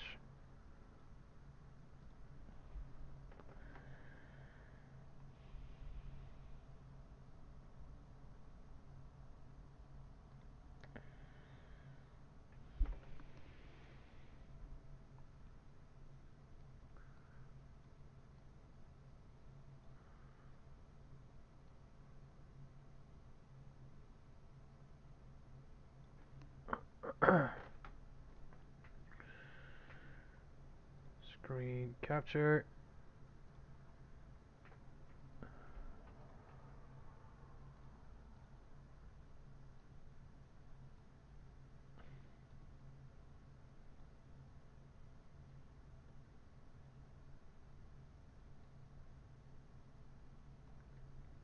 Our president, the president Donald J. the Don Trump, will be live with us in 2 hours.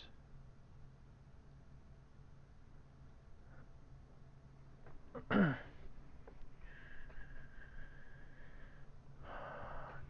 is 1:35, and we went nowhere, right? We dipped below it, and then we are right back at it. So you know, this is basically retesting for whatever game going on. But we are at 646.02 after visiting 647. We are at 574 after visiting 575.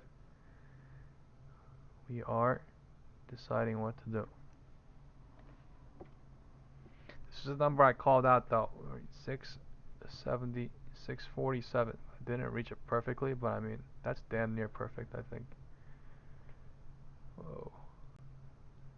Time is 1:35. Time is 1:35. We're getting some sort of a breakaway test and then breakdown again. Okay, puts are printing. Puts are going. I want to go in one. Right, the FOMO is there right now. The FOMO is there right now.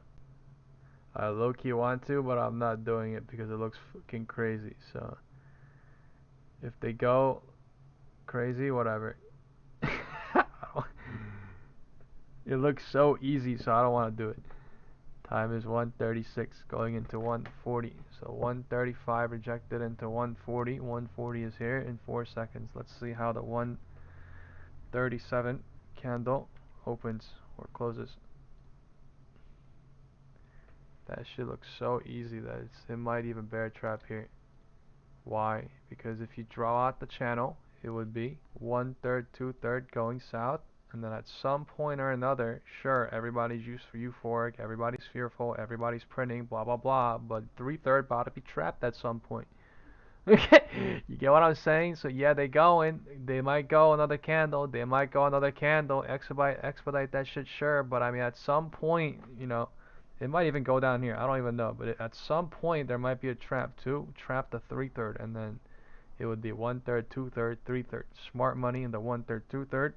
Markdown phase, 3/3 distribution. Fuck. FOMO phase. It's fine. I would have taken that though. I'll tell you right now. I would have taken that shit right there, and I would have probably left into that anyway. But like, it's 3/3. Let's see what happens. Time is 1:40. Time is 1:40. Right, algo range is being played though, classically. We don't know if it's going to go lower than 145, right? It did go lower with a confirmation at 135. We are just waiting for a decision now. 140, deciding what to do from 140 into 145. 143 candle coming in about 4 minutes.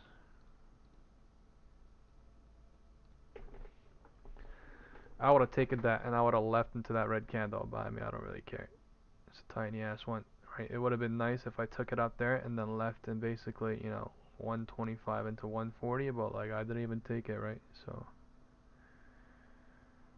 it's cool.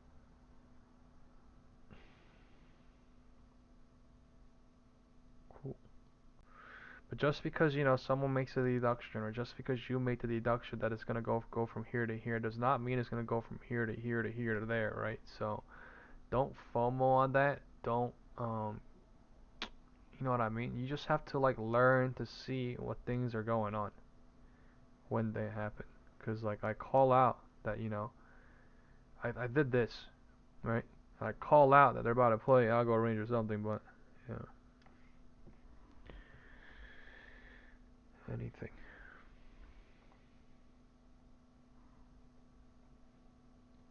They could bounce here too and go back up here. You don't know. Into 2, 3, they could do this forever. It sounds crazy, but they could do this forever. So, yeah. Until sometime. They're about to data game here like crazy now. Oh, sorry. There's either two options, right? This is either a breakaway, retest, and then break down to somewhere down here and then bounce again, or this is a breakdown, bounce, break down again to come back up before we go down here to come to 646 again. Option 1, option 2, and there's option 3 and 4 obviously, but like let's just go off the simple ones for now. Okay, to 145. Into 145.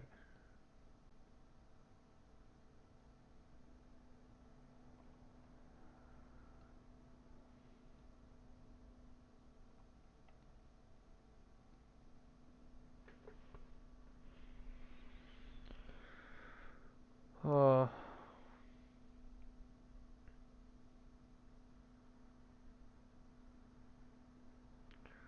140. Bounce that. 138.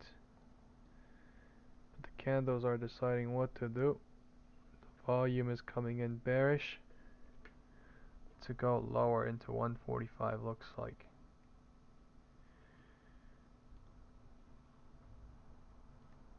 $137 candle low being broken. So this is lower. 137 lower into 140, signifying the same low anyway. But we are in the 3/3. We don't know how far or big the 3/3 is gonna be. If this goes like down here, then we would have to extend the box.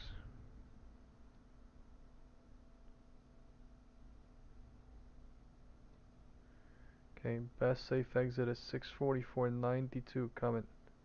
Looks like time is 140 and they're expediting it, so they decided at 137 to go lower into 140, and 140 is going lower like this. Looks like 143 about to be a big red candle like that into down here somewhere.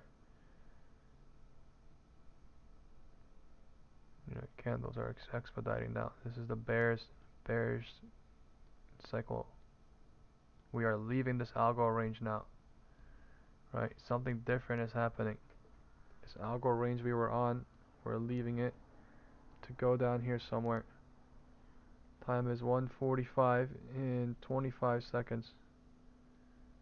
So 140 bounced, 140 rejected, and time is 1:45 in 18 seconds now. 1:45. We're about to see what happens. I'm not saying it's going to go lower, but I'm saying if the candle does go lower for another 12 seconds and then it closes lower than the 142 candle, it would signify 145. Alright? This is best safe exit for puts right now. Best safe exits.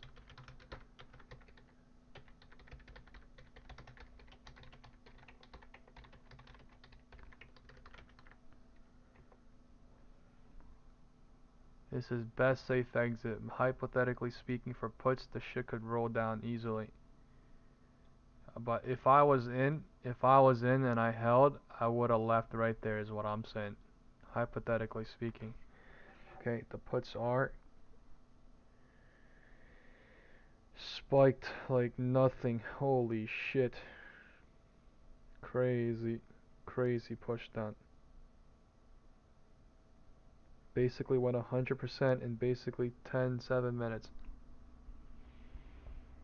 Crazy. From 135 to 145. And they're extending that cycle big time now, like this.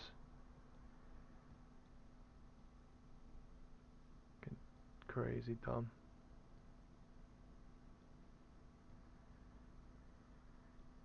Somebody printing big time from 125, and this thing could bounce here. So I call that best safe exit as soon as we touch 644.90. Let's see what happens.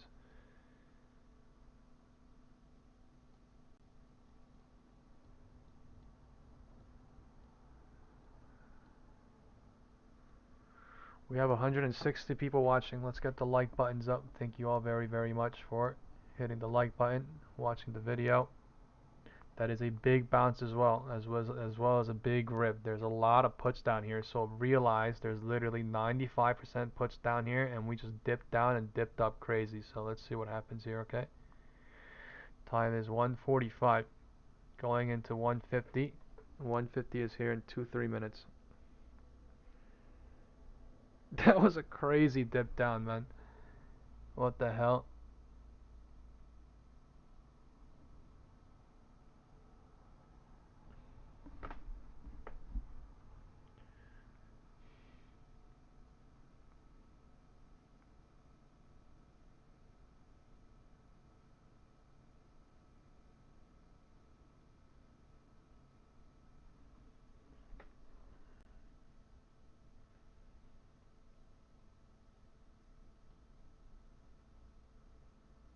145 gap down and gap filled. 145 gap down and gap filled. Let's go look at IWM. Look at that algo range touch though. That is literally their target destination if there is ever one.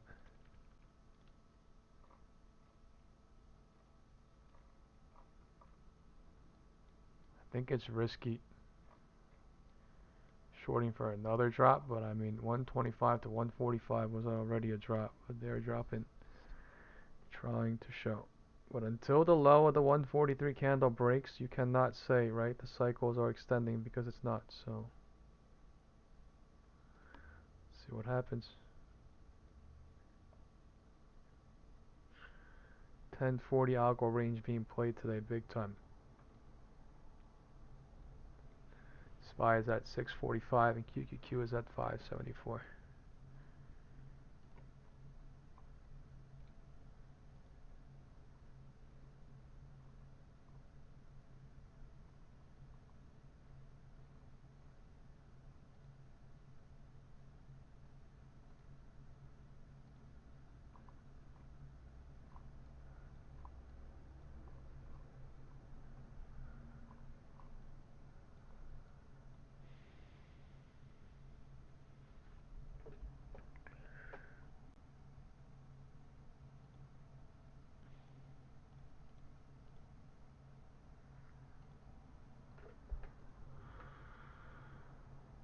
The time is 150.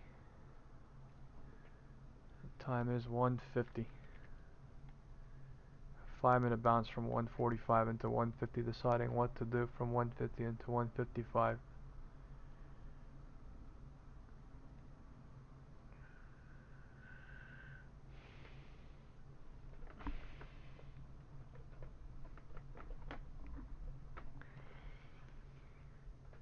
Chopping. Chopped, chopped, chopped, and then we chopped up, and then we chopped down. Burning the puts, burning the calls, and then burning the puts again. Just chopping, chopping like futures.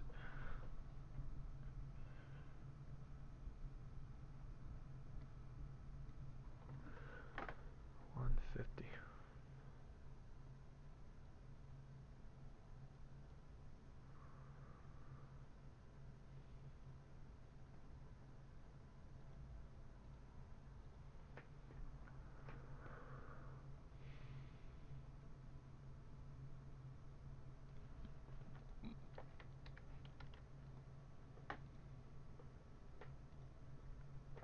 Into next week, the setup is bearish.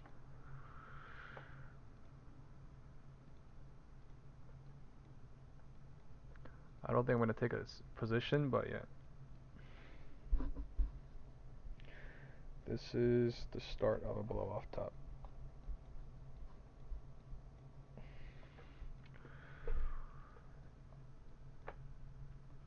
We hit 647, right? 1150 level, yeah, from yesterday, right? 1150 level, 150 level from yesterday, sorry. We hit it exactly at 1130, 1145-ish, and then we pulled back somewhere down here. So Monday, Tuesday, yeah. I'm gonna put out a market update video probably by Saturday night. So hopefully you guys can,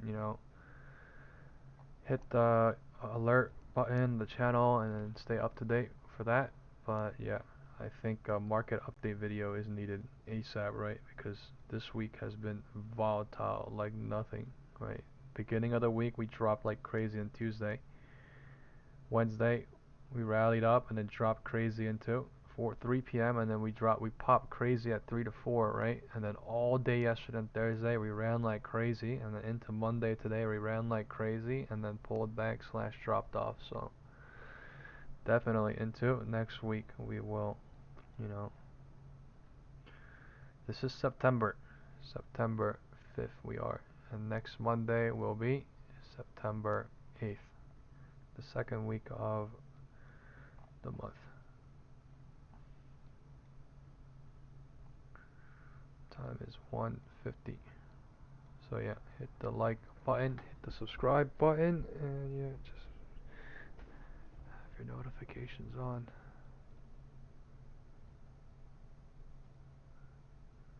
1:50.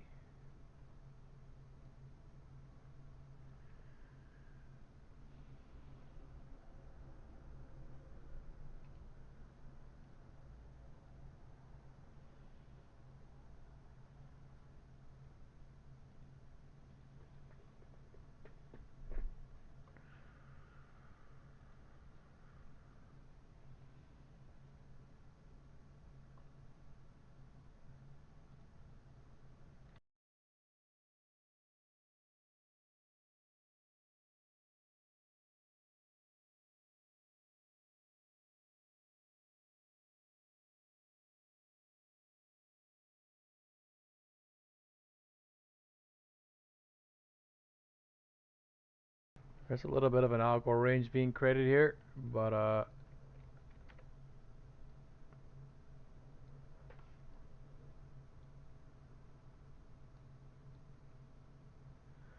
145 and 145.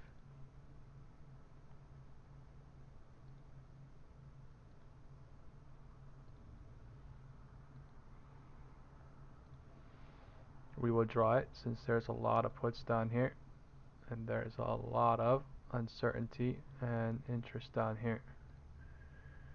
Algo range being played 145, 145.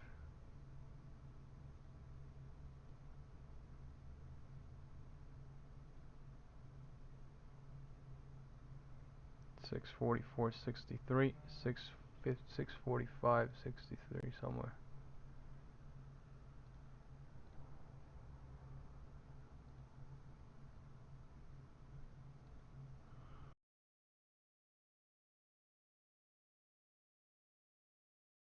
Look at that $1 range, right? 644.60 and 645.43. That is not a coincidence. How is $1 perfect range?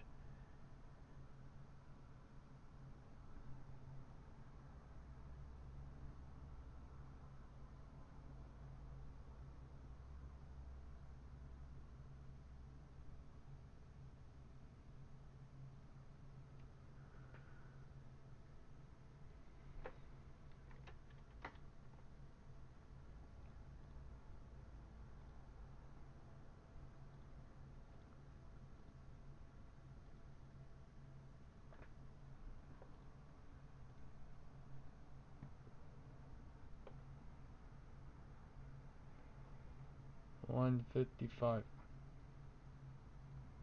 So 150 bounce into 155. Small cycles happening.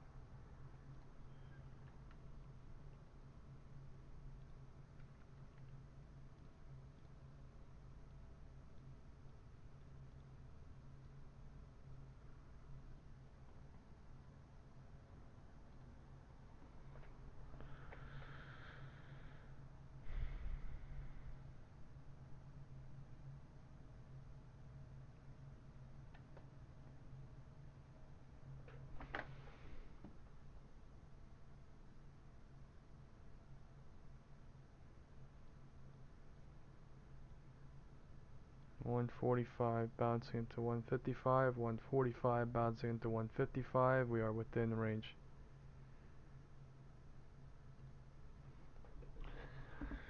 Let's go look at Nvidia, Tesla, IWM.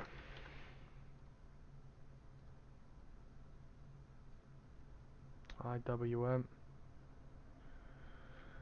Nvidia,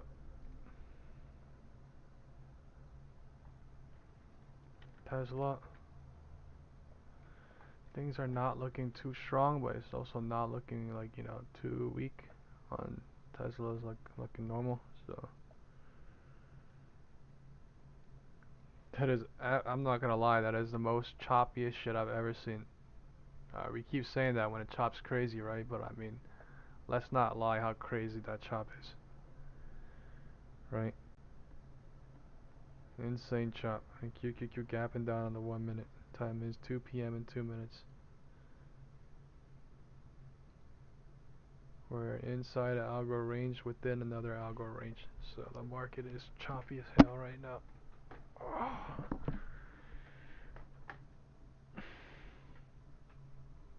It's trying south, yeah, but we just need momentum. We need MACD and volume to come in and be like, oh yes, we are going trying for the LOD.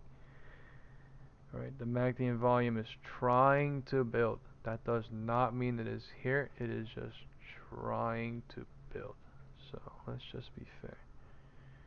We are leaving the POC at 135 and time is 150.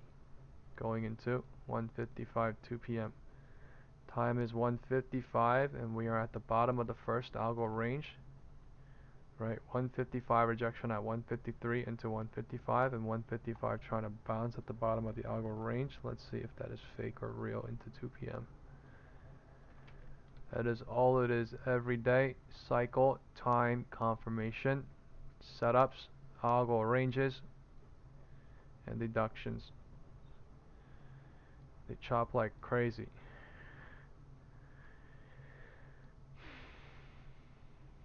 Crazy work, but I mean,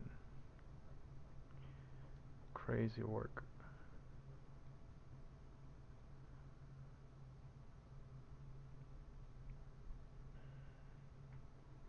But today, honestly, has been a classical blow-off top. I sent that picture yesterday in the group chat. I sent it to my friend. I sent it to somebody that was, you know, curious as well. But I mean, that is not something I made up, you know. That is just something I saw literally on Google. It's just from Wikipedia, right?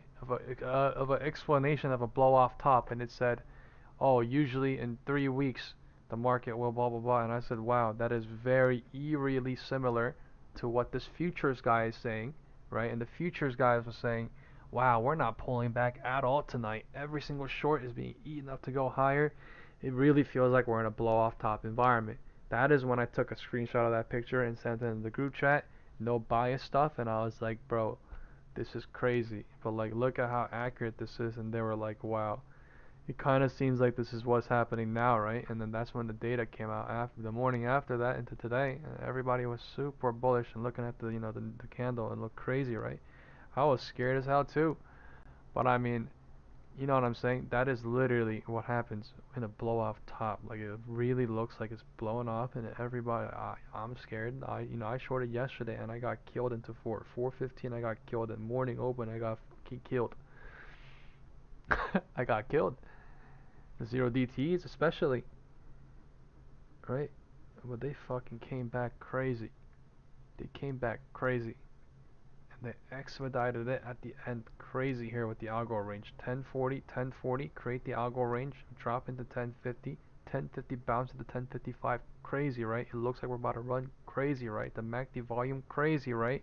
It turns off right off at the tippy top of the algo range to go to the bottom LOD at 1110. Why is that? Why does that happen when the MACD is super fucking bullish for the day, right? After a big drop, we should have bounced here. You know what I mean? At 1040, we should have bounced here, but we dropped here because of the algo range, and that was literally their way to print out what they need to do at 6:43 and be done. Be done with the setup, right? And they don't fucking care what happens. They don't care if there's a little bounce, if there's a big bounce, if there's a small bounce. They just want to wait until there's a deductible moment for them until next week. But that is literally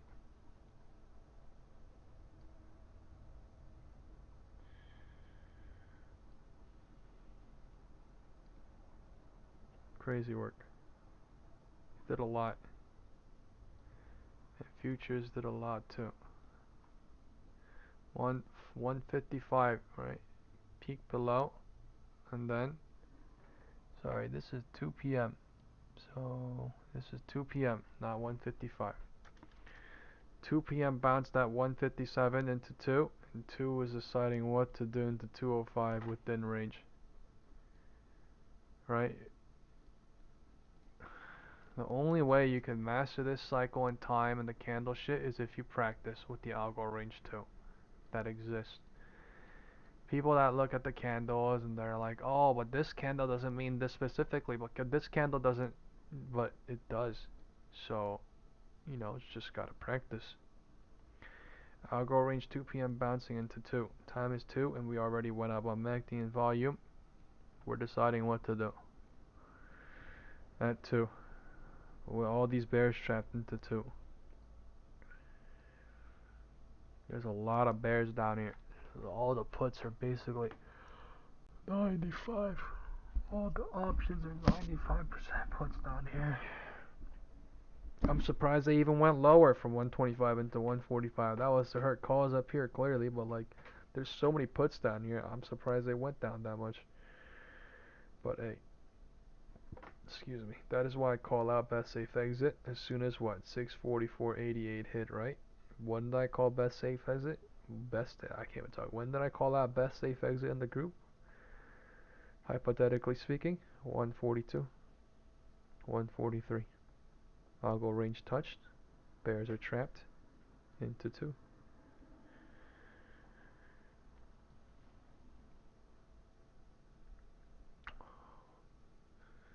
Into 2. Right, 1/3, 2/3, 3/3, and now it's going north in this small cycle. Trying to go higher in the algo range, right? I don't want to draw it because we're in the algo range, but you see what I'm saying. Who are they hurting? The people in the 3/3. Who are they hurting? The people that might have got it in the 1/3, 2/3, but if they went in here, they're not hurt. They're just break even. If they went in here, they're hurt. Why? Because they chased into the 3/3. The risk to reward analysis is not there. Risk to reward analysis is literally dangerous as fuck. 3/3. Alright, whatever they might do, I don't know. It might be a bounce, it might be a rejection or not, but we are within the range of the supercomputers.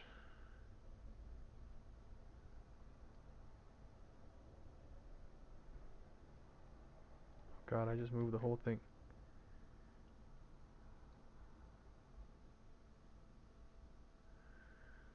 Previous day 9:30 open. Alright, if it goes down low here too, it could bounce here too. That's all I'm saying. It really can. Nobody knows where the bounce is gonna be, but like all I can say is you could draw out the previous day 4 p.m. close. You could draw out the 9:30 a.m. open, and you could print like nothing. You could print like nothing. Right? I told people to mark the ADP non-farm payroll too, right? At 8:30. CPI, PPI next week. So I mean, right? Those who do, and those who do not don't. But at the end of the day, it is up to the individual to do what they want to do. I don't really have the time to, sit through and comb through every single person's request and be like, oh, I'm not gonna do this, Jeff, but like, hey, can you show me?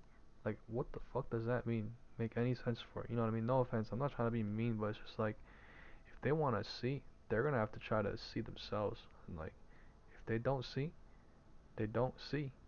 I just can't do anything about that. I mean, I can make a course about it and like help people in some way about that later on, but like, people literally have joined and they DM me and they're like, I've been here for like 10 minutes. Is this chat for alert? Can I get help? And it's just like you have to sit there and watch and practice yourself a little bit and then ask questions and then I'll be able to help. But like if you don't even watch for 5 minutes and then ask certain things that I explain on the live stream every single day, it's like I really, I have work too. I have to go do stuff. I take care of stuff before the market opens from like 7 to 8. I'm out there doing stuff. I go get coffee. I come home, like I get food. Like I don't have time. I have to do stuff at home too. Like I gotta cook, I gotta clean. Oh my God, it's just yeah. I respect, you know, I respect it, but yeah, to a degree, right? Time is 2:05. Just watch for a couple of days at least, and then ask, but like you can't expect to see everything and know everything if you just joined literally today, and then be like, hey, can you, explain what I explained on the live stream? And it's just like you have to literally, take while you're working, right? Whatever, just have the live stream up and then listen to some parts or not, and then learn here, learn there, and then remember what you want or not. But I mean, the remembering part is up to the individual. That is up to the individual, the remembering part, and that's a huge factor. Time is 2:05. The MACD coming in bullish. We are cycling up and down in between. We are between the previous day 4 p.m. close as well as the previous day 9:30 open. The QQQ 1 minute gap did not fill, so into Lotto this thing could fill. I'm thinking it would, but I mean, time is 2:05, so the MACD volume, everything would have to come in. We would have to help push up, and we would kill the puts into close too. But I mean, yeah, the possibility is basically half-half, right? Because we're basically chopping. So the bulls could say we're about to go up here and burn all puts. The bears could say we're about to go down a little bit, test the LOD, burn all calls, and then figure it out too. So really, we gotta just wait until the market tells us with cycle time confirmation setups, and when the market does, we will be able to deduct it as we can. Spoon said, why can't I see the QQQ 1 minute gap on my chart? Do you have TradingView? Because I noticed that TradingView is the only chart that you could see intraday market gaps clearly. Because TradingView is the best.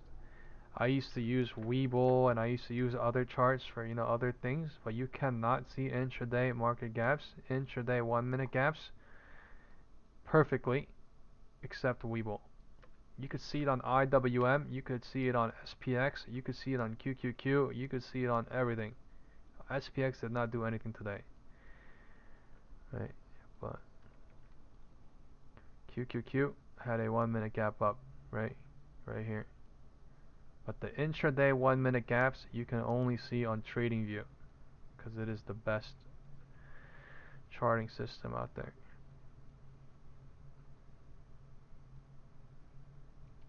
Make sure you are using the NYSE ARCA, right?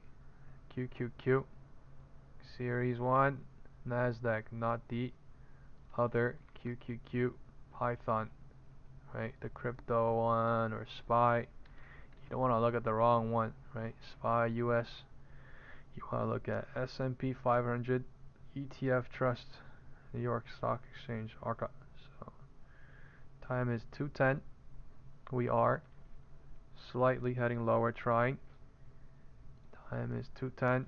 We are testing the bottom of the algo range. Everything is slowed down. We are not going up. We are not going lower. It looked like we were going higher on the 1 minute MACD, but it is just up, down, right? So real quick up, good. Down. Real quick up, good. Down. Gotta just get the bottom of the top, bottom of the top, top to the bottom. It's just things could happen now. In 2, 3.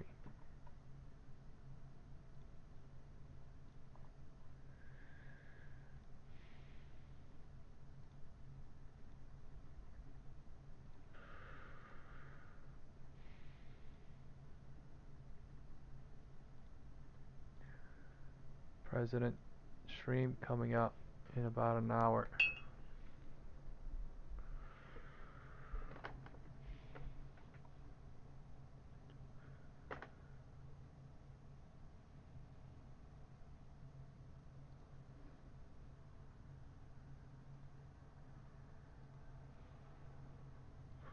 Spoon says, yeah, I'm on Webull. Yeah, I used to use Webull.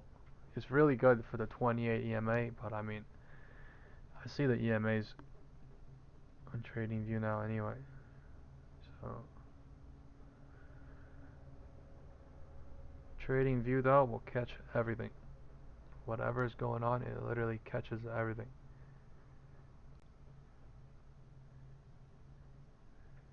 Trump is speaking at 4 p.m.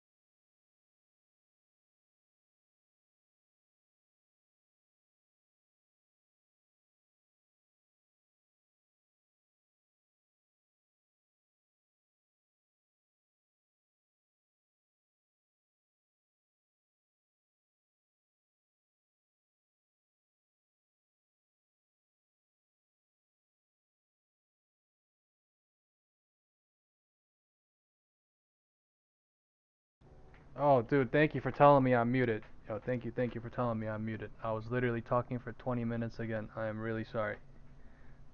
Someone said I'm muted. Yeah, thank you so much. Bro, I was talking for about 10, 20 minutes, my bad. Things are looking, I'm not gonna lie, I didn't realize we had previously 9:30 open again. Things are looking not, I don't know. How did we hit the previous 9:30 open again? That is bearish. That is so weird. Right, and the IWM sold off out of nowhere. Like, why did that happen? 125 to 145. Thank you for telling me I was muted.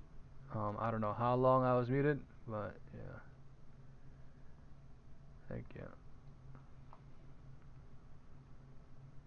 2 p.m. bounce 210, 210. Rejection trying into 215. I don't know. Things are looking kind of scary into next week. I'm wondering how today's gonna close. We are right at POC on QQQ. We are right below POC on SPY.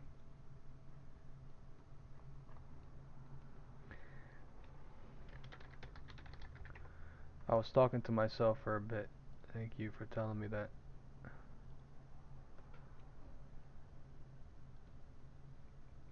There is no way.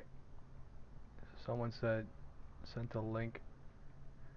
Something to link RFK Jr., HHS to link autism to Tylenol use in pregnancy. Wow.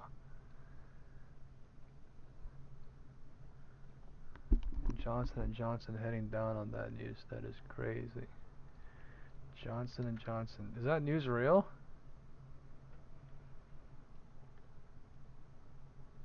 You're telling me Tylenol is bad? Holy crap. Nah, I don't know if it really. Alright, we'll see. After the market, I'm going to check that Johnson & Johnson news. 210. Wow, looks like it is bouncing. 210 bouncing into 215. The 5-minute candle also helping to say we are.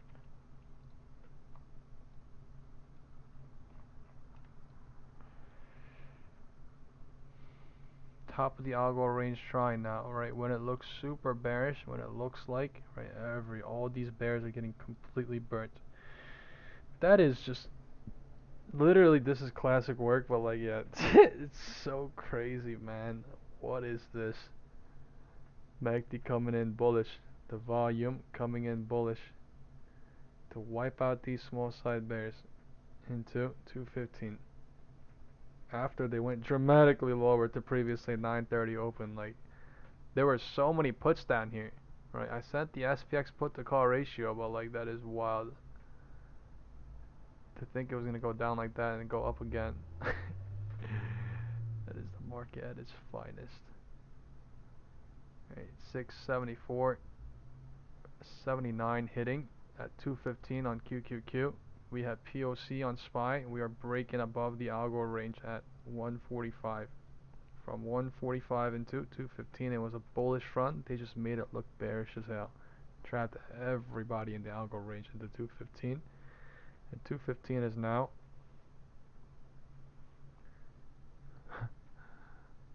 what a day. Crazy flag over here. QQQ making crazy flag.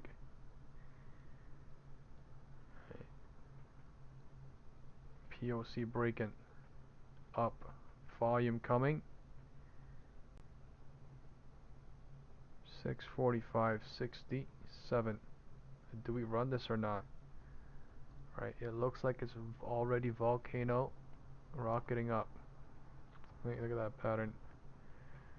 MACD volume is tiny on the 5-minute, but it is rocketing up since 145 as well. QQQ. QQQ looks like more than SPY. Right, we are at the algo range, so anything above this could be dangerous as well.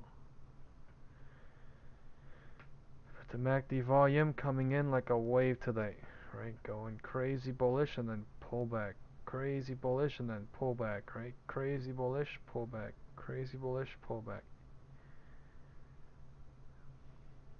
This is like crazy stupid. The MACD looks crazy stupid, I'm not gonna lie.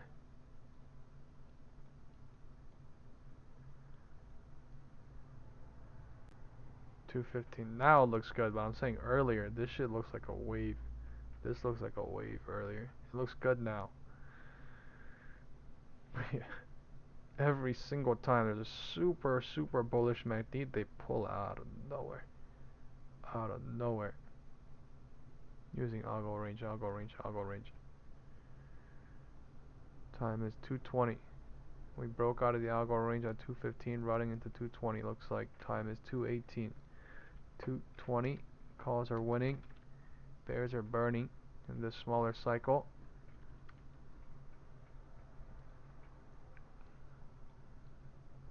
Now let's see a nuke to Valhalla. Right, 647.10. That would be crazy. No, I'm kidding. Man, the MACD 5-minute has to build. The 5-minute closes in one candle. 1-minute candle. Sorry, the 5-minute candle closes in 1 minute. Time is 2:20. So if the candle closes higher than 2:21, we have some sort of a push up, confirming on the bigger time frame.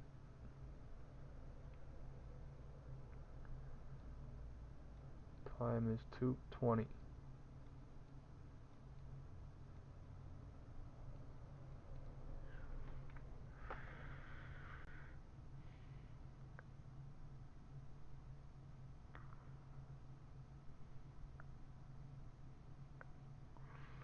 That's a pretty big green candle, right? Pretty nice profit taking candle looks like to me. Right, let's do a poll. Is this gonna run, or are we gonna see some sort of rejection here? Everybody do a poll.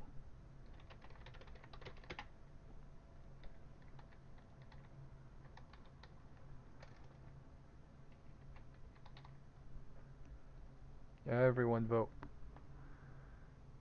Time is 2:20. The poll is being done right here.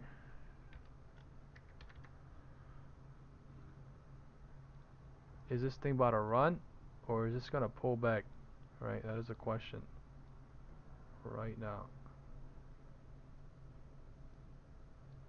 646.02. We are right under 220. MACD is coming in nice for the bulls. We have 5 people that voted run, 0 people voted reject. Someone said Valhalla. Right? Sukil said run. Sean says massive consolidation breakout. Right? Hagen says run. Adam says reject, level off again. And then no trades thinks run as well. Right? The poll is into 220, 230. It's a real quick one, 245. Right? If we run, we're gonna see our run into somewhere here. Somewhere here. If we see a reject, we might see something here as well. 645, 64-ish.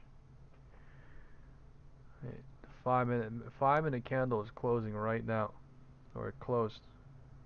Okay, the MACD built.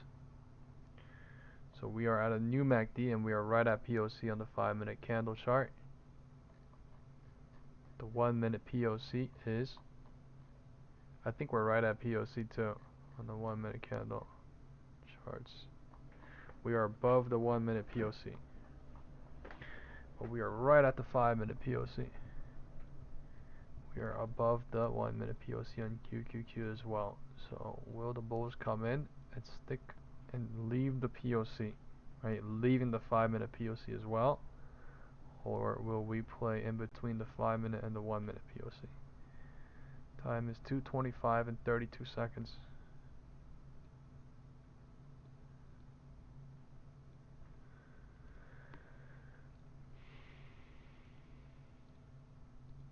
Time is 2:25.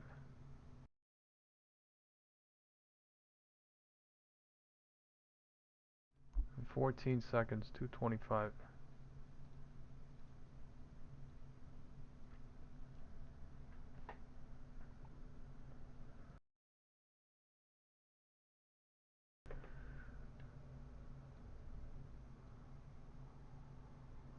Time is 2:25. So I mean, they rejected small 5-minute candle cycle, 5-minute cycle, and deciding what to do. This is the confirmation to go long or confirmation to short happening. Basically, it is bouncing at 2:25 exactly at 2:23. So it is in between the 220 candle too. So we gotta see what happens here. I don't want to call anything right now. Dangerous.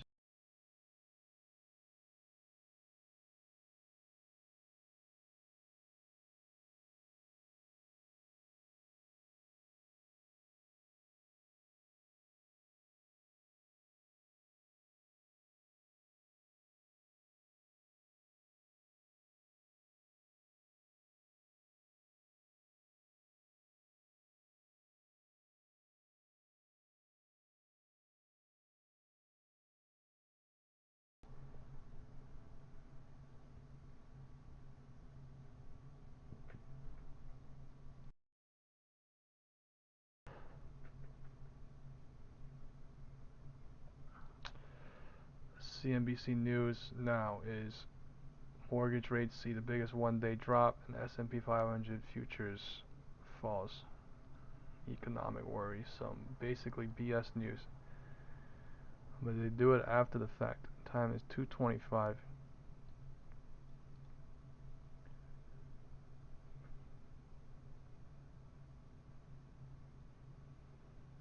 POC 2:25.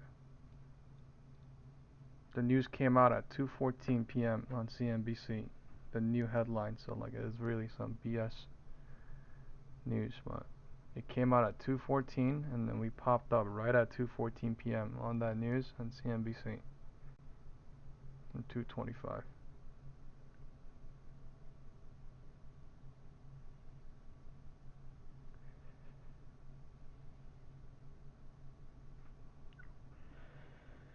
Says KevView stock drops 10% on reports that RFK will link autism to Tylenol use during pregnancy. That's the news on CNBC as well. Came out 4 minutes ago, or came out a little bit ago. Yeah.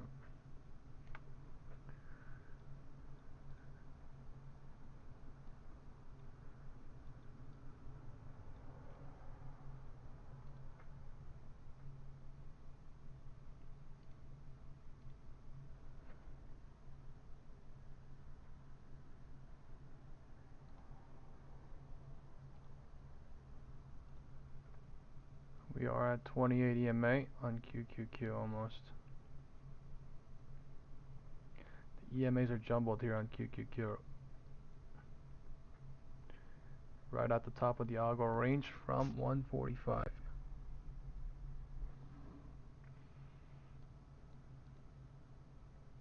Deciding whether to lose it or hold it. Starting to lose it slowly.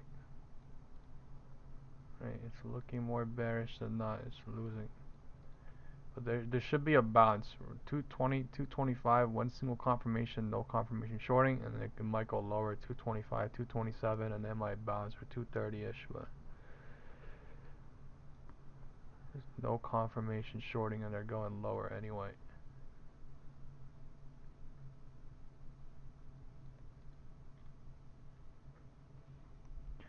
Maybe bigger picture stuff, but yeah, I don't know. No confirmation shorting on the small picture, except algo range being played. Anything above the algo range from 574 at 1040 is dangerous. Anything below, standing dangerous as well. We didn't reach it at SPY 220.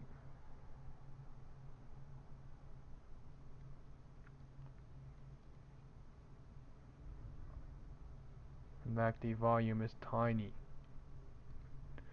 Tiny. I don't think anything's gonna happen. Maybe I'm wrong. I don't know. I don't think there's gonna be a drop. Time is 2:30. 225 bouncing into 2:30.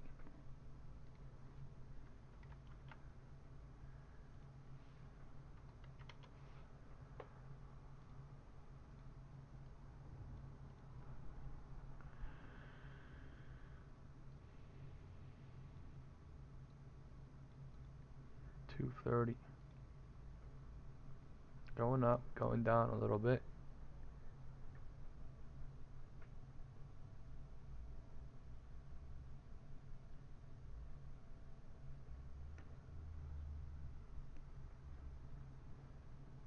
MACD is dying bearish side.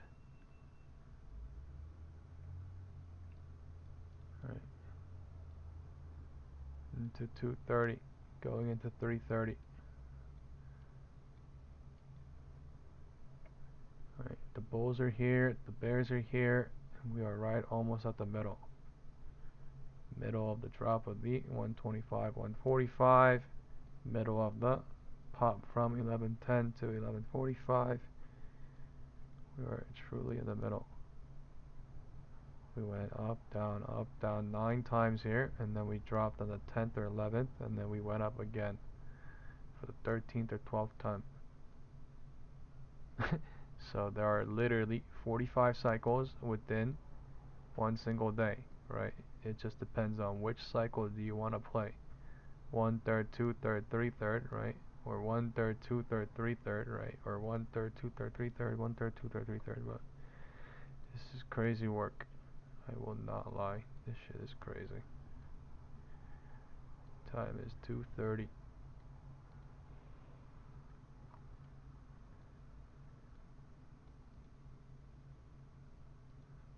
Time is 2:30.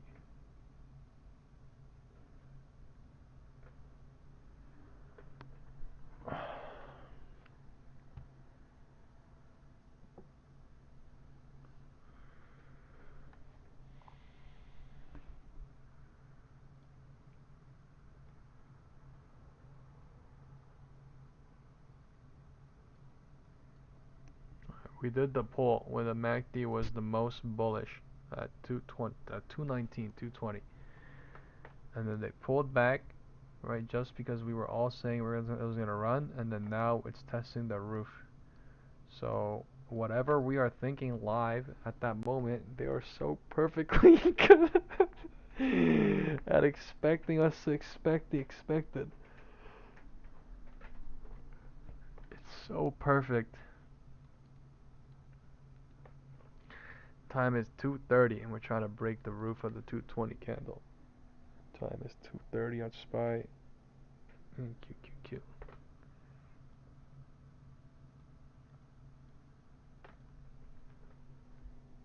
Man, these candles literally come in like up and down, like robotic. Right? No lie. Like the candles actually come in like crazy up and down. Like look at this. Right? Down perfectly to do whatever they need to, and then get us like this, and then perfectly up, and then down like weird, and up, up. Like what are we what are we doing here? You know what I mean? Like the candles are lightning when they need to be. They're lightning.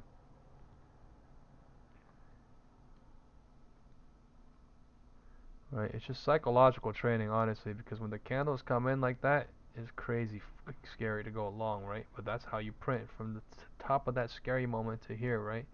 And then when the candles, like, I'm telling you, dude, I was short today, and you know how fucking scared I was mentally. Everything was going against me until 9:40, 9:50. Everything flips, right? Like literally crazy. They show something, they flip. Show something and flip perfectly. So sometimes you gotta just watch the setup and then go with the flow. Sometimes you gotta watch the setup, go against the flow. Sometimes you gotta watch the setup, play the psychology. Sometimes you watch the setup, play against the psychology, human psychology, right? It's every time it's different. Every time it's different. What is there is though cycle and time confirmation. Once it goes through and then once it confirms with time and cycle confirmation, there's no arguing that at that point. So that is the only thing, the primary factors that could keep someone safe basically after the fact. Yeah. White House live in an hour and 30 minutes, 4 p.m.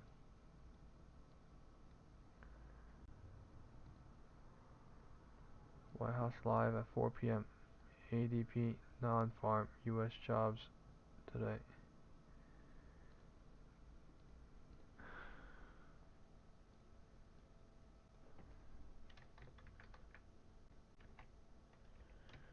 President Trump live at 1.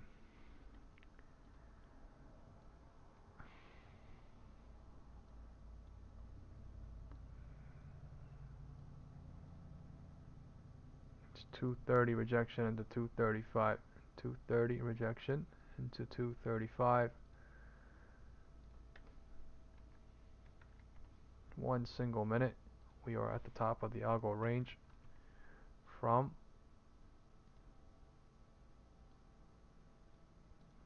this high right here.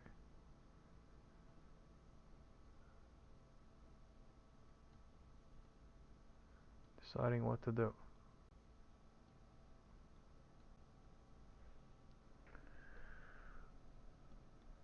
Sorry, live at 4.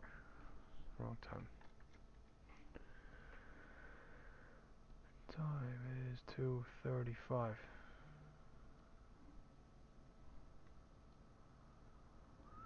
We are at the top of the range that we were at earlier. 125, 12:15, 11:45. We're burning all the puts from down here. The MACD and volume is not stacking up yet to go blow up, except the 5-minute. The 5-minute is just needed to break out above. Break out and hold above the gap. QQQ gap filled, guys. Looks like to me. This is a gap fill. Okay, so remember this gap from earlier in the day, right? This is filled. There's no more intraday gaps now on QQQ. IWM. Alright, IWM has a gap down below. That is not good.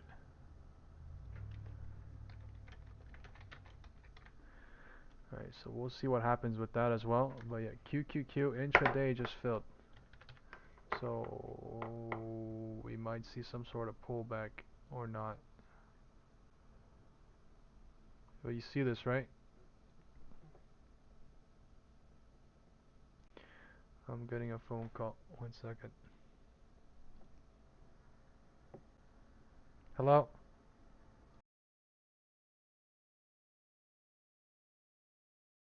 Scam call. Alright, I'm good.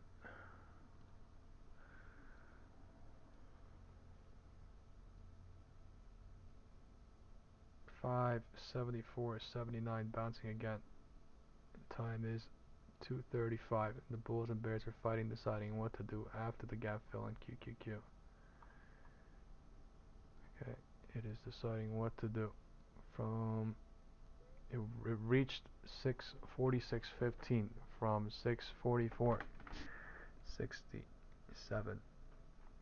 Right, so since 145 at the minimum into 230, the Bulls were.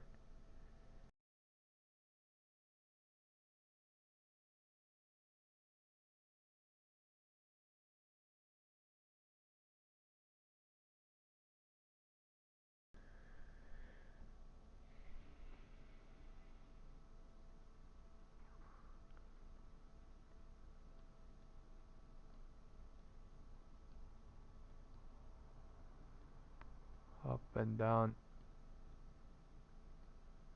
Right, IW and gap below might be holding, and we might be pushing back up again. It is holding, and it is pushing back up again. Alright, let's see what happens.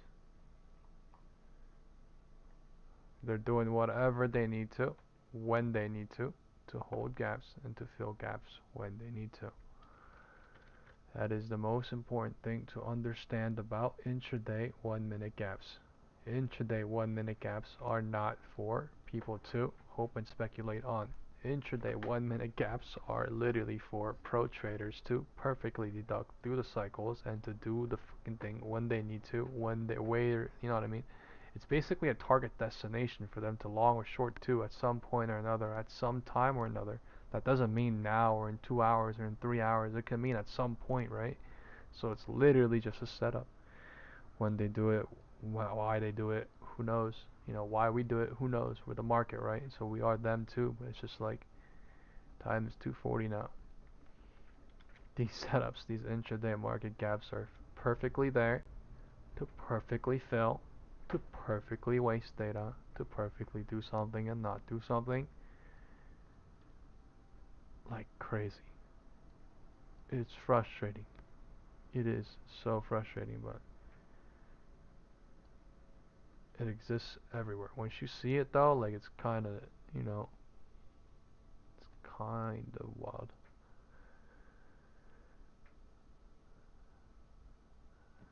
This might be the confirmation to short, but only if the low of the 235 candle breaks. But if the low of the 235 candle breaks, it's gonna gap down so fast. It's gonna go fill so fast. Well, like, you know, that is such a crazy risk.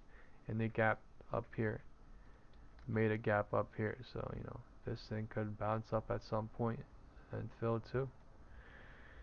Nobody knows when, right? It could be now, it could be in 5 minutes, it could be in 10 minutes, it could be later, it could be, you know, but it's just there is gaps. Intraday 1 minute gaps that are used, that are going up used too. Just an instability point. Nothing's going on. I can't really say this is a confirmation anything. They're just showing both sides both. Right, they're showing both sides both.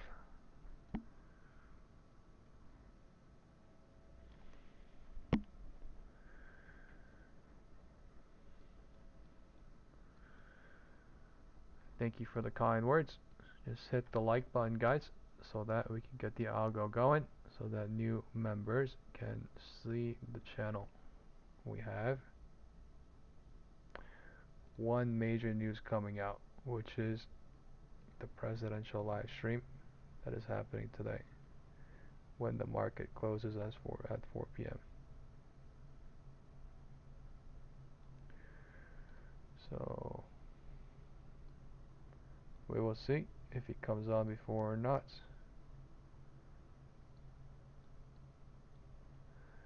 That is going into market close. Not right now. Alright,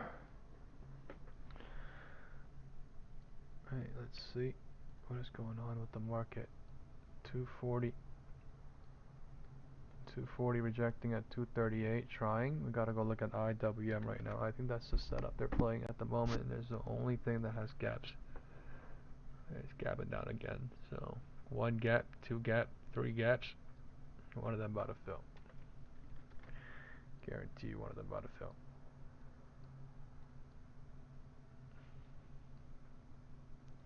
One gap, two gap, three gaps. Time is 2:41. If the low of the 235 candle breaks and the MACD volume comes, then we're going lower. If not, all these bears are going to be trapped to gap fill here. It's going to be trapped to gap fill here. Right? People don't look at things like this and speculate and guess like crazy. But I mean, when they happen, when they do, what we could do is try to best, call out what they're doing. So, for now,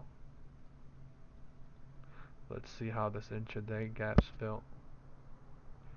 IWM, mini Russell shares 2000 ETF, right? Is weighed in SPY. IWM, it is called Russell 2000. So, heavily impacting SPY.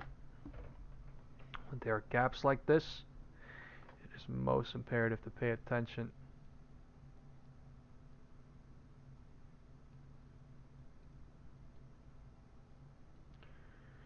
First time viewers of the 1 minute gaps, please hit the like button if this is something new.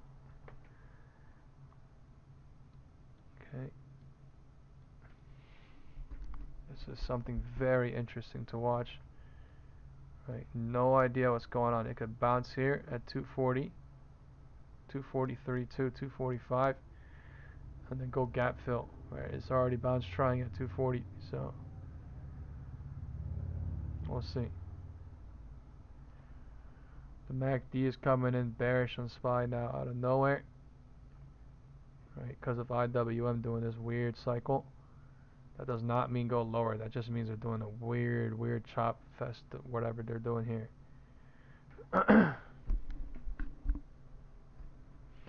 That's literally all that means.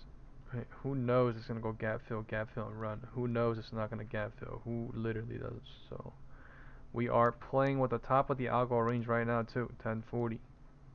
So they have support, they have resistance, they have volume, they have liquidity here to do whatever they need to do here. IWM gap filled. There's two left. 1 and 2. I'm telling you, nobody can literally sit here and tell you, oh, I think it's going to go here and go there. I think it's going to go here and go there. All they can do is tell you what's going on live, which is reality. This is live deduction, live trading 24/7, best spy live trading, We do not feed people lies. We do not make people hope on crap, because I literally share what I see.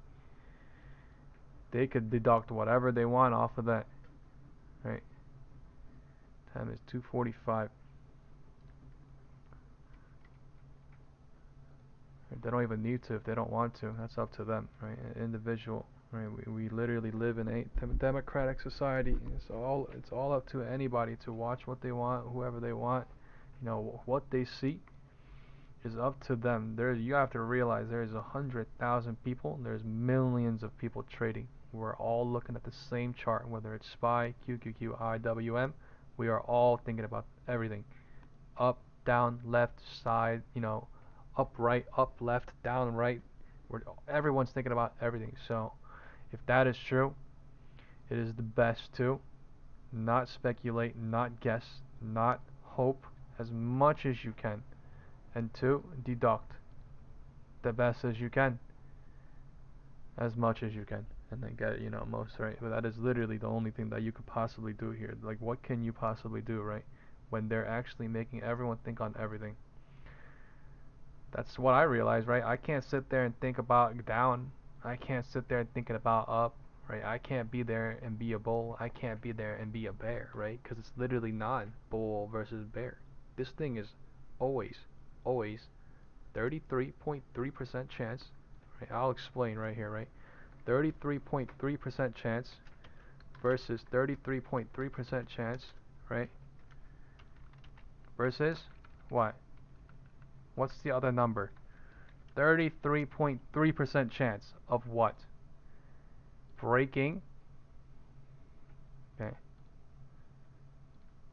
Where is my brush, right? Breaking the roof, right? Option 1. Option 2. Stay in between the two pivot points, right? What's option 3? We break the floor. Everybody at every single time of the market, whether it's in 5, 10, 15, 20, 30 minutes, 1 hour, is thinking on everything. But the point is, when they're looking at these 1 minute candles, these red and green candles, they are literally thinking, oh, this is bull, this is bear. Oh, it's 50% versus 50%. I'm going to get crushed if I go short here. I'm going to get crushed if I go long here. It's not that. It's literally, right, what are we making people think on? What phase of the cycle are we in? What part of the, what are we doing? And what are we showing them? Into what is literally all that matters at every single point. Whether it's from 9:30 to 10, 10 to, 12:05, whatever. So I have no idea why that keeps popping up like that. But yeah, time is 2:50. 2:45 bouncing into 2:50. 2:45 bouncing into 2:50 on QQQ as well, right? 2:40 bouncing into 2:50 showing on QQQ as well. Oh, the gap is not filling underneath or bottom. Underneath or bottom, not yet. We'll go look at IWM later. QQQ coming in, chopping on top of 574, 80, 79-ish.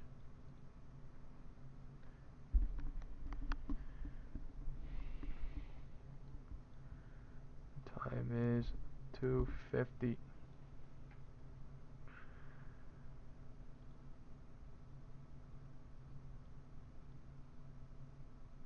So looks like they're building true liquidity, but like that is, yeah.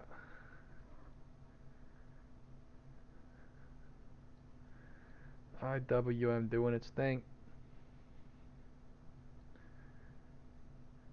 Evaluating the roof at 646.23.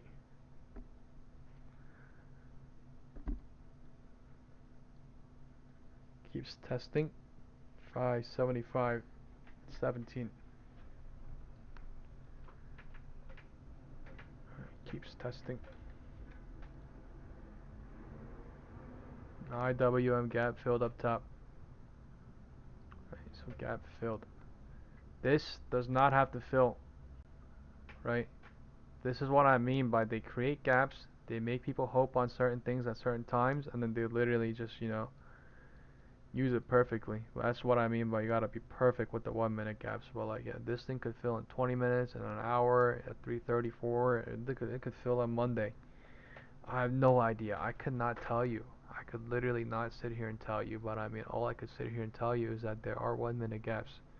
There are 1 minute gaps that the market somehow fills, right? There are 1 minute gaps on QQQ as well that the market somehow ends up finding a way to fill. You know how crazy it is to sit here and be like, oh, the market's going to go up to 575.4 when we're at 573. You know how crazy you sound? But who's thinking about that? like smart money, hedge funds, no? Looking at the SPX, what's it called, whatever it is they're looking at, but like, I'm just saying, it looks crazy, it feels crazy, but I mean, it's just hidden, the setups. And this is crazy, going up.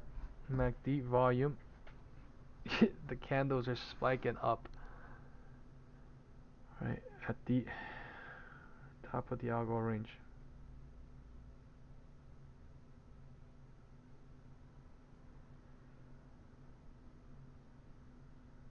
Candle coming in weird. 250 candle.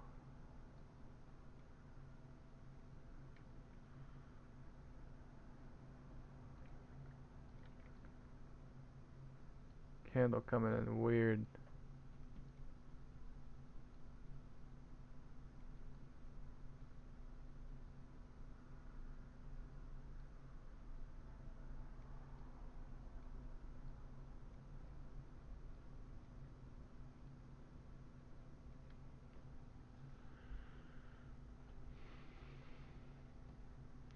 We're fighting at 646.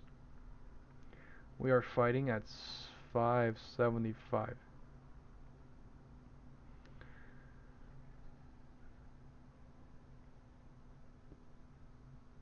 A candle coming in to go southward. That's a weird spike candle at 250 to show higher, and then a weird candle going lower into 251. What if this shit reverts right here too? So, it's just all sorts of weirdness. This is a lot of support and resistance here. You cannot sit here and not say this is a lot of support and resistance here. This is a lot of support and resistance here. So to think that they're gonna go easily is mad hard. You know, the risk, the reward, you gotta think about it like that. Like IW and gap does exist below, yes, but I mean, there's many things, right? What is that spike candle coming in now? IWM broke.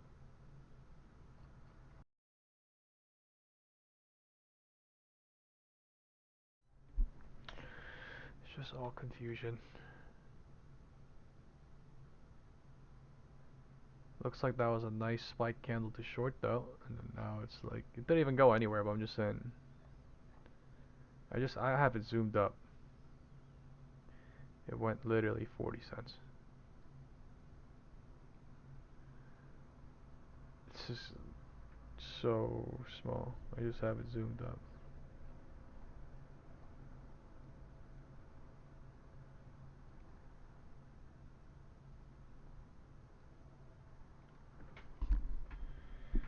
Alright.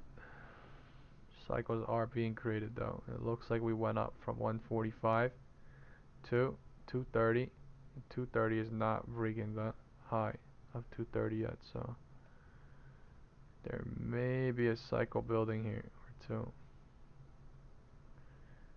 Something like 1/3, 2/3, and 3/3. I have no idea. This thing could go higher though if you rip at some point or another, so I don't want to draw it. I want to draw it.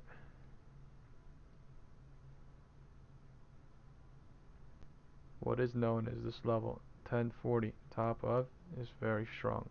It was very strong earlier too when we were going down, right? It is very strong going up or down, right? Very strong going up or down. We went up, down, up, down, up, down, up, down, down, up, up, down, up, down, up, down, up, down, up, down, down. So yeah, magnet 646.02. Magnet time is 2:55 into 3 p.m.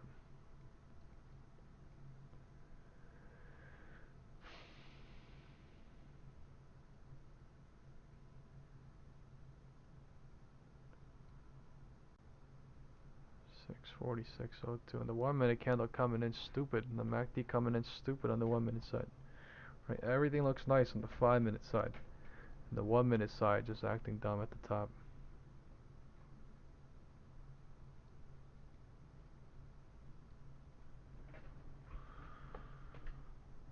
Time is 2:55.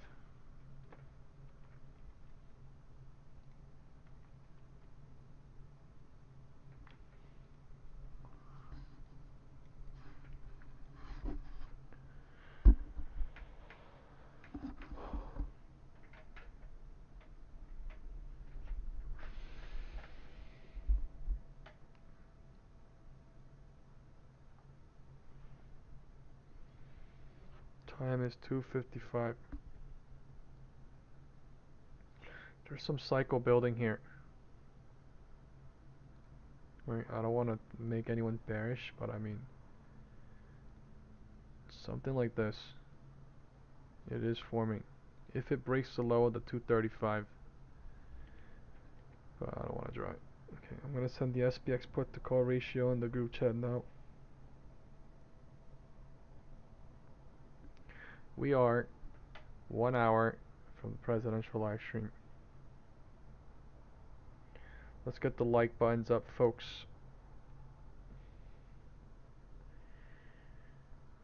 Right, if you like what you see, please support your local streamer by hitting the like button.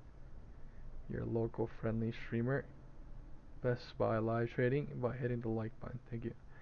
The SPX put to call ratio has now been sent into the group.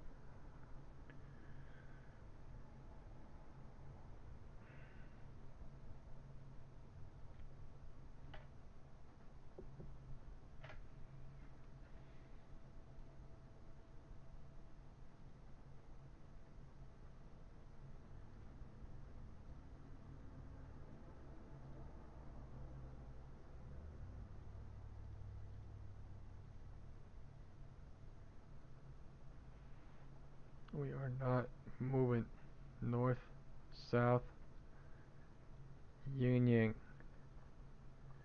1040 candle, top.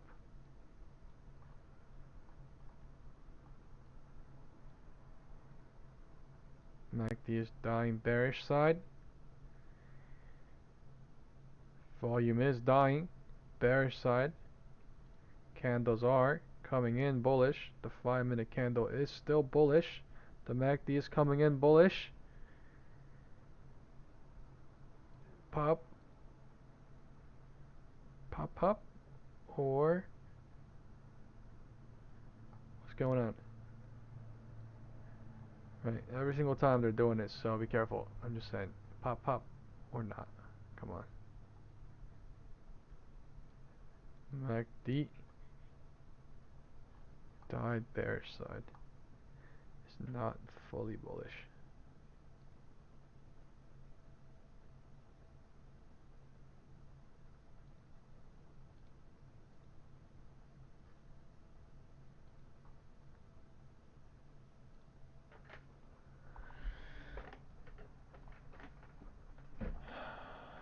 It's not fully bullish.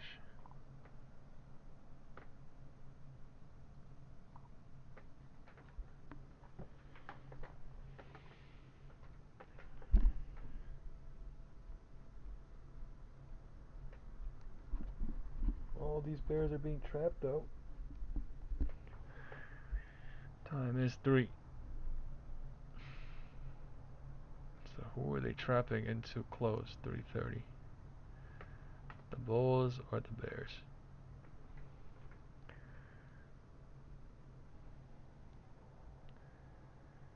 There's a lot of puts down here, it looks like, on the SPX chain, right? And there's some calls up here too. But there's a lot of puts down here, like a lot. 3 times more almost.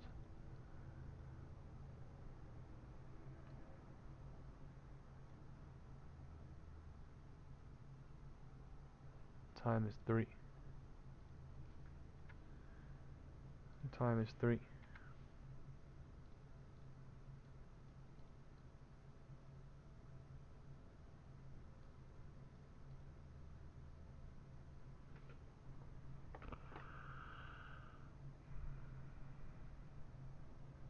The MACD and volume is just not stacking going north. Like I can't even call out best safe exit or not, or if it's gonna run more, because I literally don't know. The MACD literally I can't tell.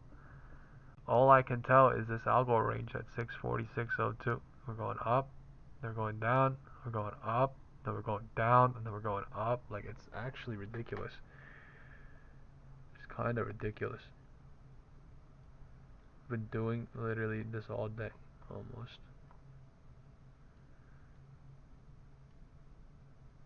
All day. 3 p.m.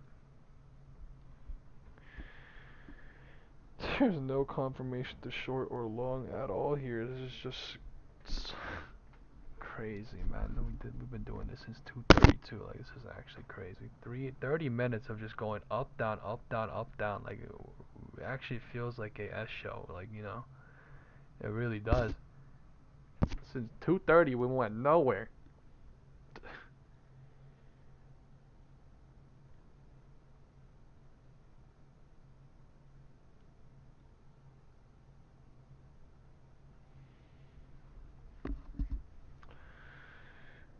Oh, what is that candle coming now? 3:01 time is. Okay. President Trump live at 4 p.m. 3 p.m. time is.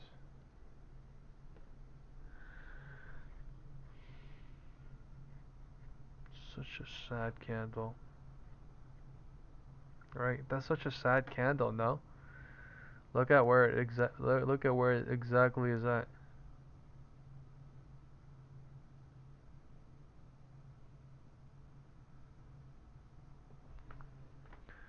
What is going on now?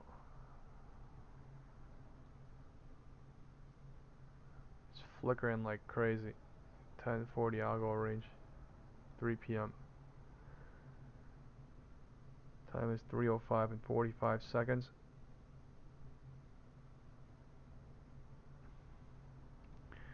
Just a little bit of patience might be better here.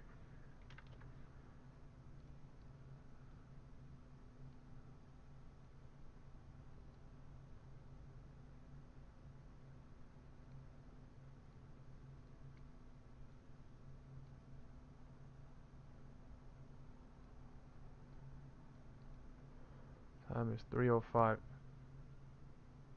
This is an algo range being played. You see this 3 candle? This is an algo range they created at 3 into 3.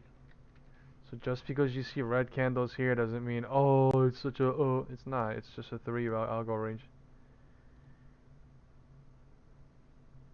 They're playing here as well.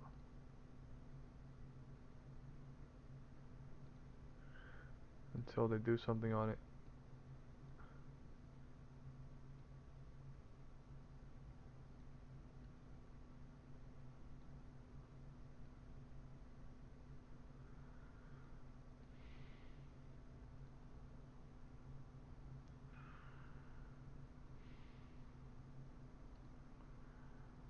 One 45. 1:45. Already played. Time is 3.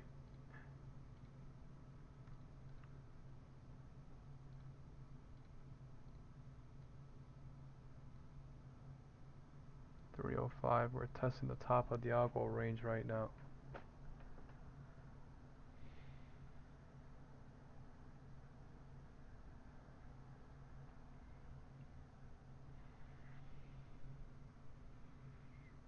Three oh five.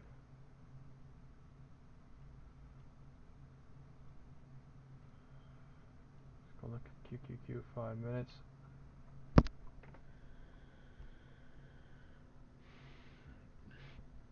We are on top of POC.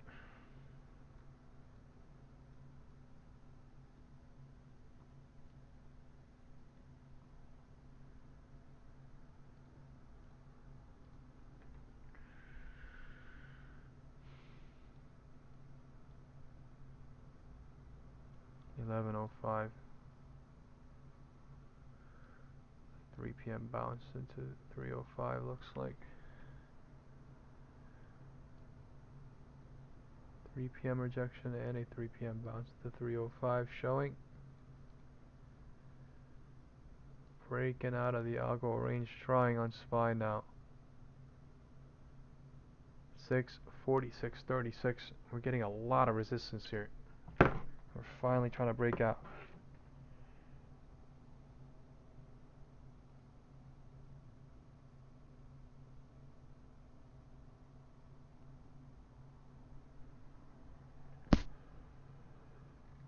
What did we just touch? Previous day 4 p.m. close on QQQ. So the bulls are the ones winning right now, right? Previously 4 p.m. touch on QQQ. Time is 3:05. Top of the algo range tested. Breaking out, trying. The MACD coming in bullish. Let's see if this holds. At 3:05 into 3:10. The pop is coming, trying. Candles are stacking now. Candles are finally stacking now. Right? Look at that 1 minute candle popping finally. The 5 minute MACD coming in bullish. Right, this is the pop that everybody was waiting for. Time is 3:05 now. We are a little bit close to VWAP. We are at 646.79. We are at 575.80 on QQQ. We are breaking above what happened earlier at 11:45 on QQQ. Something's going on here now, right? I don't know about if it's gonna go more higher, but yeah, QQQ is going higher, right? SPY. Let's go look at IWM real quick. It's finally popping now, right? That 1 minute candle spiked up now. IWM has a gap below. That is not good. I don't know if that is gap or not. That is no gap. Okay. I don't know. I don't know if there's a gap or not. All right. I'm not gonna say something I'm not certain on. Time is 3:10. Time is 3:07.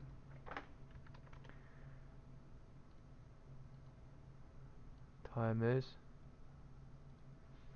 3:10. 3:07.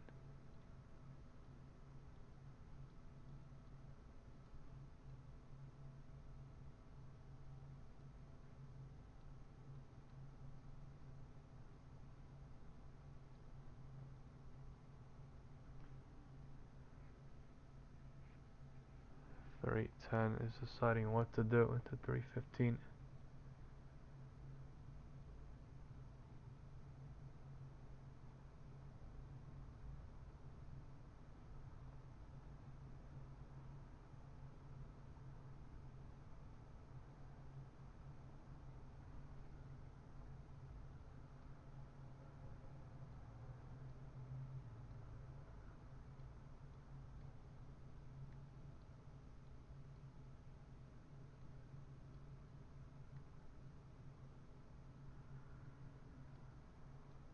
3:10.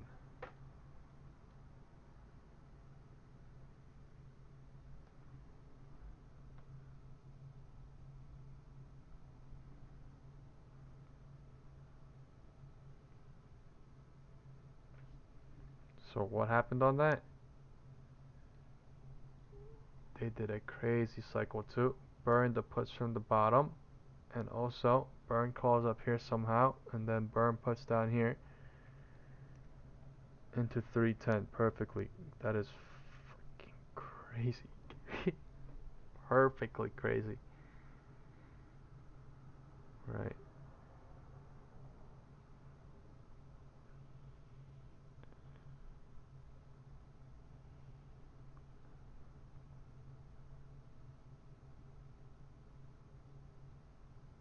Wow. A call from 210 went from $500 to 1.2K. That is beautiful. That is 100% beautiful. 310. Yeah, good stuff, man. If somebody got a long here too, somewhere at the bottom, holy crap, that thing went at like 140, 120% or something on SPX.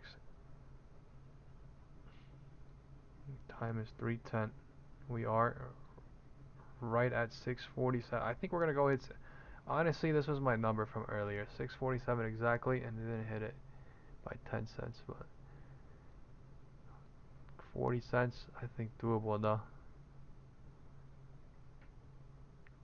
We are above the previous day 4 p.m. close.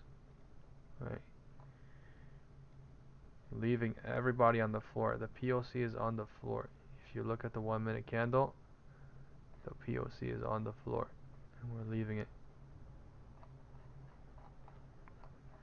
Okay, it's not on the floor, but we're leaving it somewhere down there.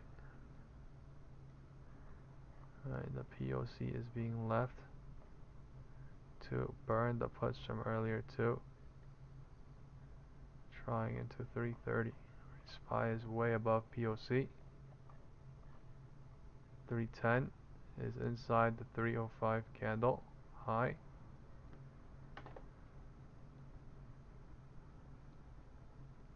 Right.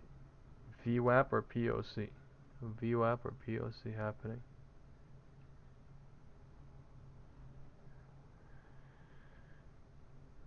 Right. So our poll from earlier at 2:20, we did 7 people said run and 1 person reject, and then we literally pulled back in 5 minutes after that, and then we went higher. So I don't know if somebody, went long on their deductions, but hopefully you printed. Hopefully, right? Time is 3:10.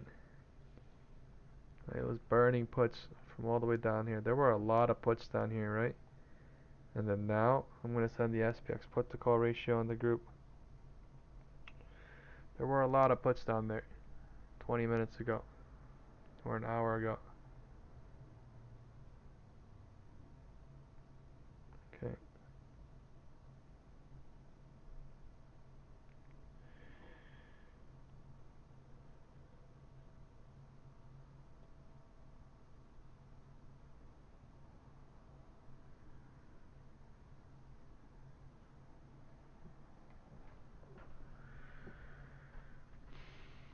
Time is 3:10.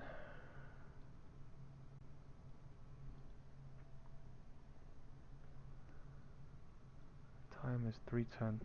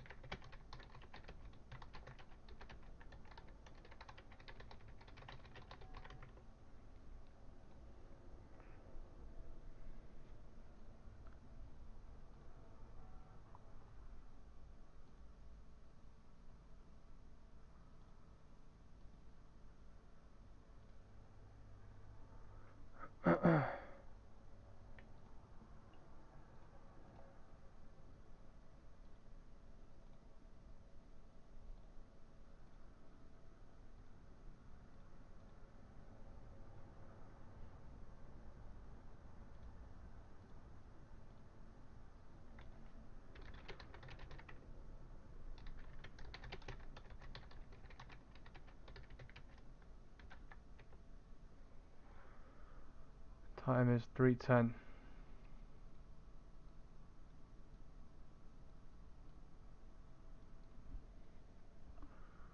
3:14, sorry. Time is 3:14.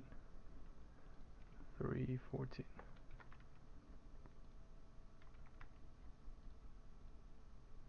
We have the president coming live in 45 minutes at 4 p.m. today when the market closes. He will be live from the White House. We have no idea what the news is about, but we are thinking the market is about to react when he comes on from it.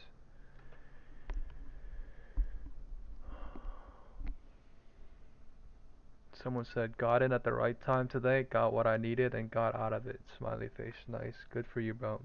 I'm happy to hear that.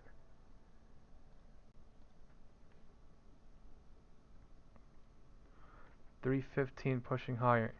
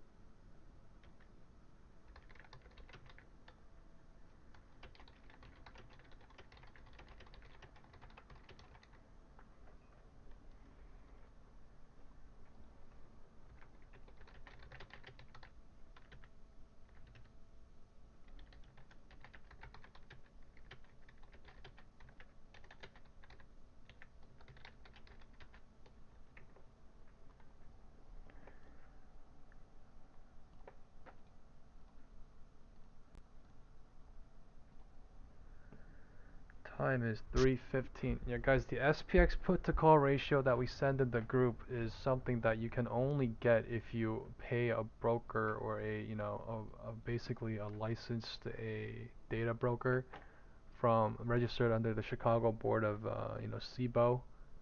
There's a Chicago Board of Mercantile and Exchange or whatever, so that you could get the live data from them. It is something that you have to pay hundreds of dollars a month for. They're popping like crazy. Time is 3:15 and they're going for VWAP. Holy crap, right? 647 actually hit, right? That was my target, but that actually hit. But in one single minute, they're doing that. What the 315 pop, right? They're wiping out all puts. 647, and we are higher. That's 647 right now. Calls are going big boom off that. That is wild. Right, that candle broke at 315, signifying we're about to go higher, and then at 315, 316, we boomed up into 317. Time is 317, so this is a 315 push up into 320. We hit VWAP, right, and we're slightly pulling back. So this is a 315 push at 315, and then we broke the high at the SPY at 315, pushed higher into 316, and time is now 320, and we are rejecting off of VWAP, deciding what to do. That is a massive one single candle. That is one whole dollar almost. Not $1, but that's like a 80-cent push.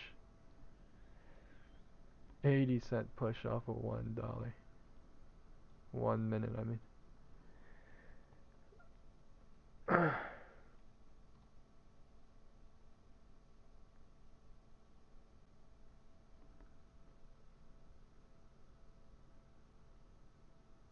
Time is 3:25 and 30. Sorry, time is 3:20 for 4 more minutes.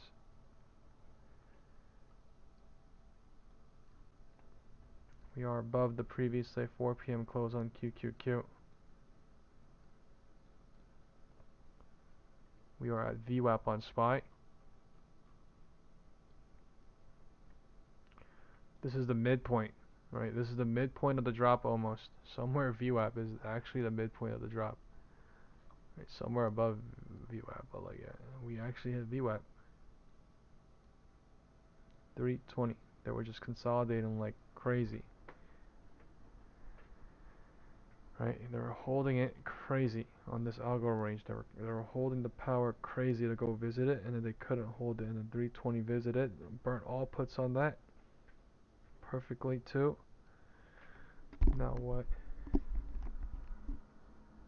And time is, there's 40 more minutes left. There is a lot of time left.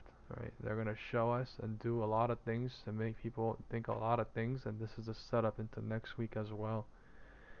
Right, there might be a big pop, there might be a big, whatever cycle, whatever's gonna happen is basically set up into next week. You gotta think about it as well.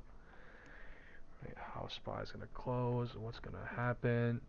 Right, all of this ties into what's going on tomorrow, or no, not tomorrow, on Monday, right? Or what people are thinking is gonna happen into Monday or something. So that's perfect, though, man. I can't believe they perfectly visited. Let's go look at SPY. Right, they perfectly visited like 647 today and went lower, and then we are literally waiting at 647. Like, that's amazing. Like, for me, I'm sorry, because I was getting shredded yesterday into close, and that was my deduction. Like, I was like, bro, if this doesn't work out, I'm basically losing a lot of money. But like, this shit perfectly played out for me. I was in so much loss yesterday though, into close and this morning, like crazy. Right, and then it actually like pulled back like nothing happened for me, but like literally it opened at 6:52 today. That's fucking crazy. 6:52 and we were there until 9:50 in the morning. So I'm telling you, my mind was blowing, and my mind was out of the mind, or out of whatever, but I was trying to stay calm, and I was trying to just go through the day as calmly as I can, right? And I was trying to be as emotionally as I can and try to not be biased, right? I was just calling out the cycle up there, right? And I'm honestly just glad the way it played out the way it played out. But I also will tell you, it could not have played out the way it would have played out. And You know, if it did not drop today and if it dropped on Monday, it would have been fucking humongously bad for me. But I mean, the fact that it dropped today after it did that push into night and then into the morning is literally just. I feel like for me, it's a fucking gift from the market. But yeah, I know for this to happen, like right, a lot of people got hurt at the top. But I'm really sorry that has also happened too. But yeah. It's just how can we ever fucking know when the market is so goddamn volatile? You know what I mean? Going up and down 3 times in the last 2 weeks. Go up and down, up and down, up and down. Like that is crazy work.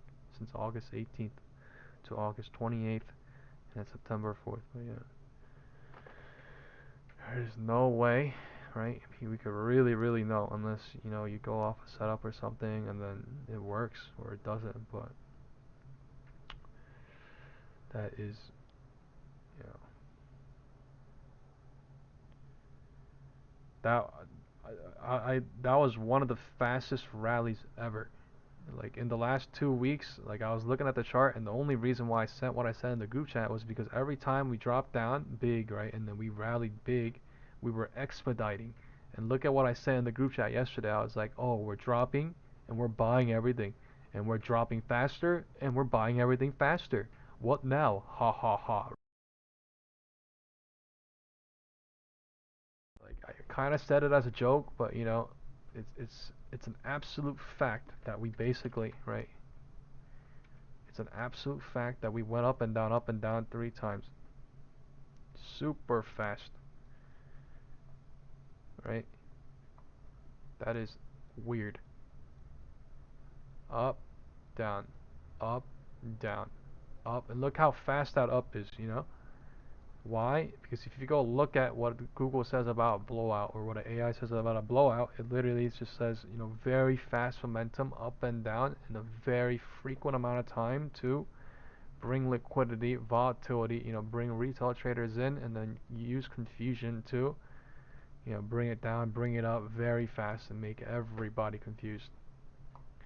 That was what the definition of a blowout top was on the AI Google search. So I just literally sent that and I was like, look at that. And then somebody, right?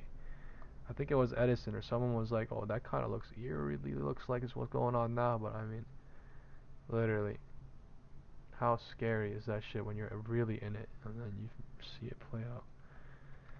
Absolutely scary. I was thinking about that last night and it was absolutely scary. All futures shorts players were getting crushed. Time is 3:25 and they're running. Right, the MACD is running. The volume is on the 5-minute candle. Right, it's coming in nice and bullish. They're actually running from 3 to time is 3:20. They're running into 3:30 showing. 5-minute candle coming in nice. At least into 3:30, maybe we can expect all puts to die, and they're gonna close off all Robinhood, 0DT, everything that's below. When did I leave? Right here, right somewhere here. I left at 10:30, 10:35. At 6:37 or 6:47 is literally when I said, you know, somewhere down here is now we're getting extended. Then we might come back here. That is literally what I mean. Because bigger picture, the Robinhood 0DT puts got crushed.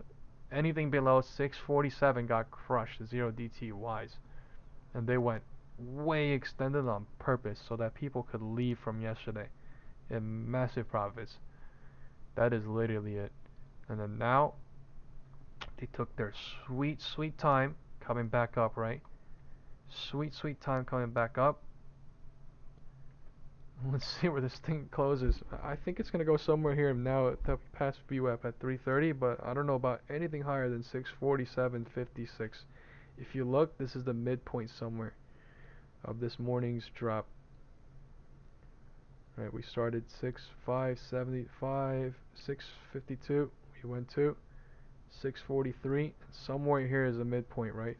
647 something x, 645, 646 x. So I'm gonna call that best safe exit because I see big green candles coming.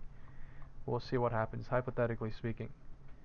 Time is 3:25, and we'll see what happens from above VWAP. 3:25. We could see a little pop. We could see a little rejection. We could see a rejection and a pop. We're about to see something. Time is 3:25.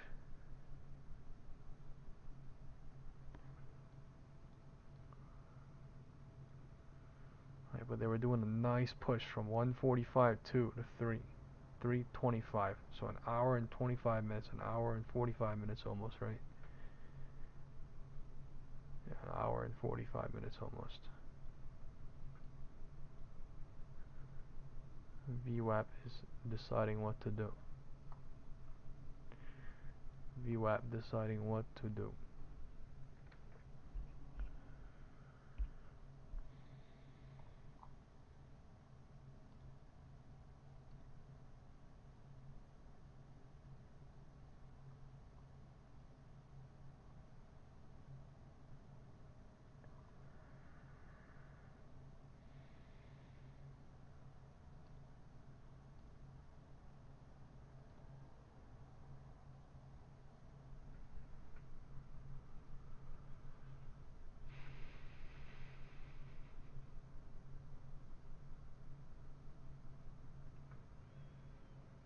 $3.25.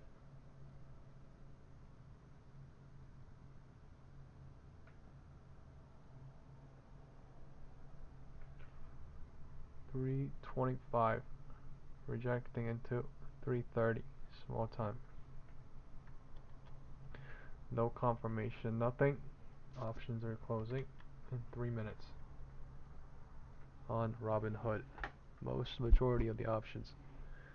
SPY puts, SPY calls, all closing in 3 minutes on Robinhood. And 3:30 to 4 p.m. Lotto time, and then 4 p.m. President Trump coming live from the White House with major or what news.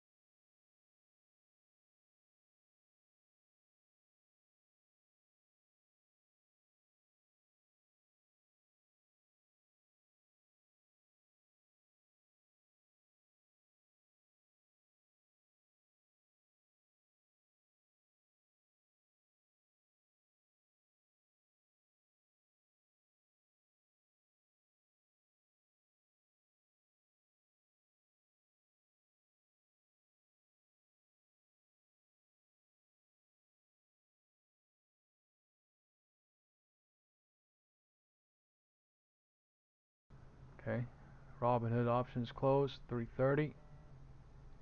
Market is deciding what to do from 3:30 to 4.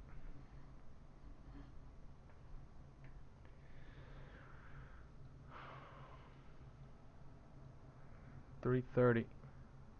Volume gonna come one way or another.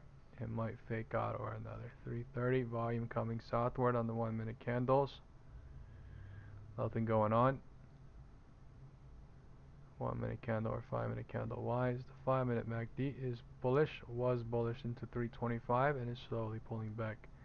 Today has been ADP, non-farm payroll, U.S. unemployment, and U.S. employment rate change data. It was terrible. And we popped in the morning, and at 3:30 we are dropping into 3:30. Nothing's going on. 325 into 3:30 dropping since 3:30.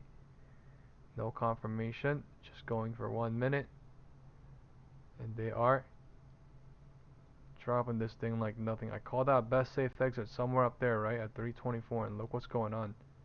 That is crazy. I'm not gonna lie. That I want to short, but that's crazy work. I'm not gonna lie. What is going on? The POC best safe exit called out for calls at 325, and they're rejecting at 325 into 330. Robinhood options closed at 330 and 331. Massive red candle coming, volume coming, spike down, and time is only 330. Right, algo ranges might touch down here. If they do, it is best safe exit. Previous day 4 p.m. close coming. This is right 647 hit perfectly somewhere past it, and then now we're dropping into 325 in 45 seconds if it truly does go south. It is going south. Yeah, they're doing super fast now. Holy shit. Time is 3:30 and the MACD volume coming in crazy bearish to drop it all again. Right, 3:30 puts are printing for 1, 2, right, 3:35 coming. I'm gonna call most likely best safe exit in 1 minute. This shit has to be best safe exit, most likely speaking, or it's gonna bounce at best. It's gonna bounce at previous 4 p.m. close right here. Time is 3:35. Candle closing. 3:35 candle is here.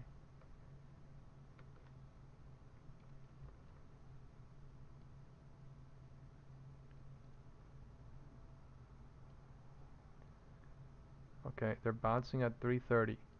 So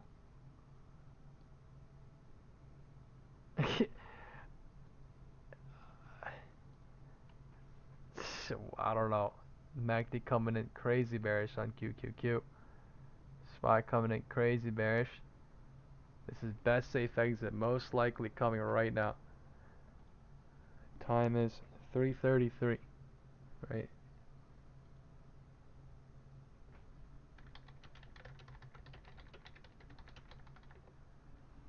3:33, best safe exit, most likely right now is signifying 3:35 unless they truly go here.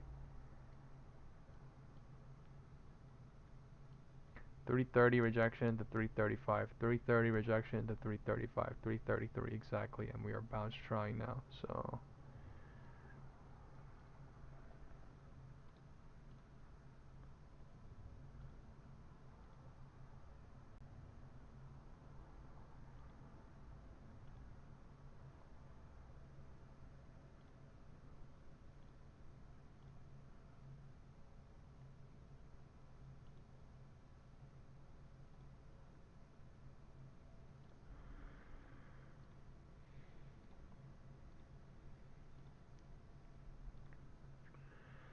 bouncing like crazy at 333, 335 bounce signifying. Alright, time is only 3:35, so 3:35 deciding what to do, and 340 is coming. 340 is coming. 335 bounce exactly at 335, and the calls are coming in from 335 and 2. 340 in 2 minutes now. MACD dying bear side. MACD dying bear side. Alright, all it did was pull back on the 5-minute candles. Alright. 335 bounce trying at 333 exactly. Look at that algo look at that algo touch at 333 and then bounce like crazy. Right at the last single minute signifying, or the first single minute signifying 335. And by the time it's 3:35 right now, you're already halfway up. So data would have done crazy work by now, right? Crazy work. Data would have done fucking crazy work by now. If somebody's waiting on 3:35 and they're like, oh yeah, I'm gonna hold at 3:33 into 3:34, 3:35. By 3:35, it's already up here. And 3:35 is literally deciding what to do from up here. So you get what I'm saying here with the time confirmation shit? Like, you could literally look into the past, you could see into the future by 2-3 minutes while you're in it. And like, these people are literally gonna bounce on you 2-3 minutes before, so why not expect it when you're in a massive green candle or not? You know, 335 is deciding what to do into 340, and 340 is here in 40 seconds. So let's see what happens. Shit is moving super fast, like lightning fast. Lightning fast. Previous a 4 p.m. close touched, and it is flying now, trying. So we'll see. It's super fast. So 325, 330 rejection confirmed, and then confirmation pushed at 331 into 335. 335 bounced at 333, right? 325 confirmed at 330, pushed into 331, and then 333 bounced at 335 into 340, trying. 340 is here already. So 340 is already here, and it bounced in 5 minutes. That is perfect cyclical time confirmation analyzation. Holy shit.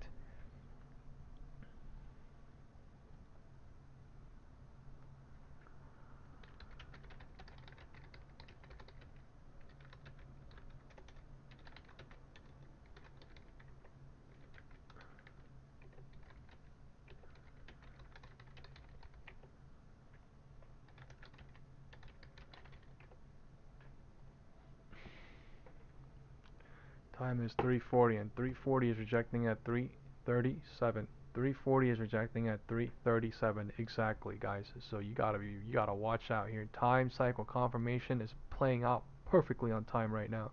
They're doing it on the first single minute of every single cycle, representing and volume and whatever is coming in crazy to go up or down.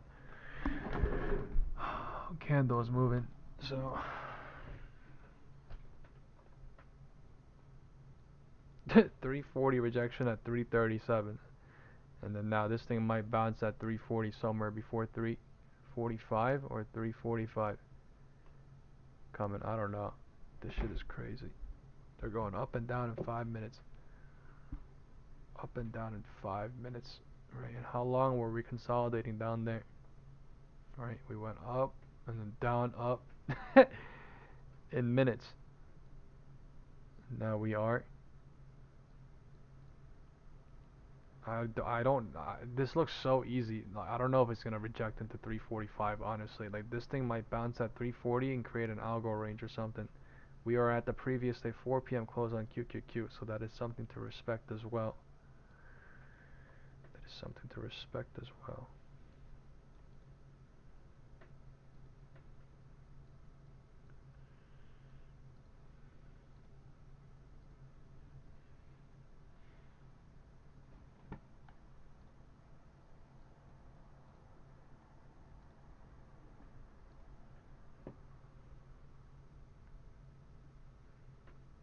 Time is 3:40.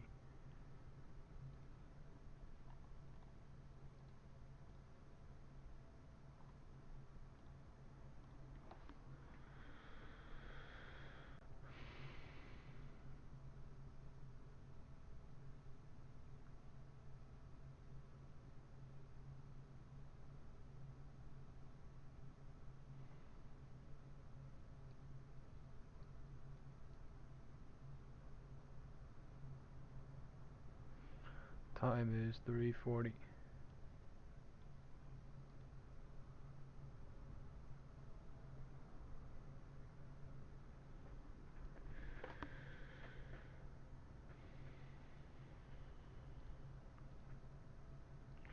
What a day. God damn. What a day. I'm like energized, stressed. I was throwing up in the morning, I'm not gonna lie. Like as I was selling, as I sold everything. Oh,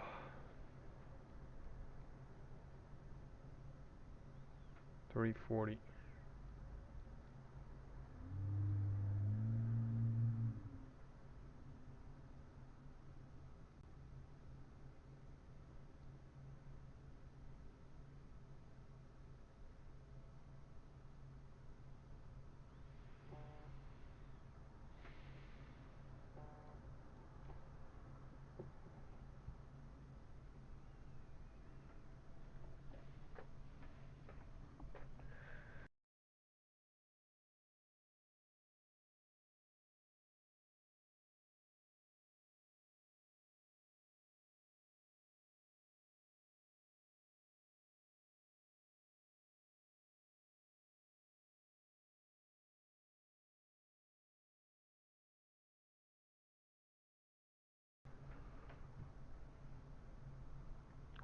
time is 3:40. We are hovering at the VWAP. It looks like it is trying to close up here. Previous day 4 p.m. close regained on QQQ. So we gap filled and we are gap at on QQQ. We gap filled on SPY and we are below the gap on SPY. Above the previous day 9:30 open though, clearly.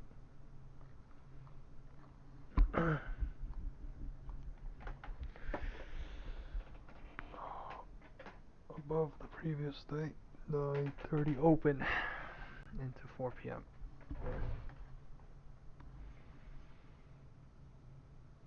It's not a lot of moving going on now, right? That was a lotto. That was a lotto after a quick sell, quick buyback after a quick sell, and now the market is waiting for another setup. Previous day 4 p.m. close, we are wedging on. We have broke down and regained and tested. We have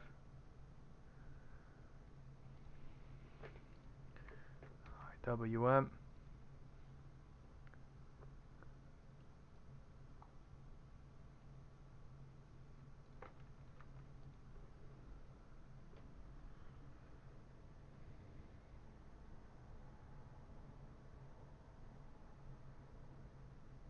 Red candle coming, right? Pushing lower, trying.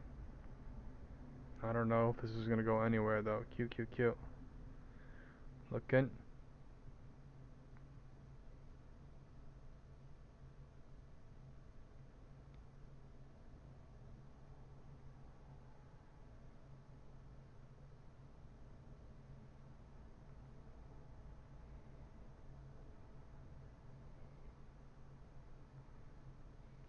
Red candles pushing. Guys, let's get the like buttons up as we close the day today. Thank you all very, very much. We are at 120 likes. We have about 20 or 30 people that have also hit the subscribe button. Thank you all very, very much. We are below the previous day 4 p.m. close. It looks like we're just wedging. There's not a lot going on. We are within the wedge on QQQ and SPY. We are not doing much as of right now.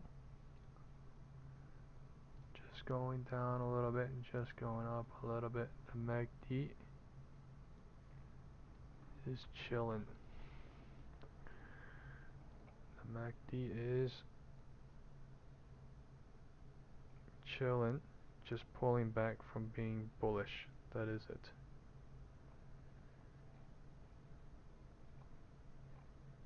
$345, $350, $355. So there is 2, 3 checkpoints left. Thank you guys for hitting the like button. We are now at 125. Thank you all very, very much. Alright, time is 3:45. So 340 push lower into 345. 340 push lower exactly at 337. 340 push into 343. So 345 is also bouncing, trying into 350, right?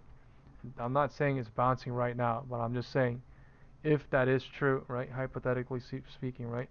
345 is here. 345 is deciding what to do into 350 in the next 2 minutes. We're about to find out. I have no idea. I could not sit here and tell you that I see a red or green candle coming. All I could literally tell you is something's about to happen in a minute or two, signifying that we're inside the wedge, or testing the whatever it is. That is literally what's going on. We are at 4 p.m. close. Right, so make sure you pay attention to the volume at the end of the day, and let's see if there is any volume. Right, there was volume going north, and then pulled back, and then what? Right, so there was volume going north. You could see that on the 5-minute candle. Right, there was volume going north, and then pulled back. That's what I'm saying. So now we are 345, 350 in 19 seconds.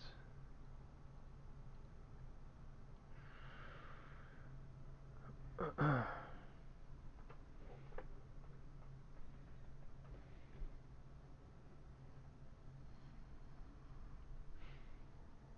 called out at work today. I'm not even working today. I'll work tomorrow and on Sunday, so I think I'll be on for the presidential live stream. I have time.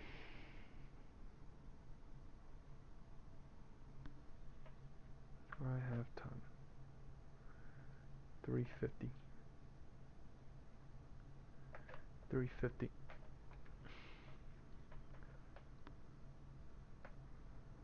350 deciding what to do. We are perfectly rejecting on every single time confirmation. We are bouncing on every single time slots, right? 343, 347, signifying 350 start of a rejection at 350. That doesn't mean we're going to go lower, but I'm just saying, like, at the start of every single minute, right? Signifying that time is doing a bounce or a rejection. Chopping. But I mean, somebody just made money shorting, right? At 331 and 2, 333. Somebody just made money going long at 333 and 2, 326. Somebody just made money shorting from 337 and 2, 343. Somebody just made money longing from 343 and 2, 346. Somebody just made money shorting from 347 into 347. If that makes sense. The thing's going up and down like crazy, but like that's literally what's going on, you know? That is literally what's going on. So, crazy work, but I mean, good work. Good work.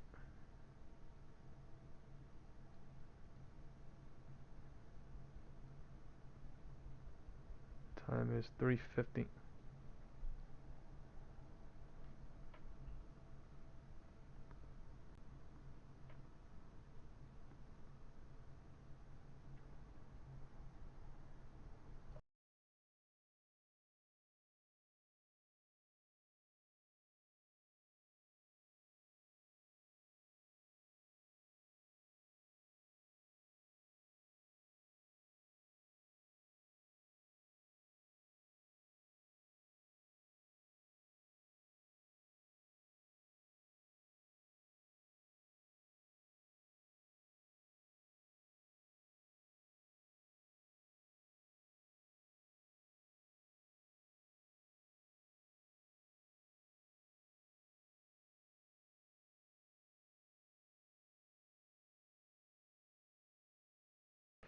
Alright, the market is closing in 10 minutes. Alright, we have about 9 minutes into 3:55, 3:59, and then 4 p.m.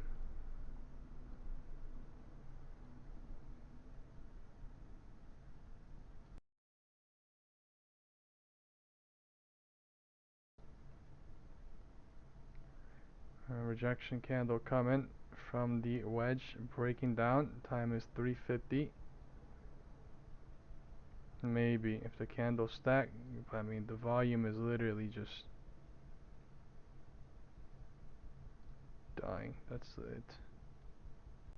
Big doji red candle. Doji red candle.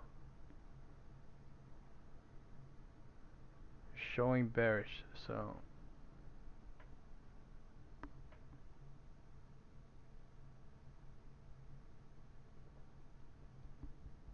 we are a little above POC on SPX.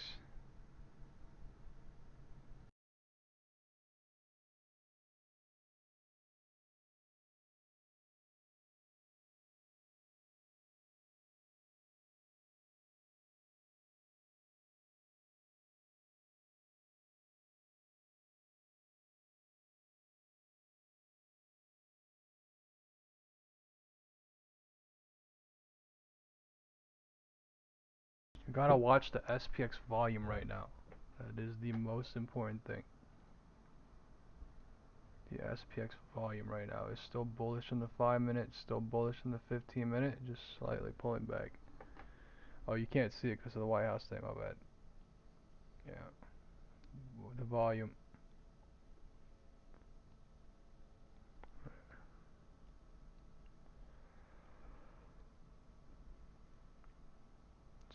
$646.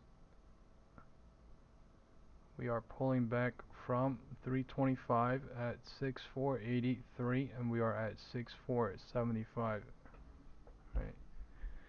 Time is 3:55 and 50 seconds. So if there is a red candle into 3:53, that is best safe exit most likely. And there might be a cycle that bounces to catch all bears off guard right here. That is chasing or something.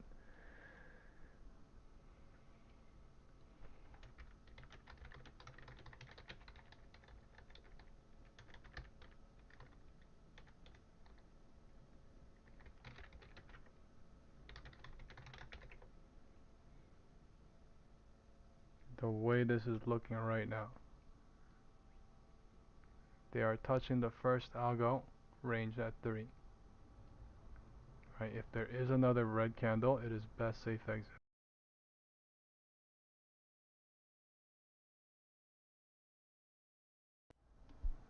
Red candle coming, so that is best safe exit most likely, hypothetically speaking, if somebody was to be in. I am not in, so time is 3:53, signifying 3:55.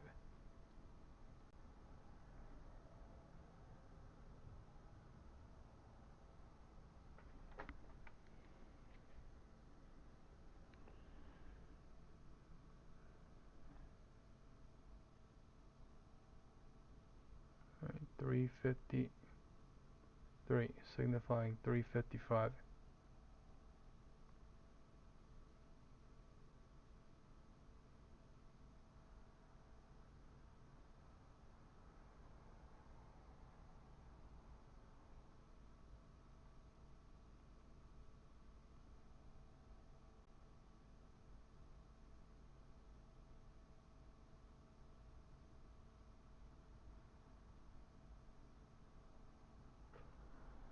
$3.55 is at the algo range, top of the 3, deciding to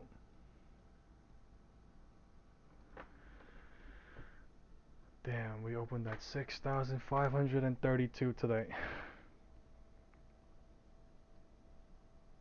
Crazy work.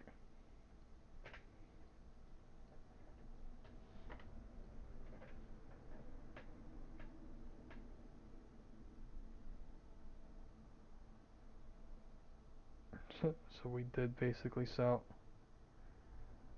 $70, 70 points on SPX. No, sorry, 90 points on SPX.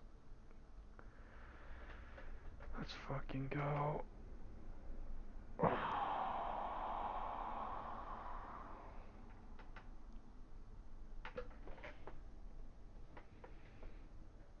$3.55 bounce trying at 3:54.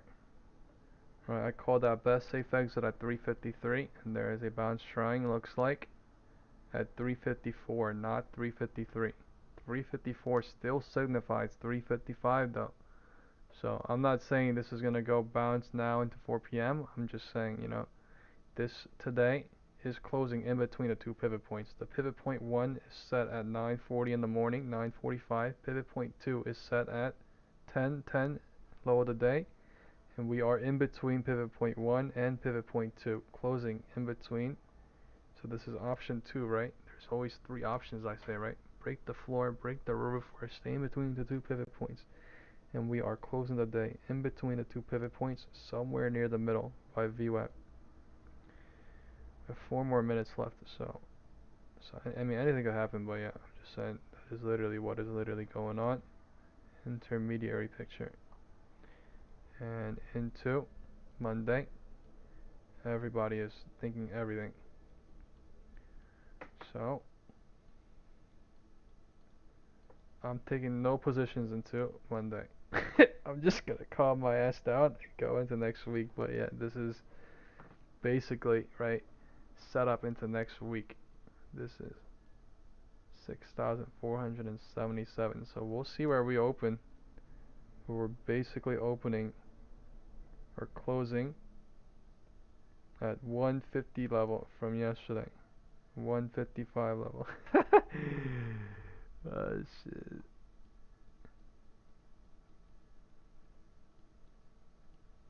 Huh? Let's see what happens into close. 355 bounce, 355 rejection at 355, deciding what to do in a tiny ass algo range into 4 p.m. 5 minutes left. 2 minutes left. 2 minutes left. And it is 355 rejection trying. There's still 359. No one knows what's gonna happen into 359. 359 signifies 355, truly. So, right, the MACD volume, or is it gonna go to POC? Is it gonna stay at POC or what? Like, is it gonna go to VWAP? Is it gonna go to POC? Everyone's thinking on everything, even until the close. 2 minutes left. 2 minutes left.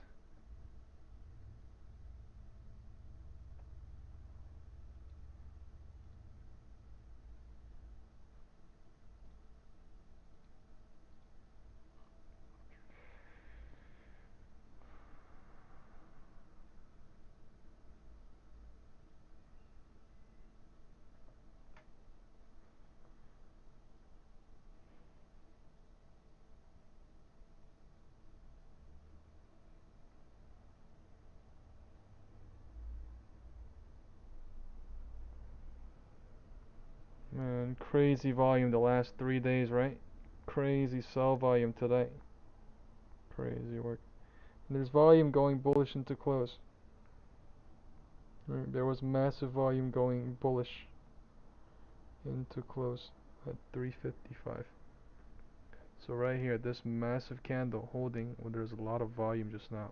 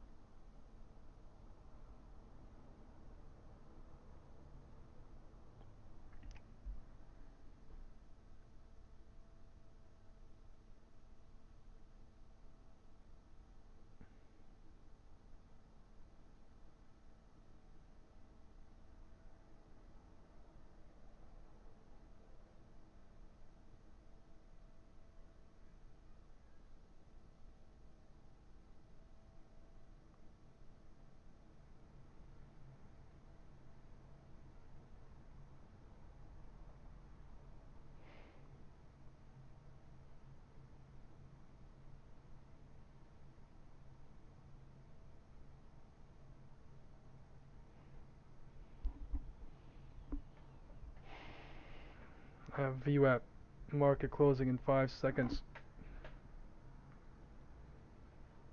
Market is closed. That is it, folks. Done day. Alright.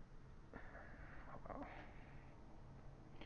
VWAP touch into close, and the market is closed. Red close for the day. Friday.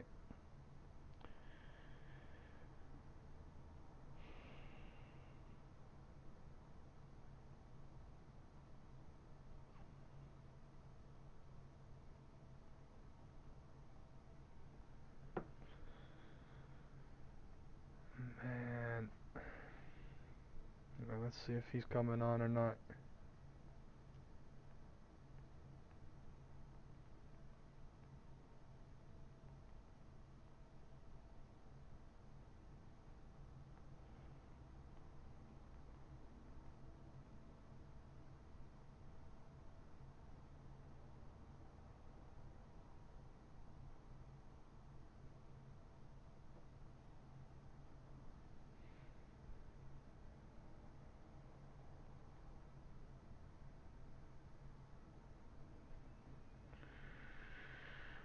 A lot of stocks aided today.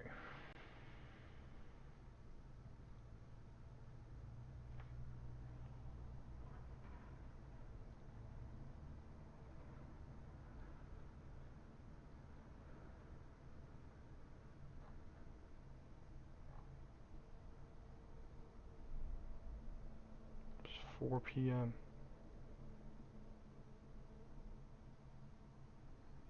It says the president signs an executive order. That's the news. With the White House press pool. The president makes an announcement and signs executive order. Tesla is at 350 after a super bullish day. EVGO. Hold back. Yeah, see you guys. Have a good one. Apple.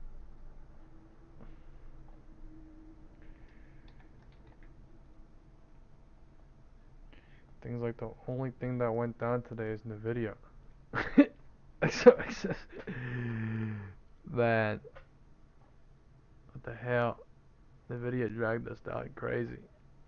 And that brought it back up.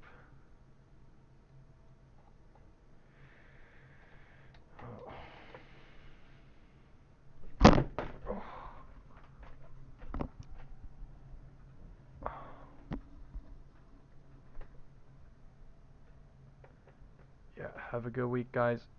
Have a good week, people heading out. We broke yesterday's low too. Wow. CNBC News. CNBC News says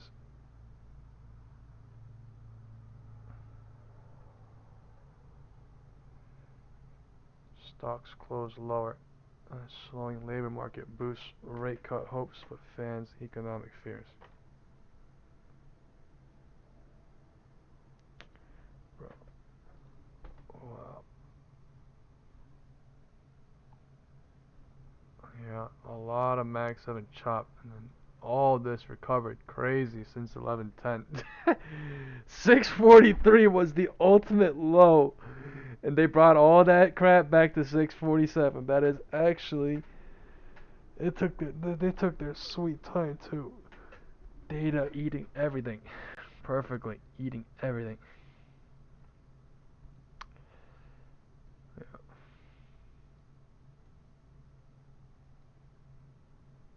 Crazy work. And the market is trying to stay above VWAP and to close.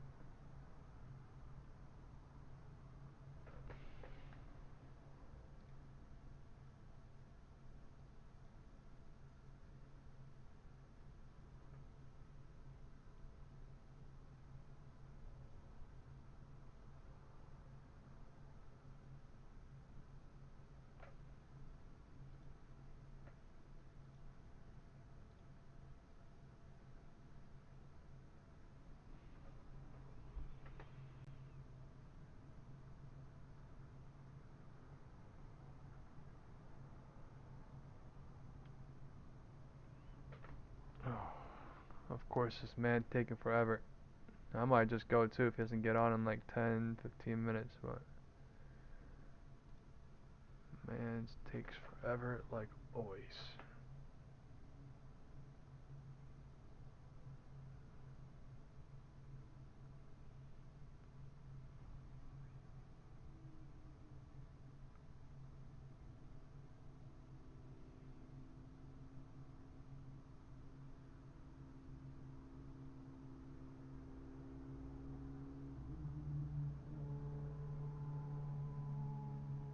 Time. It might be cancelled actually. Let's see. No, it's not. 4 p.m. 2 p.m.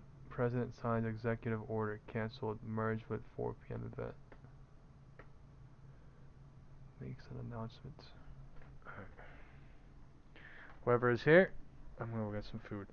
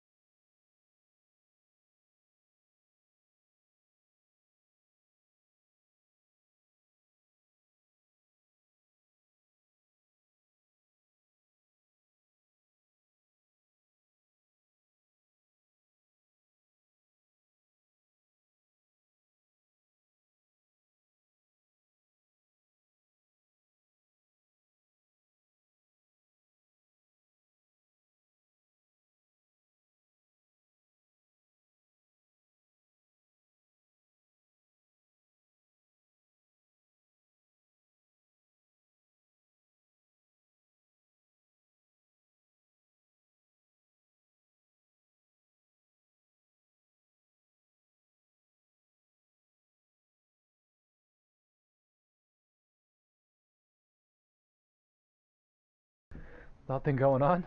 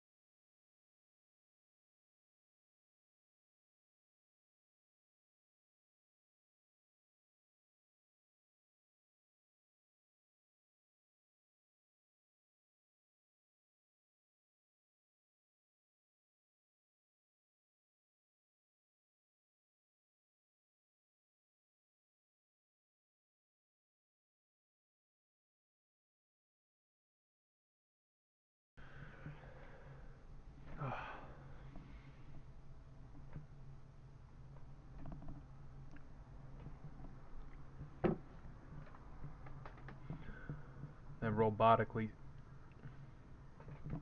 going wildly south.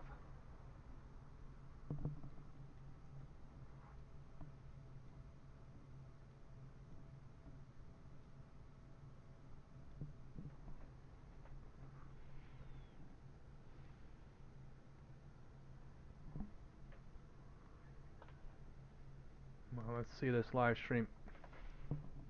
Get it over with.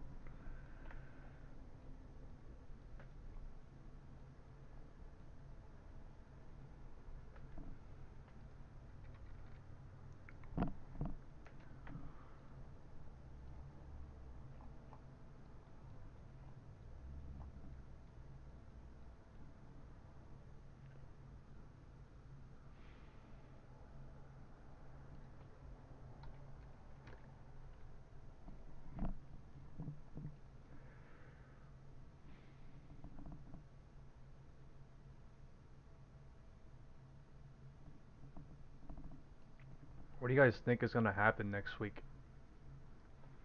Slight pullback. Continue higher. There he is.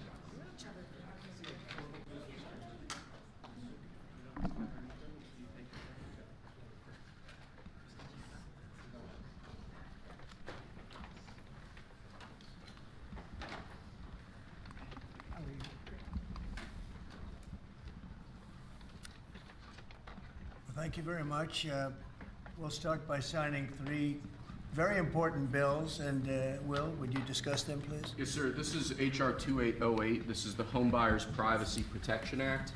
The congressman here was the lead sponsor, so I think maybe he John Ross, yes. say more about it than I John, can. please. Well, it's difficult for Americans to buy a home, particularly after the last 4 years, sir. But with the president's signature today, we're going to make it easy for people to buy a home without getting hassled. For years, their private personal information has been bought and sold in the open market, resulting in them getting innumerable phone calls and text messages.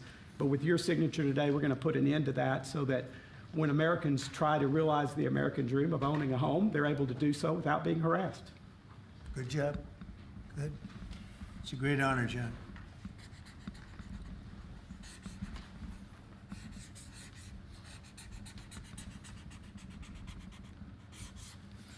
Okay, there it is. And that's going to help a lot of the homeowners of our great country. Home bill. John, want to hold that? Sure.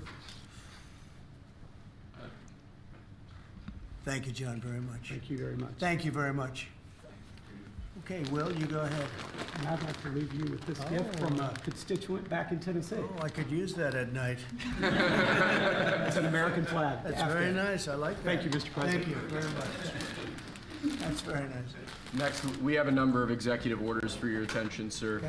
From 1789 until 1947, our nation won some of its greatest military victories under the direction of a Secretary of War operating within a Department of War. Today, with this executive order, you will authorize the current Secretary of Defense and the current Department of Defense to once again embrace this great lineage and once again be named the Secretary of War and the Department of War. So this is something we thought long and hard about. We've been talking about it for months, Pete and I, and Dan. Dan came into the fold. By the way, a great general. He headed up the, I wouldn't call it an attack. I'd almost call that one maybe even more than an attack. What he did with Iran, you saw the success of that operation. It was perfect. In fact, this was sent to me by the great company that makes that particular B-2 bomber, and it was flawless. It was actually flawless. They flew for 37 hours back and forth, and there wasn't a bolt that was out of condition. There wasn't an engine failure. There was no problem. It was a perfect attack, and it knocked out any possible nuclear capability for Iran, which nobody wanted to see, and we weren't going to put up with. So great job, Dan. And we've been talking about this Department of War. So we won the First World War. We won the Second World War. We won everything before that and in between. And then we decided to go woke, and we changed the name to Department of Defense. So we're going Department of War. And I'd like to ask our Secretary of War to say a few words. Pete Hegseth. I think it's a much more appropriate name, especially in light of where the world is right now. 17. We have the strongest military in the world. We have the greatest equipment in the world. We have the greatest manufacturers of equipment by far. There's nobody to even compete. And you see that with this and so many other things. The Patriots are the best. Every element of the military, we make the best by far. So, Pete, I'd like to ask you and maybe Dan Raisin-Cane to say a few words, please. Mr. President, thank you. After winning a war for independence in 1789, George Washington established the War Department, and Henry Knox was his first Secretary of War. And this country won every major war after that, to include World War I and World War II. Total victory, Mr. President, as you said. Then 150 years after that, we changed the name after World War II from the Department of War to the Department of Defense in 1947. And as you pointed out, Mr. President. We haven't won a major war since, and that's not to disparage our warfighters, whether it's the Korean War, or the Vietnam War, or our generation of Iraq and Afghanistan. That's to recognize that this name change is not just about renaming, it's about restoring. Words matter. It's restoring, as you've guided us to, Mr. President, restoring the warrior ethos, restoring victory and clarity as an end state, restoring intentionality to the use of force. So at your direction, Mr. President, the War Department is going to fight decisively, not endless conflicts.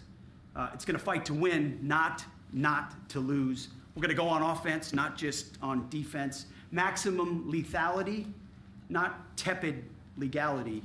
Violent effect, not politically correct. We're going to raise up warriors, not just defenders. So this War Department, Mr. President, just like America, is back. Thank you for your leadership and your clarity. We're going to set the tone for this country. America first, peace through strength, brought to you by the War Department. We're back. All right, thank you very much. Very well stated, and really it has to do with winning. We should have won every war. We could have won every war, but we really chose to be very politically correct or wokey, and we just fight forever. And then we, win, we wouldn't lose really. We just fight to sort of tie. We never wanted to win. Wars that every one of them we would have won easily with just a couple of little changes or a couple of little edicts. I was told that ISIS would take 5 years to win, and Dan Kane, when I told him how long would it take, he said, I think about 4 weeks, sir. I said, what do you mean 4 weeks? I was told 5 years by the people in Washington. You know who they were? 5 years. I said, you can't do it in 4 weeks. I actually flew to Iraq to meet with him, and I met him at a big air base, and remember that famous day, right? It turned out to be a famous day for our country because you're now the head of the Joint Chiefs of Staff, which is the biggest deal. And he is because he did things that everybody said he couldn't do. So they said it was going to be 5 years, and he knocked them out in about 4 weeks total, 100%. We took over, and ISIS was gone, and pretty amazing. But we never fought to win, and now if we have to fight it all, we solved 7 wars. We have the one that I thought was going to be probably one of the easier ones, and that's with President Putin and Ukraine. And that turned out to be one that's a little bit more difficult, but the 7 are done. They were supposed to be much more difficult to solve. I solved every one of them, and we're going to get the other one done too. But it turned out to be a little bit more difficult than I thought. And it'll get done or they'll be held to pay. But because they're losing 6 to 7, it used to be 5. I used to tell you 5. Now it's almost 7. I guess 7,000 people last week. 7,813 people, young soldiers, died. Russian and Ukrainian, not American soldiers. But it's a shame. And it's just, they're human lives, and I want to see it stop. But General Kane's done a fantastic job. And again, defeated ISIS, which they said would take a long time. And it didn't take a long time at all, and did other things that people said really couldn't happen. We have the greatest equipment in the world. We have the greatest soldiers in the world. Dan, say a few words, please. Yes, sir. Thank you, Mr. President. It's a true honor for me today to represent the incredible men and women of America's joint force. Today and every day, the 2.8 million service men and women stand ready to fulfill our sacred duty to protect America at home and abroad. As the President said, America's military is the single most powerful fighting force in the world. The mission you and the Secretary have given us is clear and unambiguous to deliver peace through overwhelming strength. And I remind everyone that the U.S. military can reach any adversary at the time and place of our choosing. Service to this nation is an incredible gift, and we're grateful and honored every day to do so. Thank you, Mr. President. Well, thank you, and it's an honor to sign this. And we will do that right now.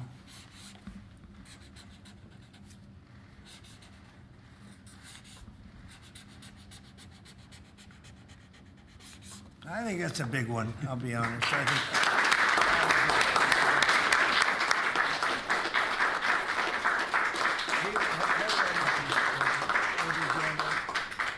That's a big one. It's a big one, Mr. President. Do you have any questions on this subject? We're going to be discussing the G20 in a couple of minutes, but yes, please. No, President, right there. what gave you the idea for this rebrand? And a question for you, the newly minted Secretary of War. What message does this send to our enemies, to our allies, to the American people? And again, what gave you the idea for this rebrand at this moment in history, sir? I think it sends a message of victory. I think it sends really a message of strength. We're very strong. We're much stronger than anyone would really understand. And again, you know, having the great equipment, we have just so much better. You look at all of the, just any of it, submarines as an example. We're 20 years ahead of anyone else. Nobody even compares. And I let a lot of this happen in my first term. You know, we totally rebuilt our military. And then, of course, you had that catastrophe in Afghanistan where they gave up a lot of the equipment, but a relatively small amount, but a lot. It was a lot in Afghanistan. I think it was the most, General, I'd say it was the most embarrassing day in the history of our country, the way that happened, the way they went to the wrong airport. They should have gone to Bagram, not the local little airport with no security, with tight quarters, etc. You know what happened. I think it was the most embarrassing moment in the history of our country, frankly. That was under the Biden administration. That was terrible. And we were going to be leaving, but we were leaving with strength and dignity. We were going to keep Bagram because Bagram's 1 hour away from where China makes its nuclear weapons. We're going to have that all to ourselves, a big, beautiful place built many years ago from money that today would be the equivalent of, you know, many, many billions of dollars. You couldn't build it. The longest runways, the most powerful runways in terms of load capacity. And we just walked away from it. So stupid. And they were fools. What is this The stream people were about? fools. There's No, nothing going on. We have the strongest military. Economy and I related, think that economy indicates related, we have come the on. strongest military. And you know, we had it, and we won World War I, we won World War II, we won everything before, and as I said, we won everything in between. And we were very strong, but we never fought to win. We just didn't fight to win. We didn't lose anything, but we didn't fight to win. We could have won every one of those wars quickly, but they went a route that I think was probably politically correct, but not correct for our nation. So I think the Department of War sends a signal. Yeah, please. Mr. You alluded to this a little while ago, but you said that this rename is quote, a good reflection of where the world is at right now. How do you square naming it the Department of War when you've been pursuing peace in so many different parts of the world? Well, I think I've gotten peace because of the fact that we're strong. If we weren't strong, those 7 deals I told you about, the 7 wars, a majority of them wouldn't have happened. They happened for 2 reasons, trade and our strength. Those are the 2 reasons. And probably strength may be more important than trade. So if we, I was very proud of all those wars. Those were wars that could not be settled, and I settled all of them. And we'll get the other one settled also. That'll get settled. But without the strength, we wouldn't have settled any of them. Yeah, please. Mr. President, is it your expectation that Congress will codify this name change in the law? I don't know, but we're going to find out, but I'm not sure they have to. We're signing an executive order today, but we're going to find out. We're going to see. If they do, we're going with it, and we're going with it very strongly.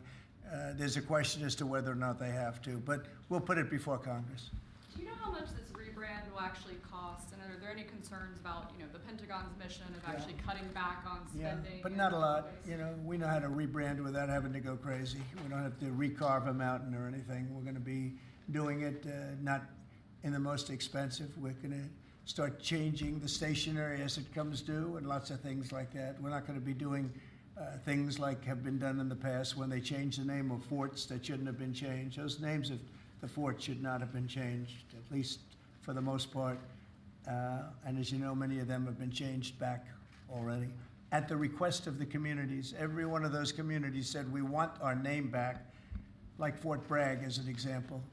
The people in that community wanted that name Guys, back. this They stays refused to call it between me and anything whoever else is but here Fort on the Bragg. live stream still. So we're not going to In my spending very opinion, much I money think the on that. market's Yes, gonna sir. go a little bit more down onto Monday, but like we'll see what happens into Monday. You know what I mean? On Sunday night, we'll see in the group. This is But nothing yeah, to do with we'll anybody really see but what the happens, United man. States of America. Today the people is of Friday, America. This and the is who I Friday is talk to closing about red, so you know, red changing, Friday, and red it's a Monday very might kick important in a little change bit. because it's It's an Unless attitude. There's some other news that comes out. And I we know how to have win. nothing. We've been I have winning, no and more we're gonna positions win for Monday. like you've never and seen. Wait till nothing, these so factories start to open I'm up just that gonna are be on being the built all sidelines over the watching it country. for You're the gonna see weekend, things but happen in this country that nobody statistics expects. is We if have over Friday is red, $17 Monday trillion is red in a lot of investment the coming times into the and not. country. We never did anything even So remotely they could close to retest the that. lows We've never, Monday. no other so country we'll has see either, where we by the open, way. but seriously. So The fact you're that gonna we see went to things that are pretty amazing, 574 but, today, or it's sorry, really about winning. 647 today, And what about the could security be the guarantees setup, aspect? for like whoever wanted Well, to we'll go work long that and out. short, We'll, right? And then we'll they're help gonna them. basically Look, we want to black save a out lot of the lives, so sector, we'll yeah. do something with that. I think people expect that. We'll help them. Europe will be To be honest, first the market, in I really thought the by market far, would and they rally a wanna little be bit more first, and they higher, want- but I really they didn't wanna see it expect the end. market Europe to sell wants off to see it way end. that much low either, to And be it'll honest end. with you. I It'll thought we end, would all bounce of a somewhere sudden here at it's gonna come 645, together. You watch. 644 too. Yeah, did you want something right? We Yeah, really, behind you, please. really Yes. went lower, and then we didn't go that much higher. We only went up like decisive $4 offensive action basically to from the protect bottom. American values. Strikes in Iran, the strikes this past Tuesday on the positively ID'd Nicaragua narco-terrorists. Is that going to be a critical function of the Department of War moving It forward? depends on the individual instance, We don't want drugs coming in from Venezuela or anybody else or any place else, so Talking we'll be crap. tough on that.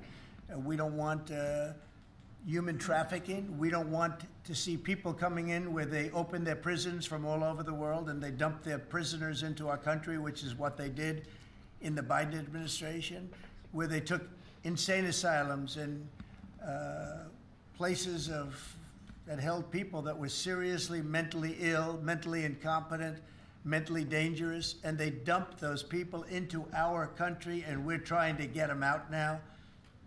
What they've done, what the Democrats and Biden have done to this country will go down in infamy. What they have done to our country, and especially that, they created the worst inflation we've ever had. That's nothing compared to what they did with the people in our country right now. And we're getting them out, and it's not easy when you have the liberal judges destroying our country. But we've won them all. We've won it all, ultimately won it all. Hard process. It should be easier. We know who it is. We know exactly who we're looking for. We had 11,000 murderers dropped into our country. We've gotten a lot of them out. Or in some cases, they're so dangerous, we were afraid to get them out because they'd come back in. But for the last 120 days, 0 people came in. Can you imagine? This is me speaking, but these are figures developed by, they say, a pretty liberal group of people. They admit that 0 people came into our country. Think of that. A year ago, it was millions of people were coming in. Millions. They were coming in. You could look at them and you could say, big trouble. And that's what we have in our country. But we're getting them out, and despite that, we're doing really well. Yeah, please, Brian. Yeah. Well, the recruitment's the most exciting thing. So when I was campaigning for the office, numbers were coming out that the recruitment numbers, generally, you can speak to it better than anybody, the recruitment into the military, all branches of the military, and police and firemen and everything else. Anything having to do with like a public service. The numbers were horrible, record-setting bad. I'm wondering what that volume And is now for. they're record-setting good. We're setting every record every month for recruitment. We're packed in the Army, Navy, Air Force, Marines, Coast Guard. My beautiful I love Space Command. I see Space Command, but Space Force has been, we've got a waiting list of people wanting to go in.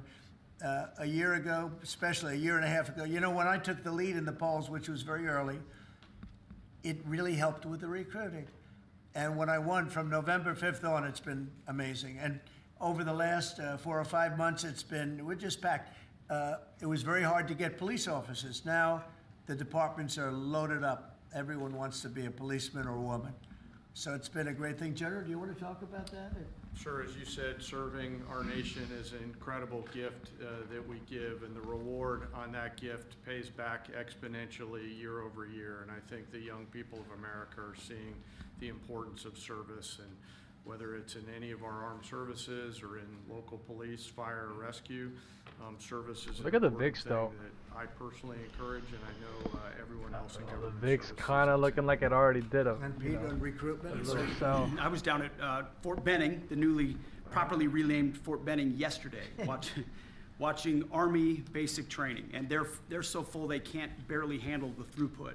It is truly historic across all the services, as you said. It's been a surge in Look at the into MACD I was on going the to say VIX. the Defense Department, up but I would say the crazy. War Department, and that you might almost call it a vibe shift, an attitude shift, a feeling that the country is back, that service is back. And there were military families last year, Mr. President, that said, I don't know if I can recommend, I mean, I wrote a book on this. I don't know if I can recommend service to my son or daughter, given what's been done to our military.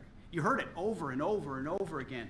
And I hear from those same military families right now, sir, and they're saying, I recommend to my kids that they go into this department, this Pentagon, under this commander-in-chief, who they know you'll have their back and they want to serve. So it is historic, and it's the biggest reflection of how motivated Americans are by your leadership, sir. You know, really, it's nothing more than spirit, love for the country. I guess the esprit de corps, as they say, you have more of that than we've had maybe ever, frankly. But to see it turn over a period of less than a year, I would say, but to see it turn, nobody wanted to go into the military. Now everybody wants to go into the military. Jennifer, you wanted? Yeah, there's some new reporting on North Korea and this Navy SEAL incident in 2019. Can you say if the administration has engaged with North Korea on that incident since it happened recently? Yeah. And then can you share some recollections? I don't know anything about it, no. Can you- I'd have to, can- I can could you- look, but I know nothing about Can it. you confirm that it happened? I don't know anything about it. I'm hearing it now for the first time. Okay, great. And then on the Hyundai incident in Georgia with the arrest of some workers, construction workers at the plant, have you heard any feedback from Hyundai? I just heard about that a little while before the news conference, and I would say that they were illegal aliens, and ICE was just doing its job. But I know nothing about the instance. It happened a little while ago.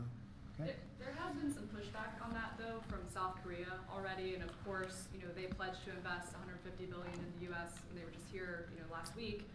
Are you concerned Well, and at they all? have the right to sell cars and things in our country. It's Yeah. not like a one-sided deal. Are you concerned at all about, your immigration agenda potentially clashing with these economic goals? Well, we want to get along with other countries, and we want to have a great, stable workforce. And we had, as I understand it, a lot of illegal aliens, some not the best of people, but we had a lot of illegal aliens working there. So, look, they're doing their job. That's what they have to do. These are people that came through with Biden.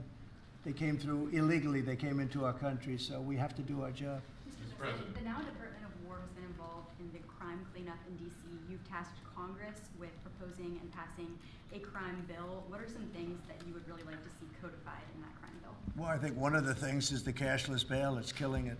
When that came out, originally when that came out the first time, that's when you saw the real big crime start to happen. Cashless bail, what a disaster that is. You murder somebody, you don't have to put up bail. And More boxes, more options. Grainger has over 1,700 box types in stock. And that's one of the things. And other of the things you're reading about, is a standard, but just a certain toughness.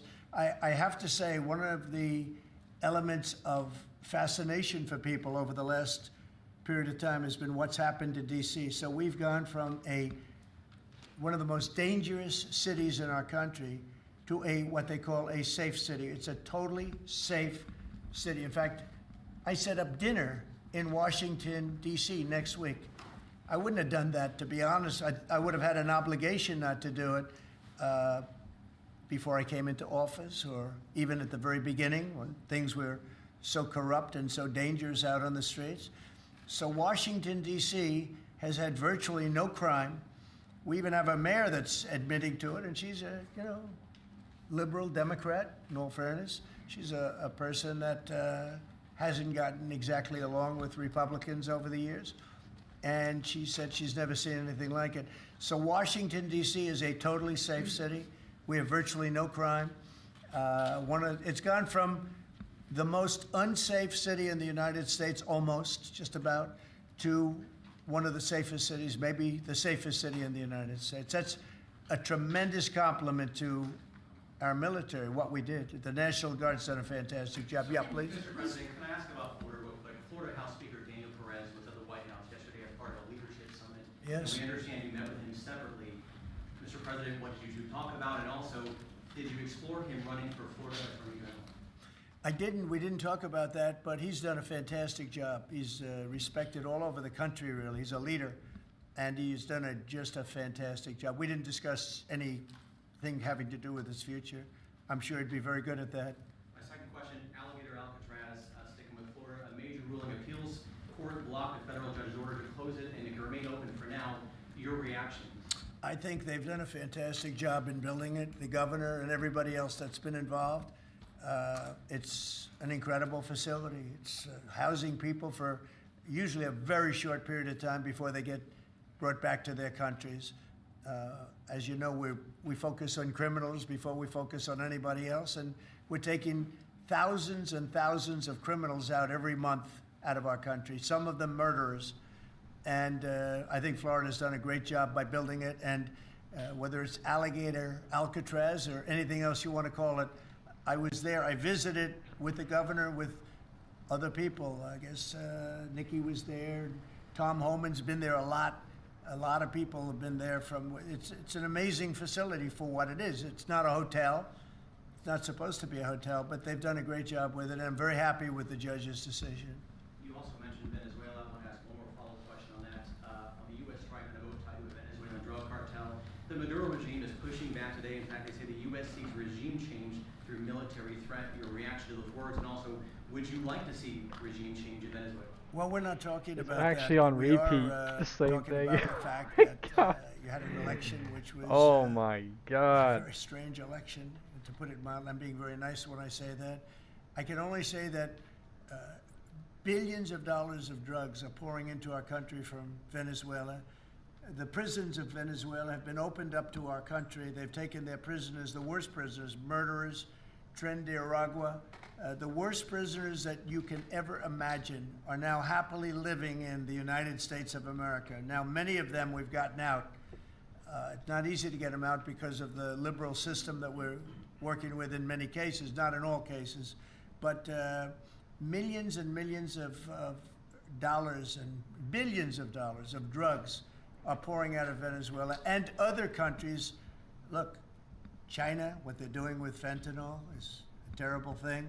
It comes through Canada and it comes through Mexico, but a lot of it's coming through Venezuela. Venezuela's been a very bad actor, and we understand that. And when you look at that boat, you see the bags of whatever it is there. Those bags were, you know what those bags represent? Hundreds of thousands of dead people in the United States.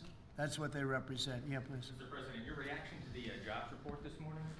Well, I'm going to talk about that in a minute. We have our great people here, so I'll talk that in a minute. Let's talk about this. We'll give a couple of because these two people want to get to work on the Department of War, so let's keep them first. Mr. President, the DOJ is reportedly considering a ban on transgender people owning guns after the Minneapolis shooting.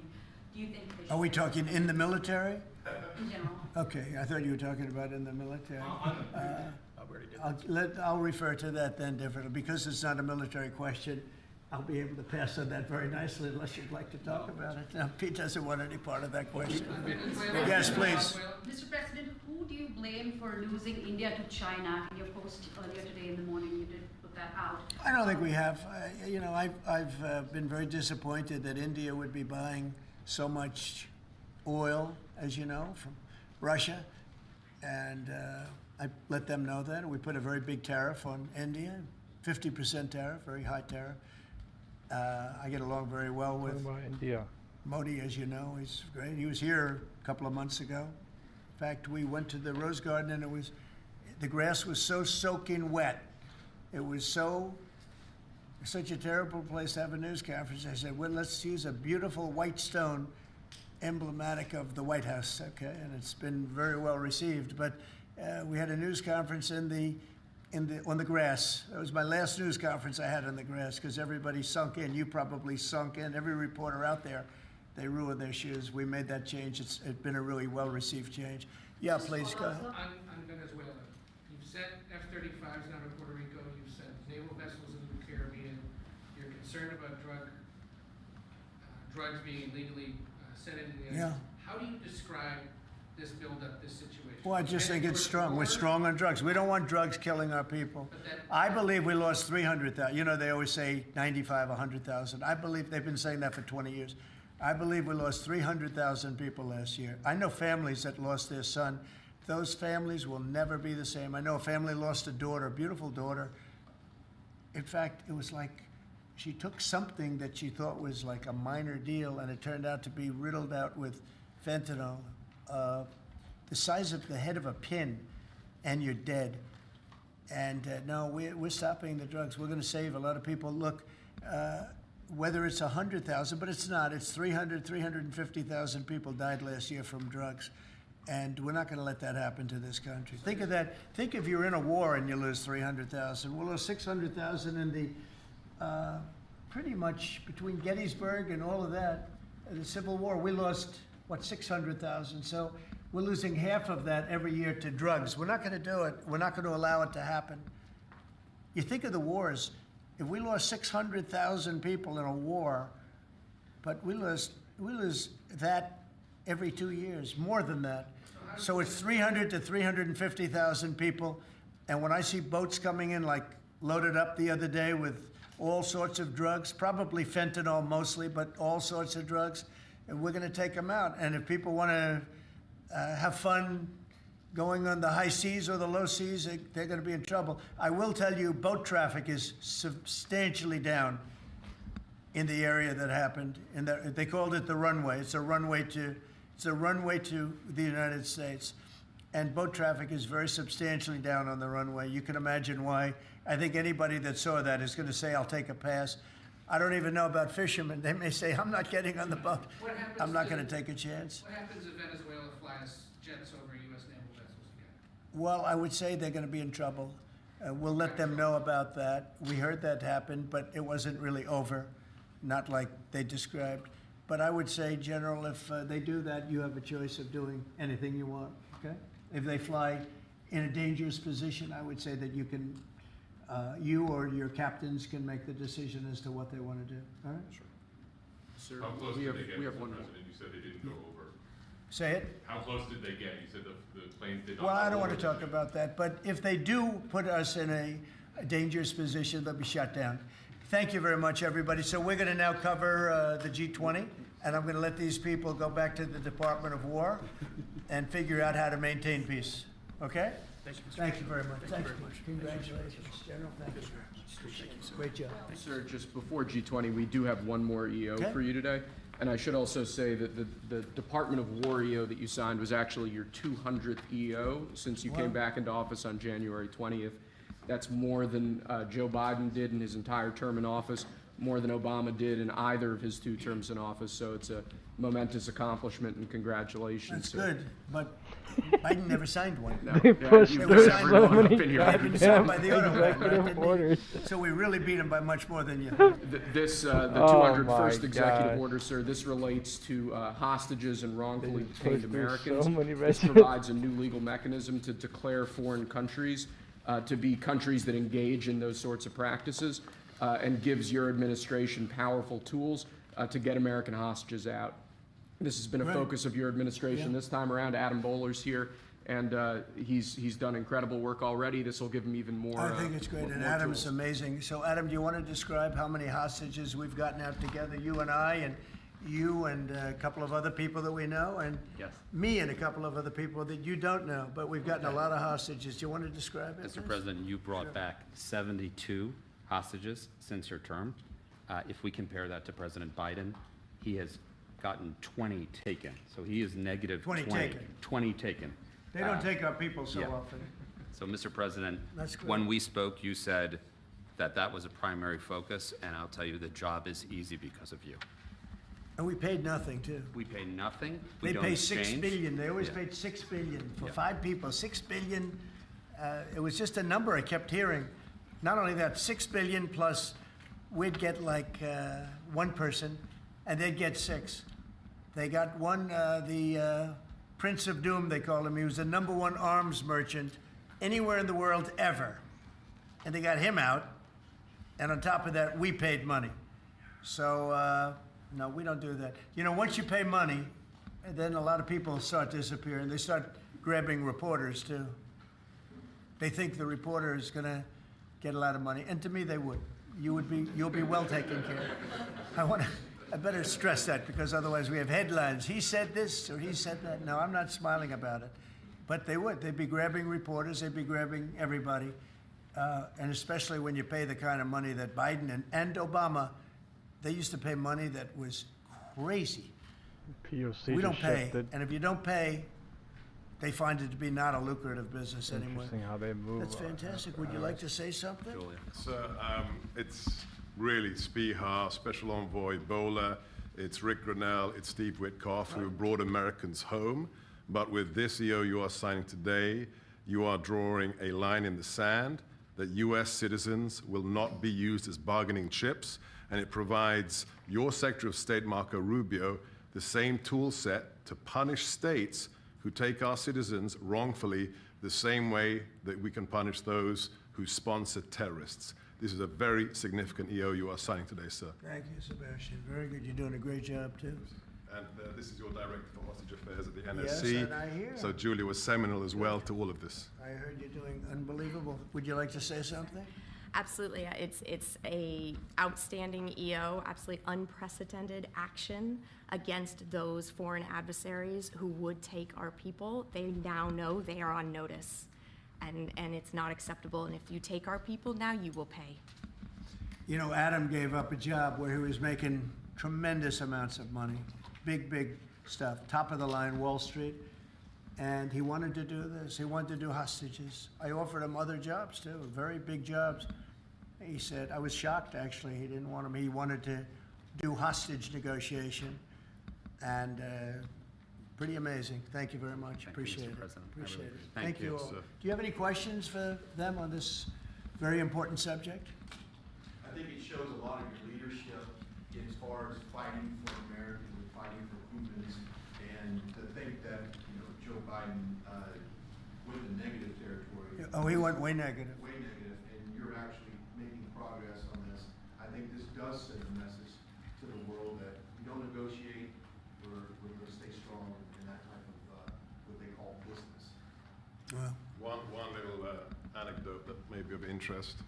We were told by numerous families who had missing loved ones during the Biden administration that this building, Biden's National Security Council, told those families not to talk about their missing loved ones, to be quiet, not to create any pressure on Biden and on Jake Sullivan, the key propagator of the Russia hoax. This administration has met with those families what a waste of on time. a Should we weekly call it? basis. People like Adam, Somebody tell me in yourself, chat. sir, I'm your trying to go envoys now. are doing everything to get every single American home. Not to tell them not to talk about their loved ones, but bring them home. Well, you know, I can tell you one story that was amazing. A few weeks ago, very little written about it, but there should have been. But it was a very nice gesture. The head of Belarus, who's a very respected man, strong person, strong leader, he released 16 hostages. John Cole, a lawyer who works for me, great lawyer, Talking actually. about some, One of the greatest lawyers. But John G50, Cole was whatever, over there, so and he heard that they had hostages. we'll talk about it later. And you know right? about this. 16 people he I'm gonna released. end it now. And I just want to thank the Have a good weekend, head of everybody. Belarus. But while John was over there, they had, I believe, another 1,400 hostages. Now, not from us, Waited from on a places whole all over lot the of world. And just pretty tough place, in all fairness. But they had 1,400. And I believe they're Do it going to right be at 4 releasing p.m. a lot of those 1,400. They're not, I think very few, if any. We got pretty much hours back. Such a crazy job. And we Midday. didn't pay anything, but Crazy I job very much early gave in my the morning. respects That to was so the crazy. leader of the country. I'm not gonna lie, that was literally. Again, I've he's a never very seen strong that man. before in my life. But he's got That's how 1,400 or crazy that was. 1,500 or I've a never- large I've number, never- and I've never we're seen talking this before in about my life, where it releasing literally them. just Some are went. political, I guess. A lot of them are political. And looks like they're going to be released at some point in the pretty near future. So it's a great thing. They have to respect your country. If they respect you and they respect your country, they release it. If they don't, then you have to pay $6 billion. I mean, $6 billion. Can you imagine that, paying $6 billion? Kind of related, but not really. Could you comment on Tina Peters, who's been locked up in a God bless that. behind God bless bars this country. in All right, see you guys. Colorado in the election? I think Truth a couple days ago. We have a wonderful woman who was an election official, and she saw cheating.